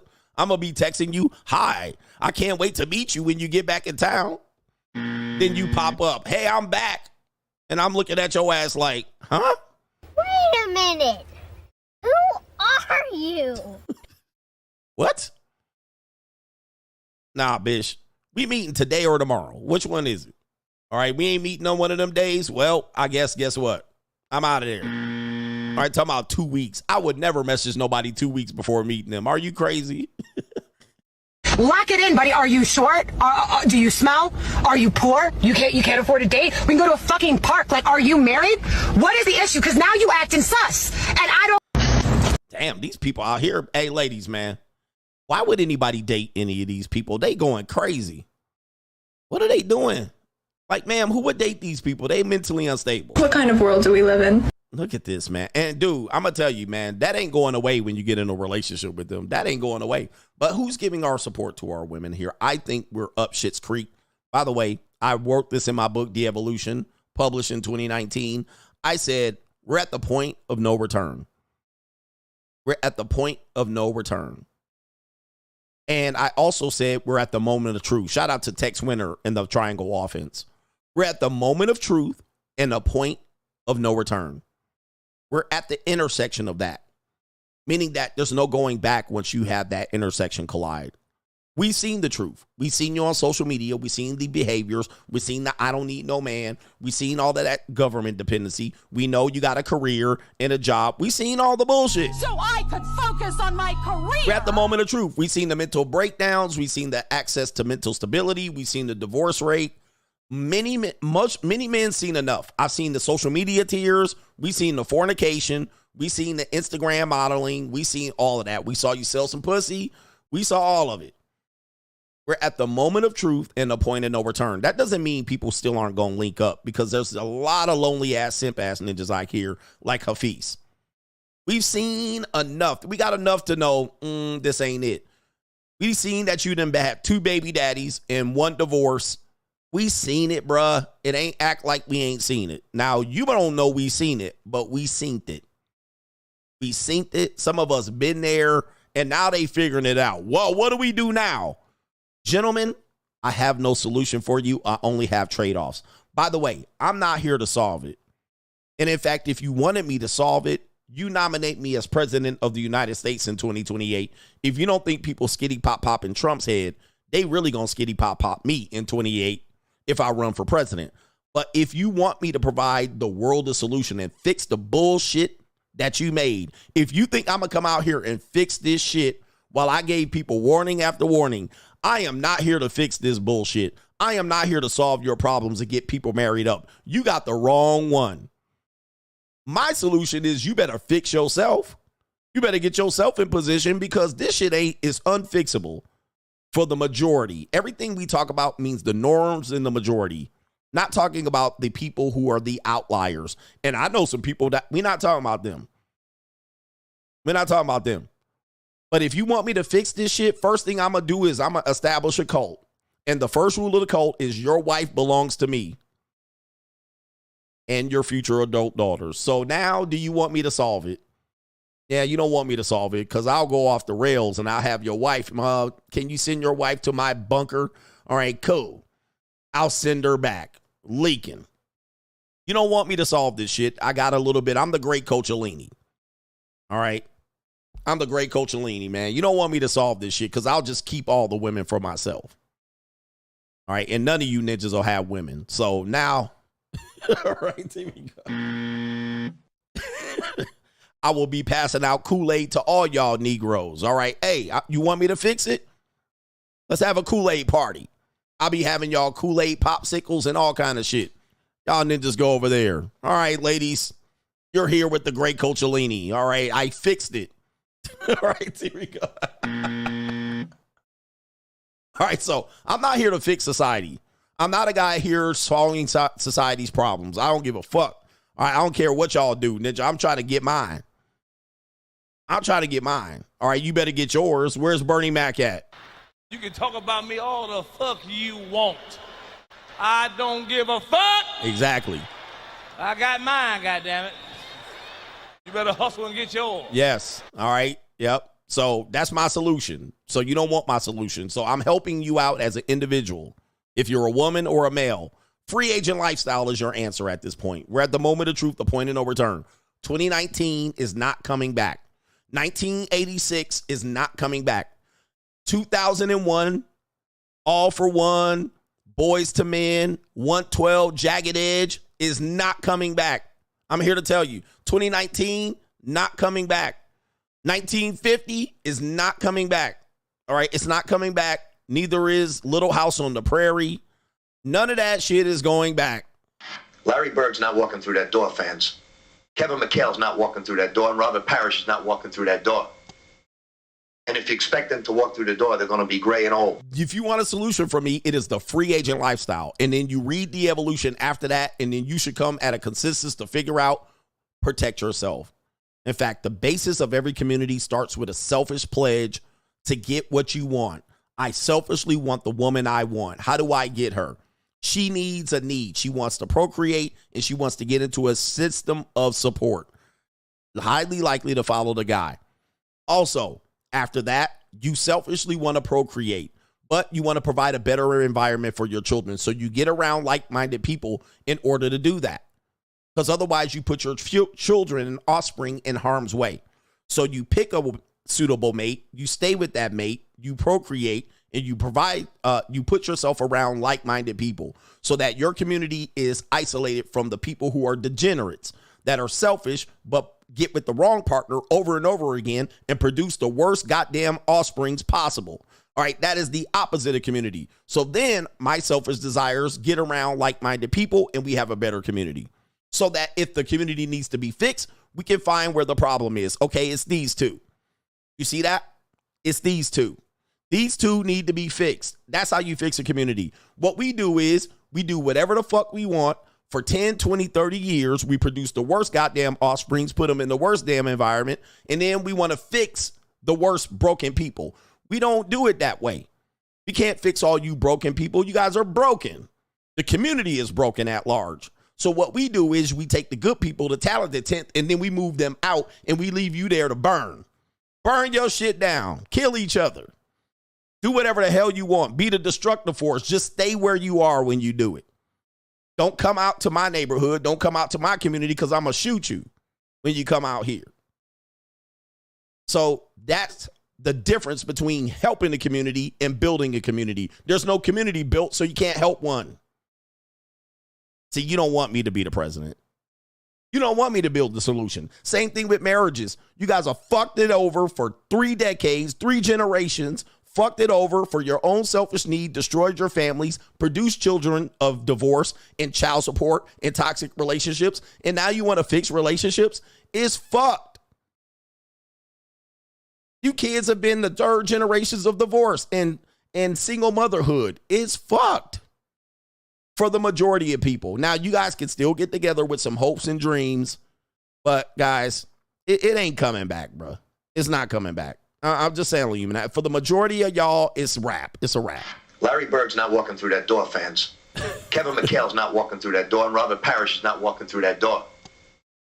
And if you expect them to walk through the door, they're going to be gray and old. Now, here's the thing, ladies. If you need me to put some hands on some hips, I'm here for you.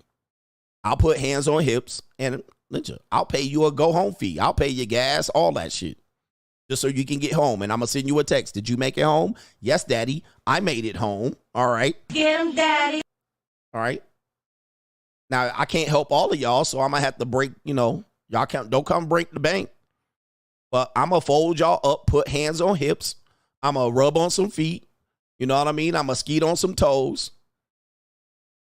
And you're going to go home, with a bind fixer here and there. You know what I mean? But you can't stay here farting in my bed and bleeding on my sheets. No. And make my bed before you leave, and then crackle some bacon before you go. And here you go. All right, Fixes Binds LLC. You need some books, ladies? You need some biology books this semester? I got you.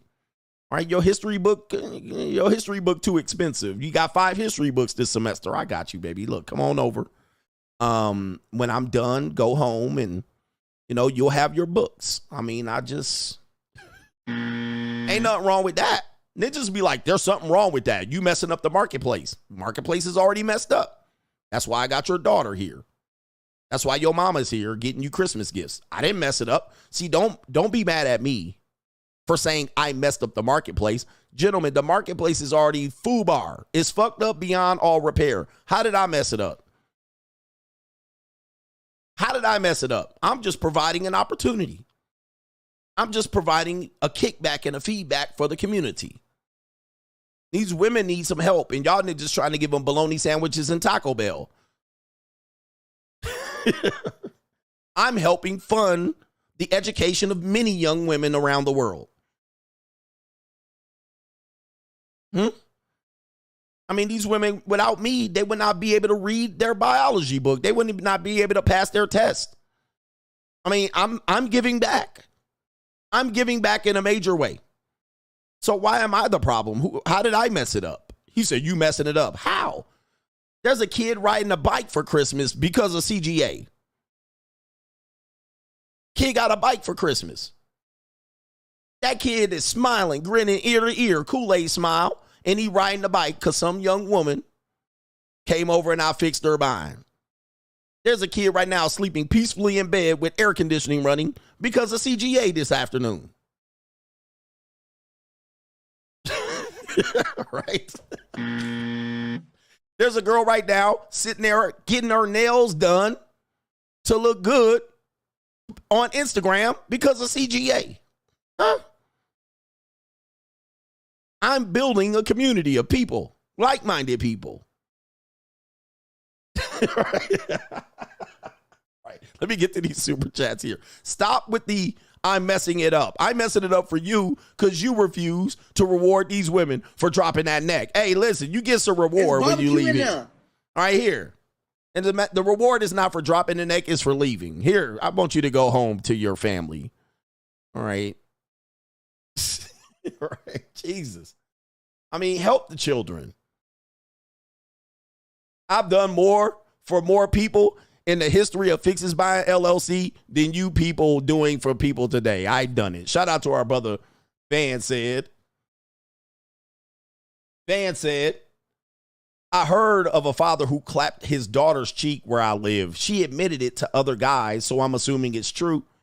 They still talk about each other, so I doubt it was grape. And she admitted it actually. In my opinion, a lot of people do stuff like that and bring it to the grave, especially cousins. A lot of cousins smash. Oh my goodness. I was listening to somebody said they married their first cousin. I mean, but it was like, back in the day. By the way, they used to do that back in the day. First and second cousins were You know, not off limits, but wow, a father and a daughter, man, that is just, I can't even imagine. I just can't even imagine. Hey, yo, chill, son. Hey, yo. All right. Man, the idea is this. All right. I think I'm of the opinion I never, he said tricks love the kids. For sure. Tricks love the kids. I don't believe in manipulating the marketplace. I don't believe in manipulating women, meaning that in order for me to win, women don't have to lose. There's a lot of men and women who believe that in order for women to win, men have to lose. And there's another group of men that believe in order for men to win, women have to lose. I don't believe in that. I don't believe in that at all. I think we can all benefit. I think we can all win. You can win as long as you keep your head to the sky. I think we both can win out of this, but I don't have to manipulate women, meaning that I know how this works. You guys want to get the most you can out of someone without giving up anything, and vice versa. Women want to do the same. These are dangerous people, but I know how this shit works. You know how this works? Money talks, bullshit walks. All right, that's what I know. Money talks, bullshit walks. All right, and these are statements that I didn't make this up. Money talks, bullshit walks. That's what I know.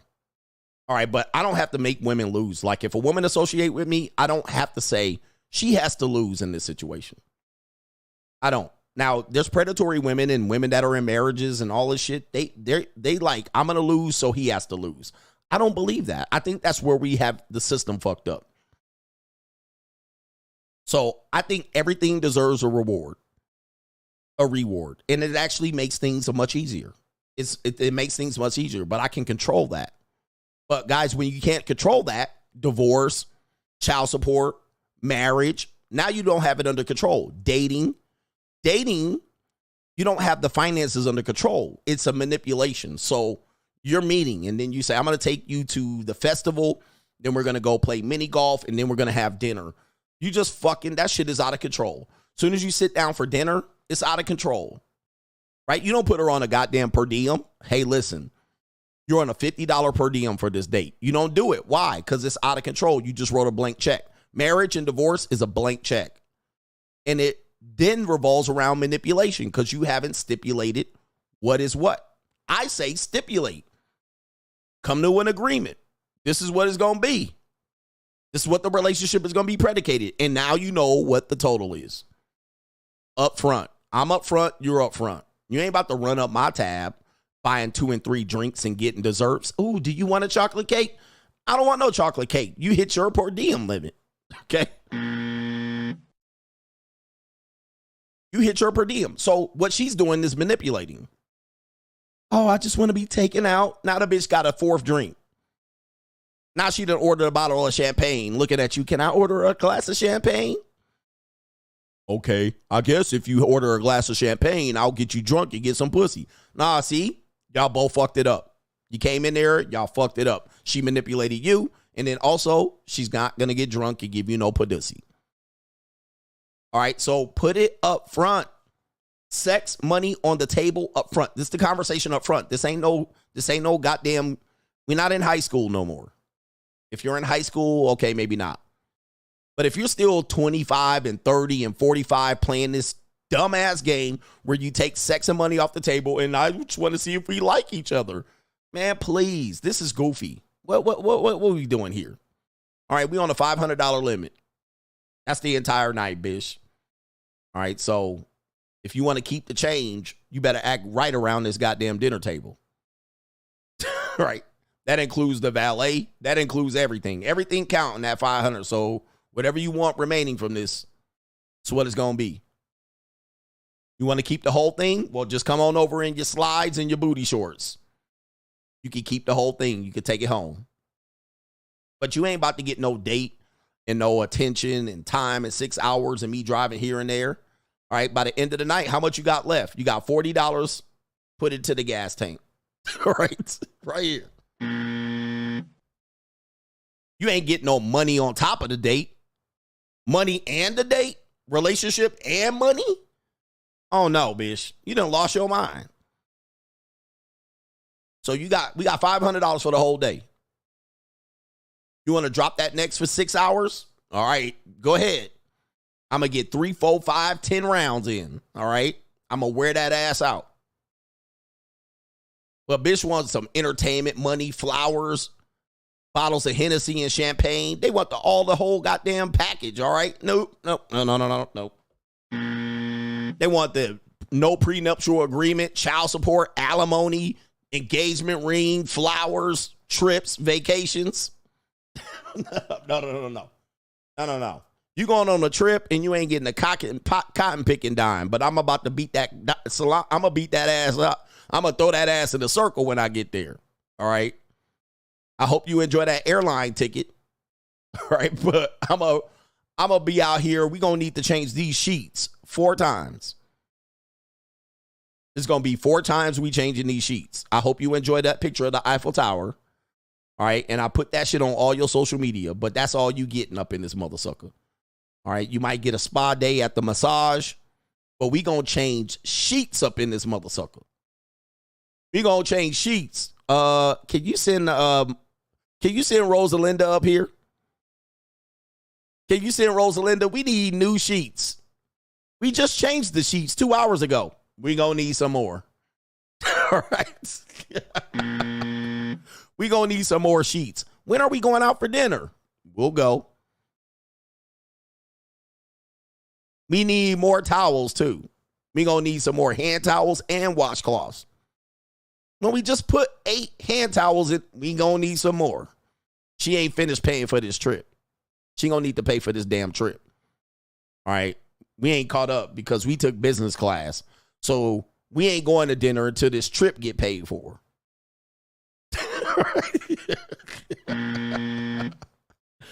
All right, just stay by here. I think in another 20 minutes, we're going to need another set of sheets. All right, we're going to need another set of sheets.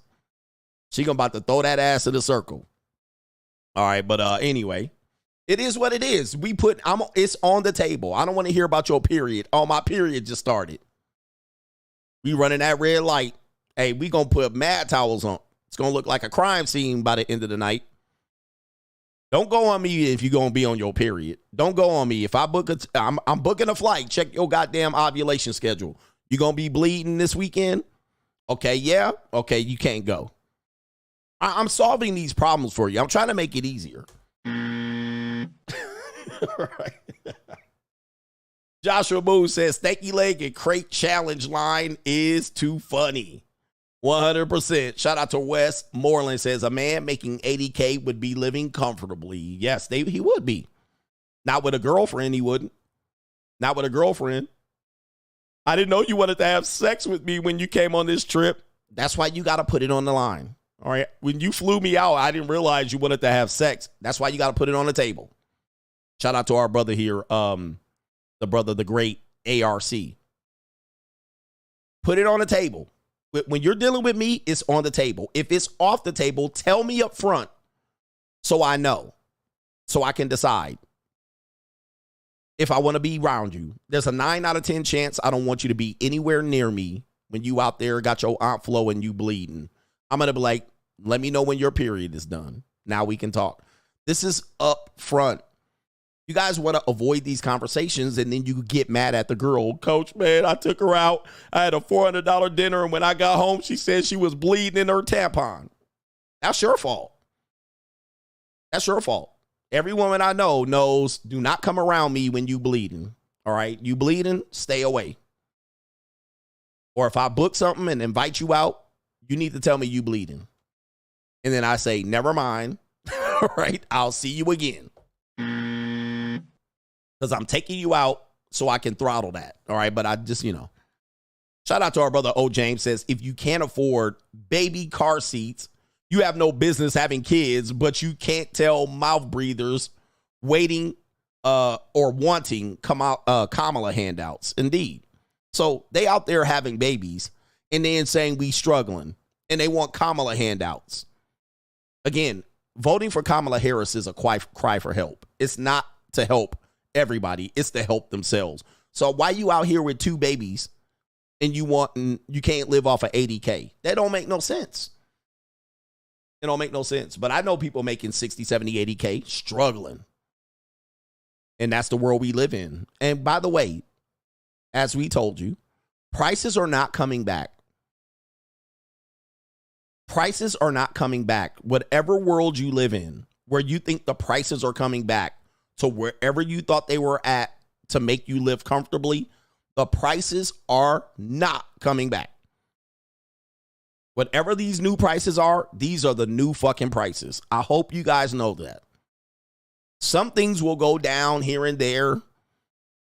But trust me, I've been a young man that used to go to the corner store and get penny candy. I used to go to the corner store and get a bag of Doritos, 25 cents, and a soda pop, 25 cents.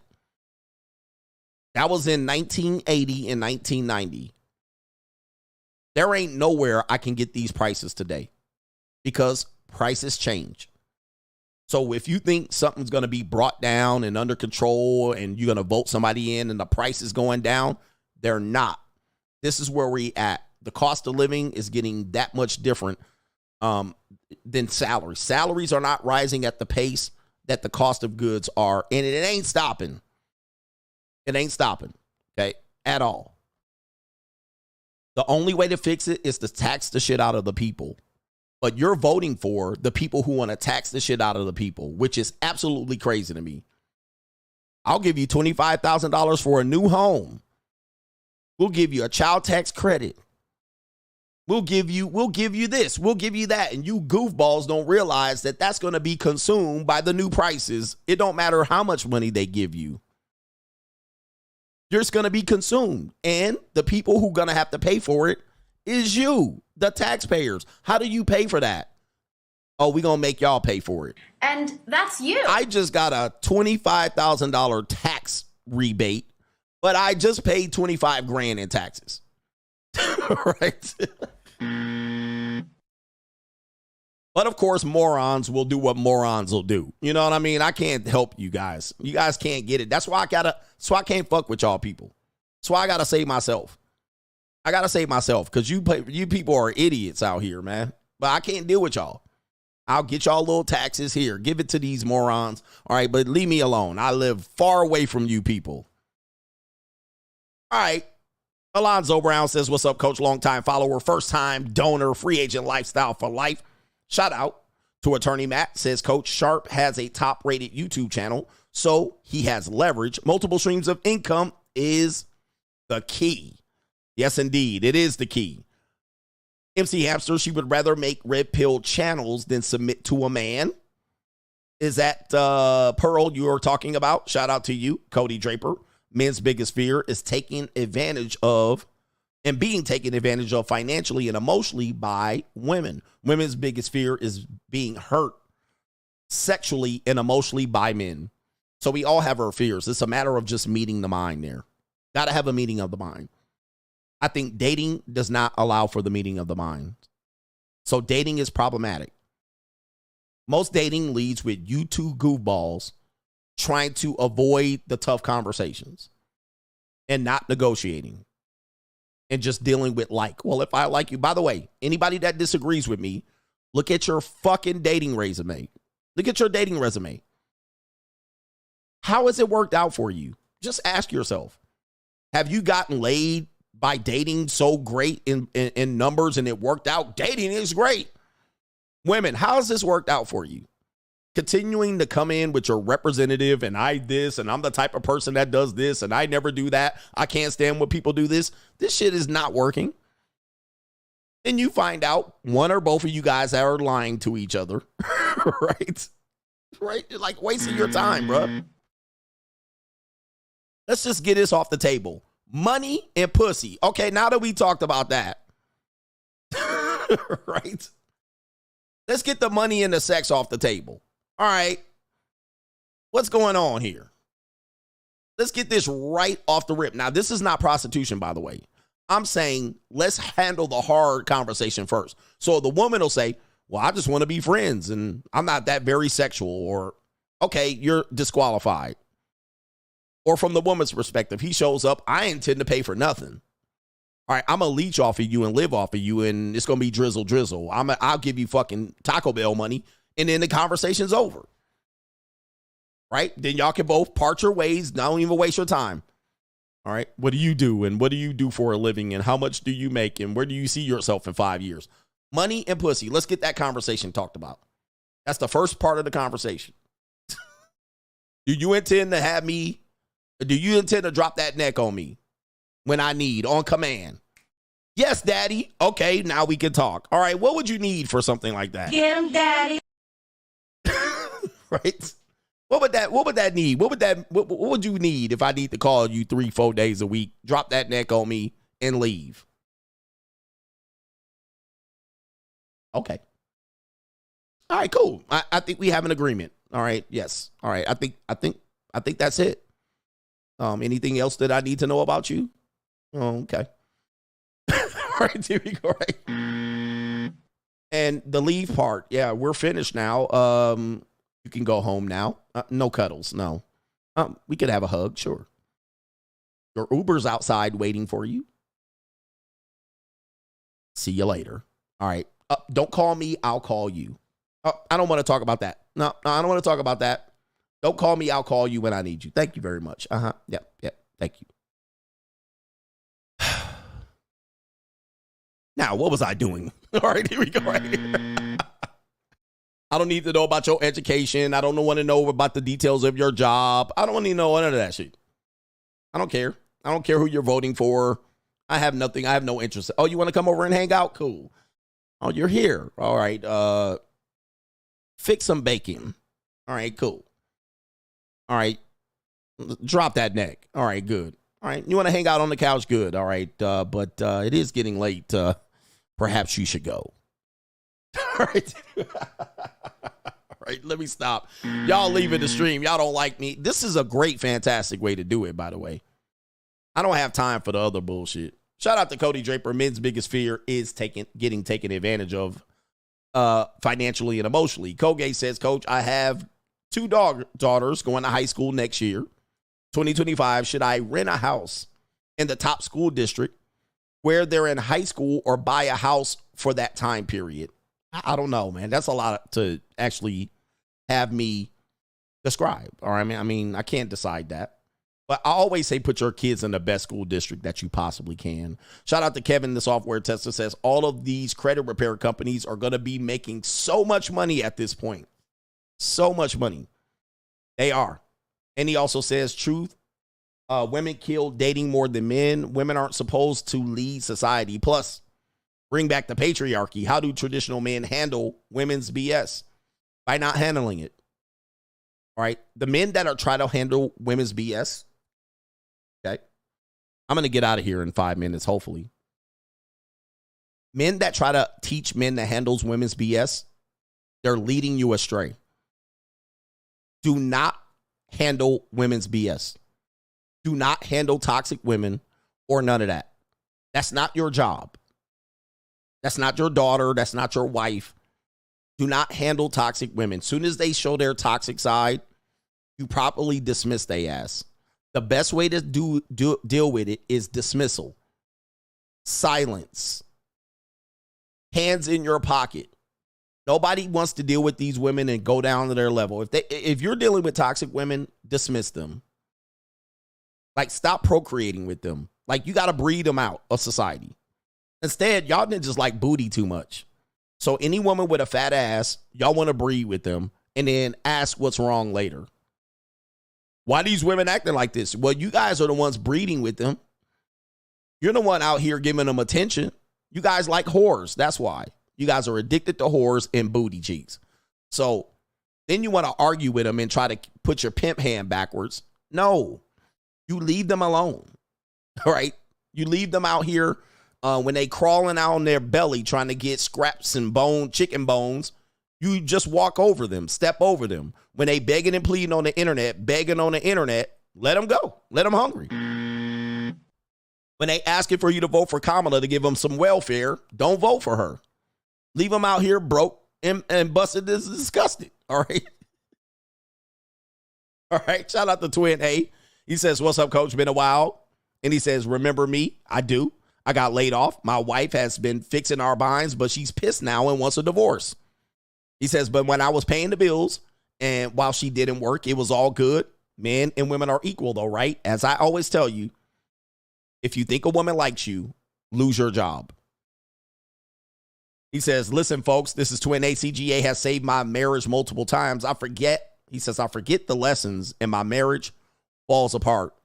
He says, I've since have been writing down CGA's lessons for dealing with women. I foresee many years of sustainable marriages. Shout out to you. Okay. Man, as soon as women start piping and all of that hopping, and by the way, if we'll go to 4:30, the reason why women act weird is because they are not secure. Now, that doesn't mean when they get security, they're not going to act weird. But the problem you're seeing with women in dating and relationships is they're nervous. They're nervous, meaning they have no plan. They don't know how they're going to work shit out, ninja, from 30 days from now, let alone retirement. They don't care about Rome and the collapse of Rome and the government. They could give a fuck less about all of that. They worrying about how to eat next week. All right, they worrying about their rent coming up in 4 days. So they're unstable. They're worrying about their student loan and their creditors calling their phone. They're worrying the fact that they got to work 2 jobs and then keep custody away from their baby daddy. So they don't have stability. And so this is why you see them acting this way. Now, this is their own choice. I have nothing to do with this. You guys have made your own bed with this one.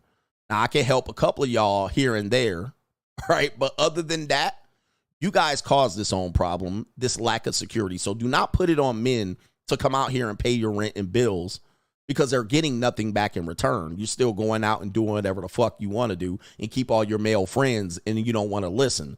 That's your own problem. I don't care, all right? I'm not trying to fix that part of it. You guys have screwed the pooch long time ago. And you're not giving up any leeway because you don't want to be under the control of any man. So, man, hey, man, shit to get off the pot.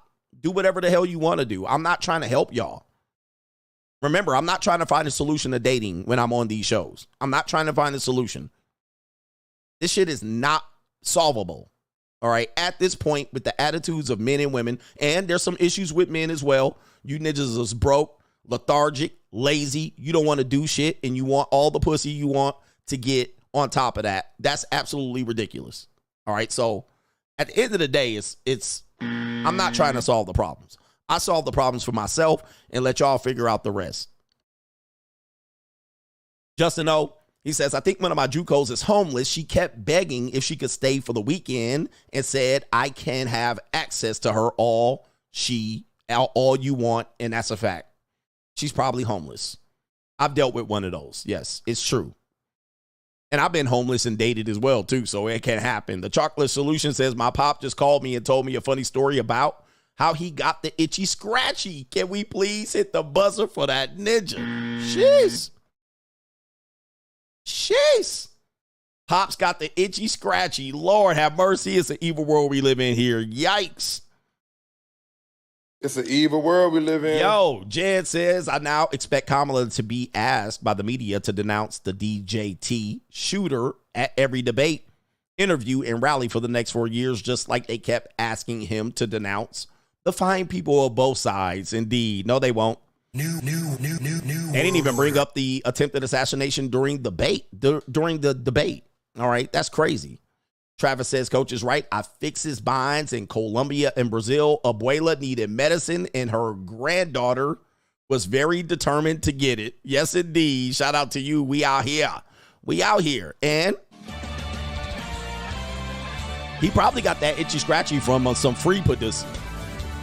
The freebies. All right, MC Hamster, listen to Coach. Feminism has caused deflation in the price of relationships. In fact, we don't need relationships anymore. We don't need them. Now, you might want them. Well, it doesn't matter what you want. It's a matter of what you need. All right. We want relationships. Again, women are in a position, we don't need a man, but I want one. That's so dumb. That's a dumb mindset. Meaning you're coming in with the sole purpose of getting what you want, and looking at your track record, you're horrible at this, and it never works out for you. Then you blame all the guys. Men, you guys don't act, you act like over here you don't need a woman. I don't need these bitches. But you want some pussy. You want some Poonany. And guess what happens? You come out here to try to manipulate these women and trick them out of some free. Guys, there ain't no more tricking them no more. I remember, I got some time today. Damn, I got to get out of here. Watch this. Who remembers this? Old heads. Travis says, I went to Thailand and Africa last year. They needed help no matter where in the world. They do need help no matter what. I provided jollof rice for an entire village thanks to their granddaughter's effort that night before. Shout out to you. Listen to this. Who remembers a time, and this was like high school and college, where you could tell a woman, now they probably still exist, but not to the great extent, where women were like dumb. They were dumb out here on relationships. They didn't know nothing.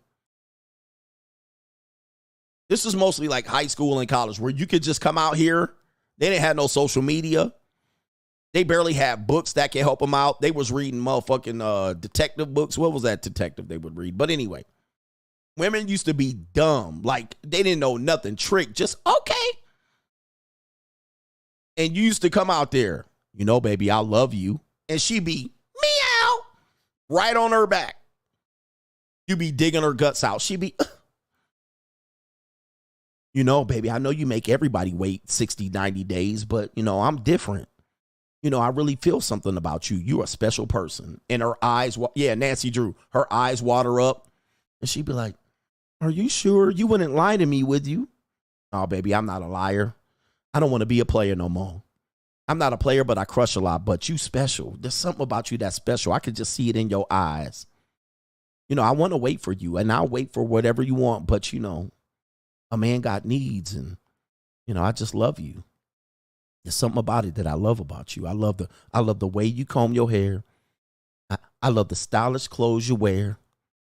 It's just the little things you do that make me want to get with you. And they be right on their back, getting crushed. You bust that nut, you leave her there, you be like, yeah, man, don't call me no more. Walk out the door, fucking bitch. All right. Trying to make me wait 90 days. Shit, who do you think I am? Not today. Bro, like, what women are you getting over on that today? That line right there. Now, it doesn't mean, dude, these women are insatiable. They want to have sex with you, right? They don't want to hold out.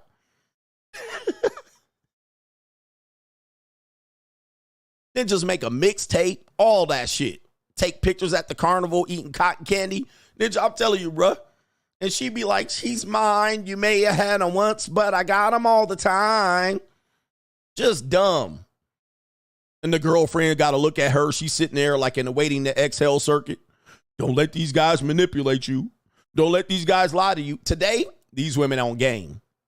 They on game. They got it on lock. They know what time it is. They only going to have sex with who they want to. They like, you ain't about to tell me a damn thing, bro. I ain't got no time. All right. Man, girls used to be innocent till like 16. Now in the hood, not too much. That's about 12. All right. If you grew up in Atlanta, that's about 12. They was innocent till about 12. Sometimes younger than that. But in the suburbs, these girls innocent until like 15, 16. In the 90s, they were innocent. Like, they even haven't touched their own Poonany yet, let alone let you touch it. They're like, you want to put that in here? They be sophomores in high school. They're like, wait, let me get this straight. You want to put that in here? That's going to hurt. Right? That's going to hurt. Like that. I don't know what that is. And why would you want to do that? What is that going to do for us? That sounds dangerous. That was like sophomore, junior year in high school. Like, come here, girl. Let me touch that right there. Right? That was like, that was the suburbs. Today, ain't no innocence no more. There's no more innocence. The innocence is gone. Innocence is gone. The age of innocence is gone. Remember, we're at the moment of truth and the point of no return. No one's innocent. Everything's right out in front of us. So y'all still trying to play a game where people are innocent. There's no more innocence. So we know what's up, but everybody's trying to figure out how to manipulate around, try to act innocent. I'm innocent. I'm pure. I'm not like that. Bruh. Like, I literally can see you. I seen you on that fucking internet for like 10 years on Facebook. Stop acting stupid. I can put your last 10 years up on Facebook. I seen you out here having a pod. I seen you. So don't act innocent. Stop with the charades. Everybody knows what this is about. Money and dick. Pussy. All right, pause. All right, money and pussy. That's what it's about out here. Hey, yo, chill, let's get to a solution. Hey, yo. There's no more innocence out here. All right, stop. And if you're innocent, your friends certainly aren't. Stop with the bullshit. We're not playing charades. Sitting around watching Dawson's Creek and motherfucking, what was the other one? There's no innocence anymore. So let's get to the real crux of the problem. Let's solve the problem. Caitlin says marriage is the legal and least shameful form of prostitution, for sure. All right, I better stop talking because y'all telling me to chill. Shout out to Twin. He says a lot of your viewers and followers are married. I'm one of them. Your message has helped me. I'm going to hit you up on the side if you don't mind to help the married guys. Also, where is your new book, Ninja? It's coming. I'm figuring Seventh Heaven is what I was thinking about. One Tree Hill. And what's the other one? Gilmore Girls. Them days are over, bruh. Gilmore Girls. It's gone. All right. That was Innocence TV and Family Matters where Urkel just wanted to get with the other girl, whatever the other girl's name, and Different Strokes. All that shit is gone. All that innocent shit where people lived without sex and money. And they just wanted a friend and they wanted a relationship, a steady partner where y'all could do homework together at the lunch table. That shit is gone, bruh. It's gone. Where everybody would say something sexual. All right. Age of innocence is gonzo. All right. Network television is dead. Network television where they could put certain shit out like I Love Lucy and people live in the married couple that live in twin beds. Right? Married couples live in twin beds. The husband and wife sleeps in a separate bed. Oh, wow. All right, yeah. No, the age of innocence is gone. We in reality. But you still trying to play a fantasy game like we don't know what's going on. This ain't My Three Sons. This ain't Leave It to Beaver. All right, shit. We out here. It's out here. It's predator versus prey out this motherfucker. All right? They're just out here acting like we innocent. 45 years old. I'm innocent.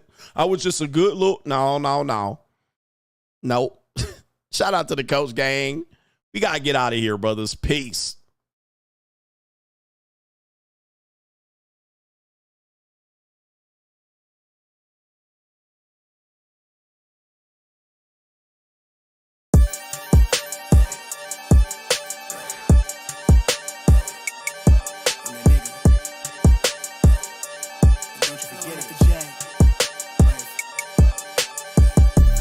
Vibe blowing at the J, got the loud jumping at the pay. Everything I'm on slack.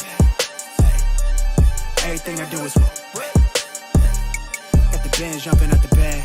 Vibe blowing at my J, got the loud jumping at the pay. Everything I'm on slack.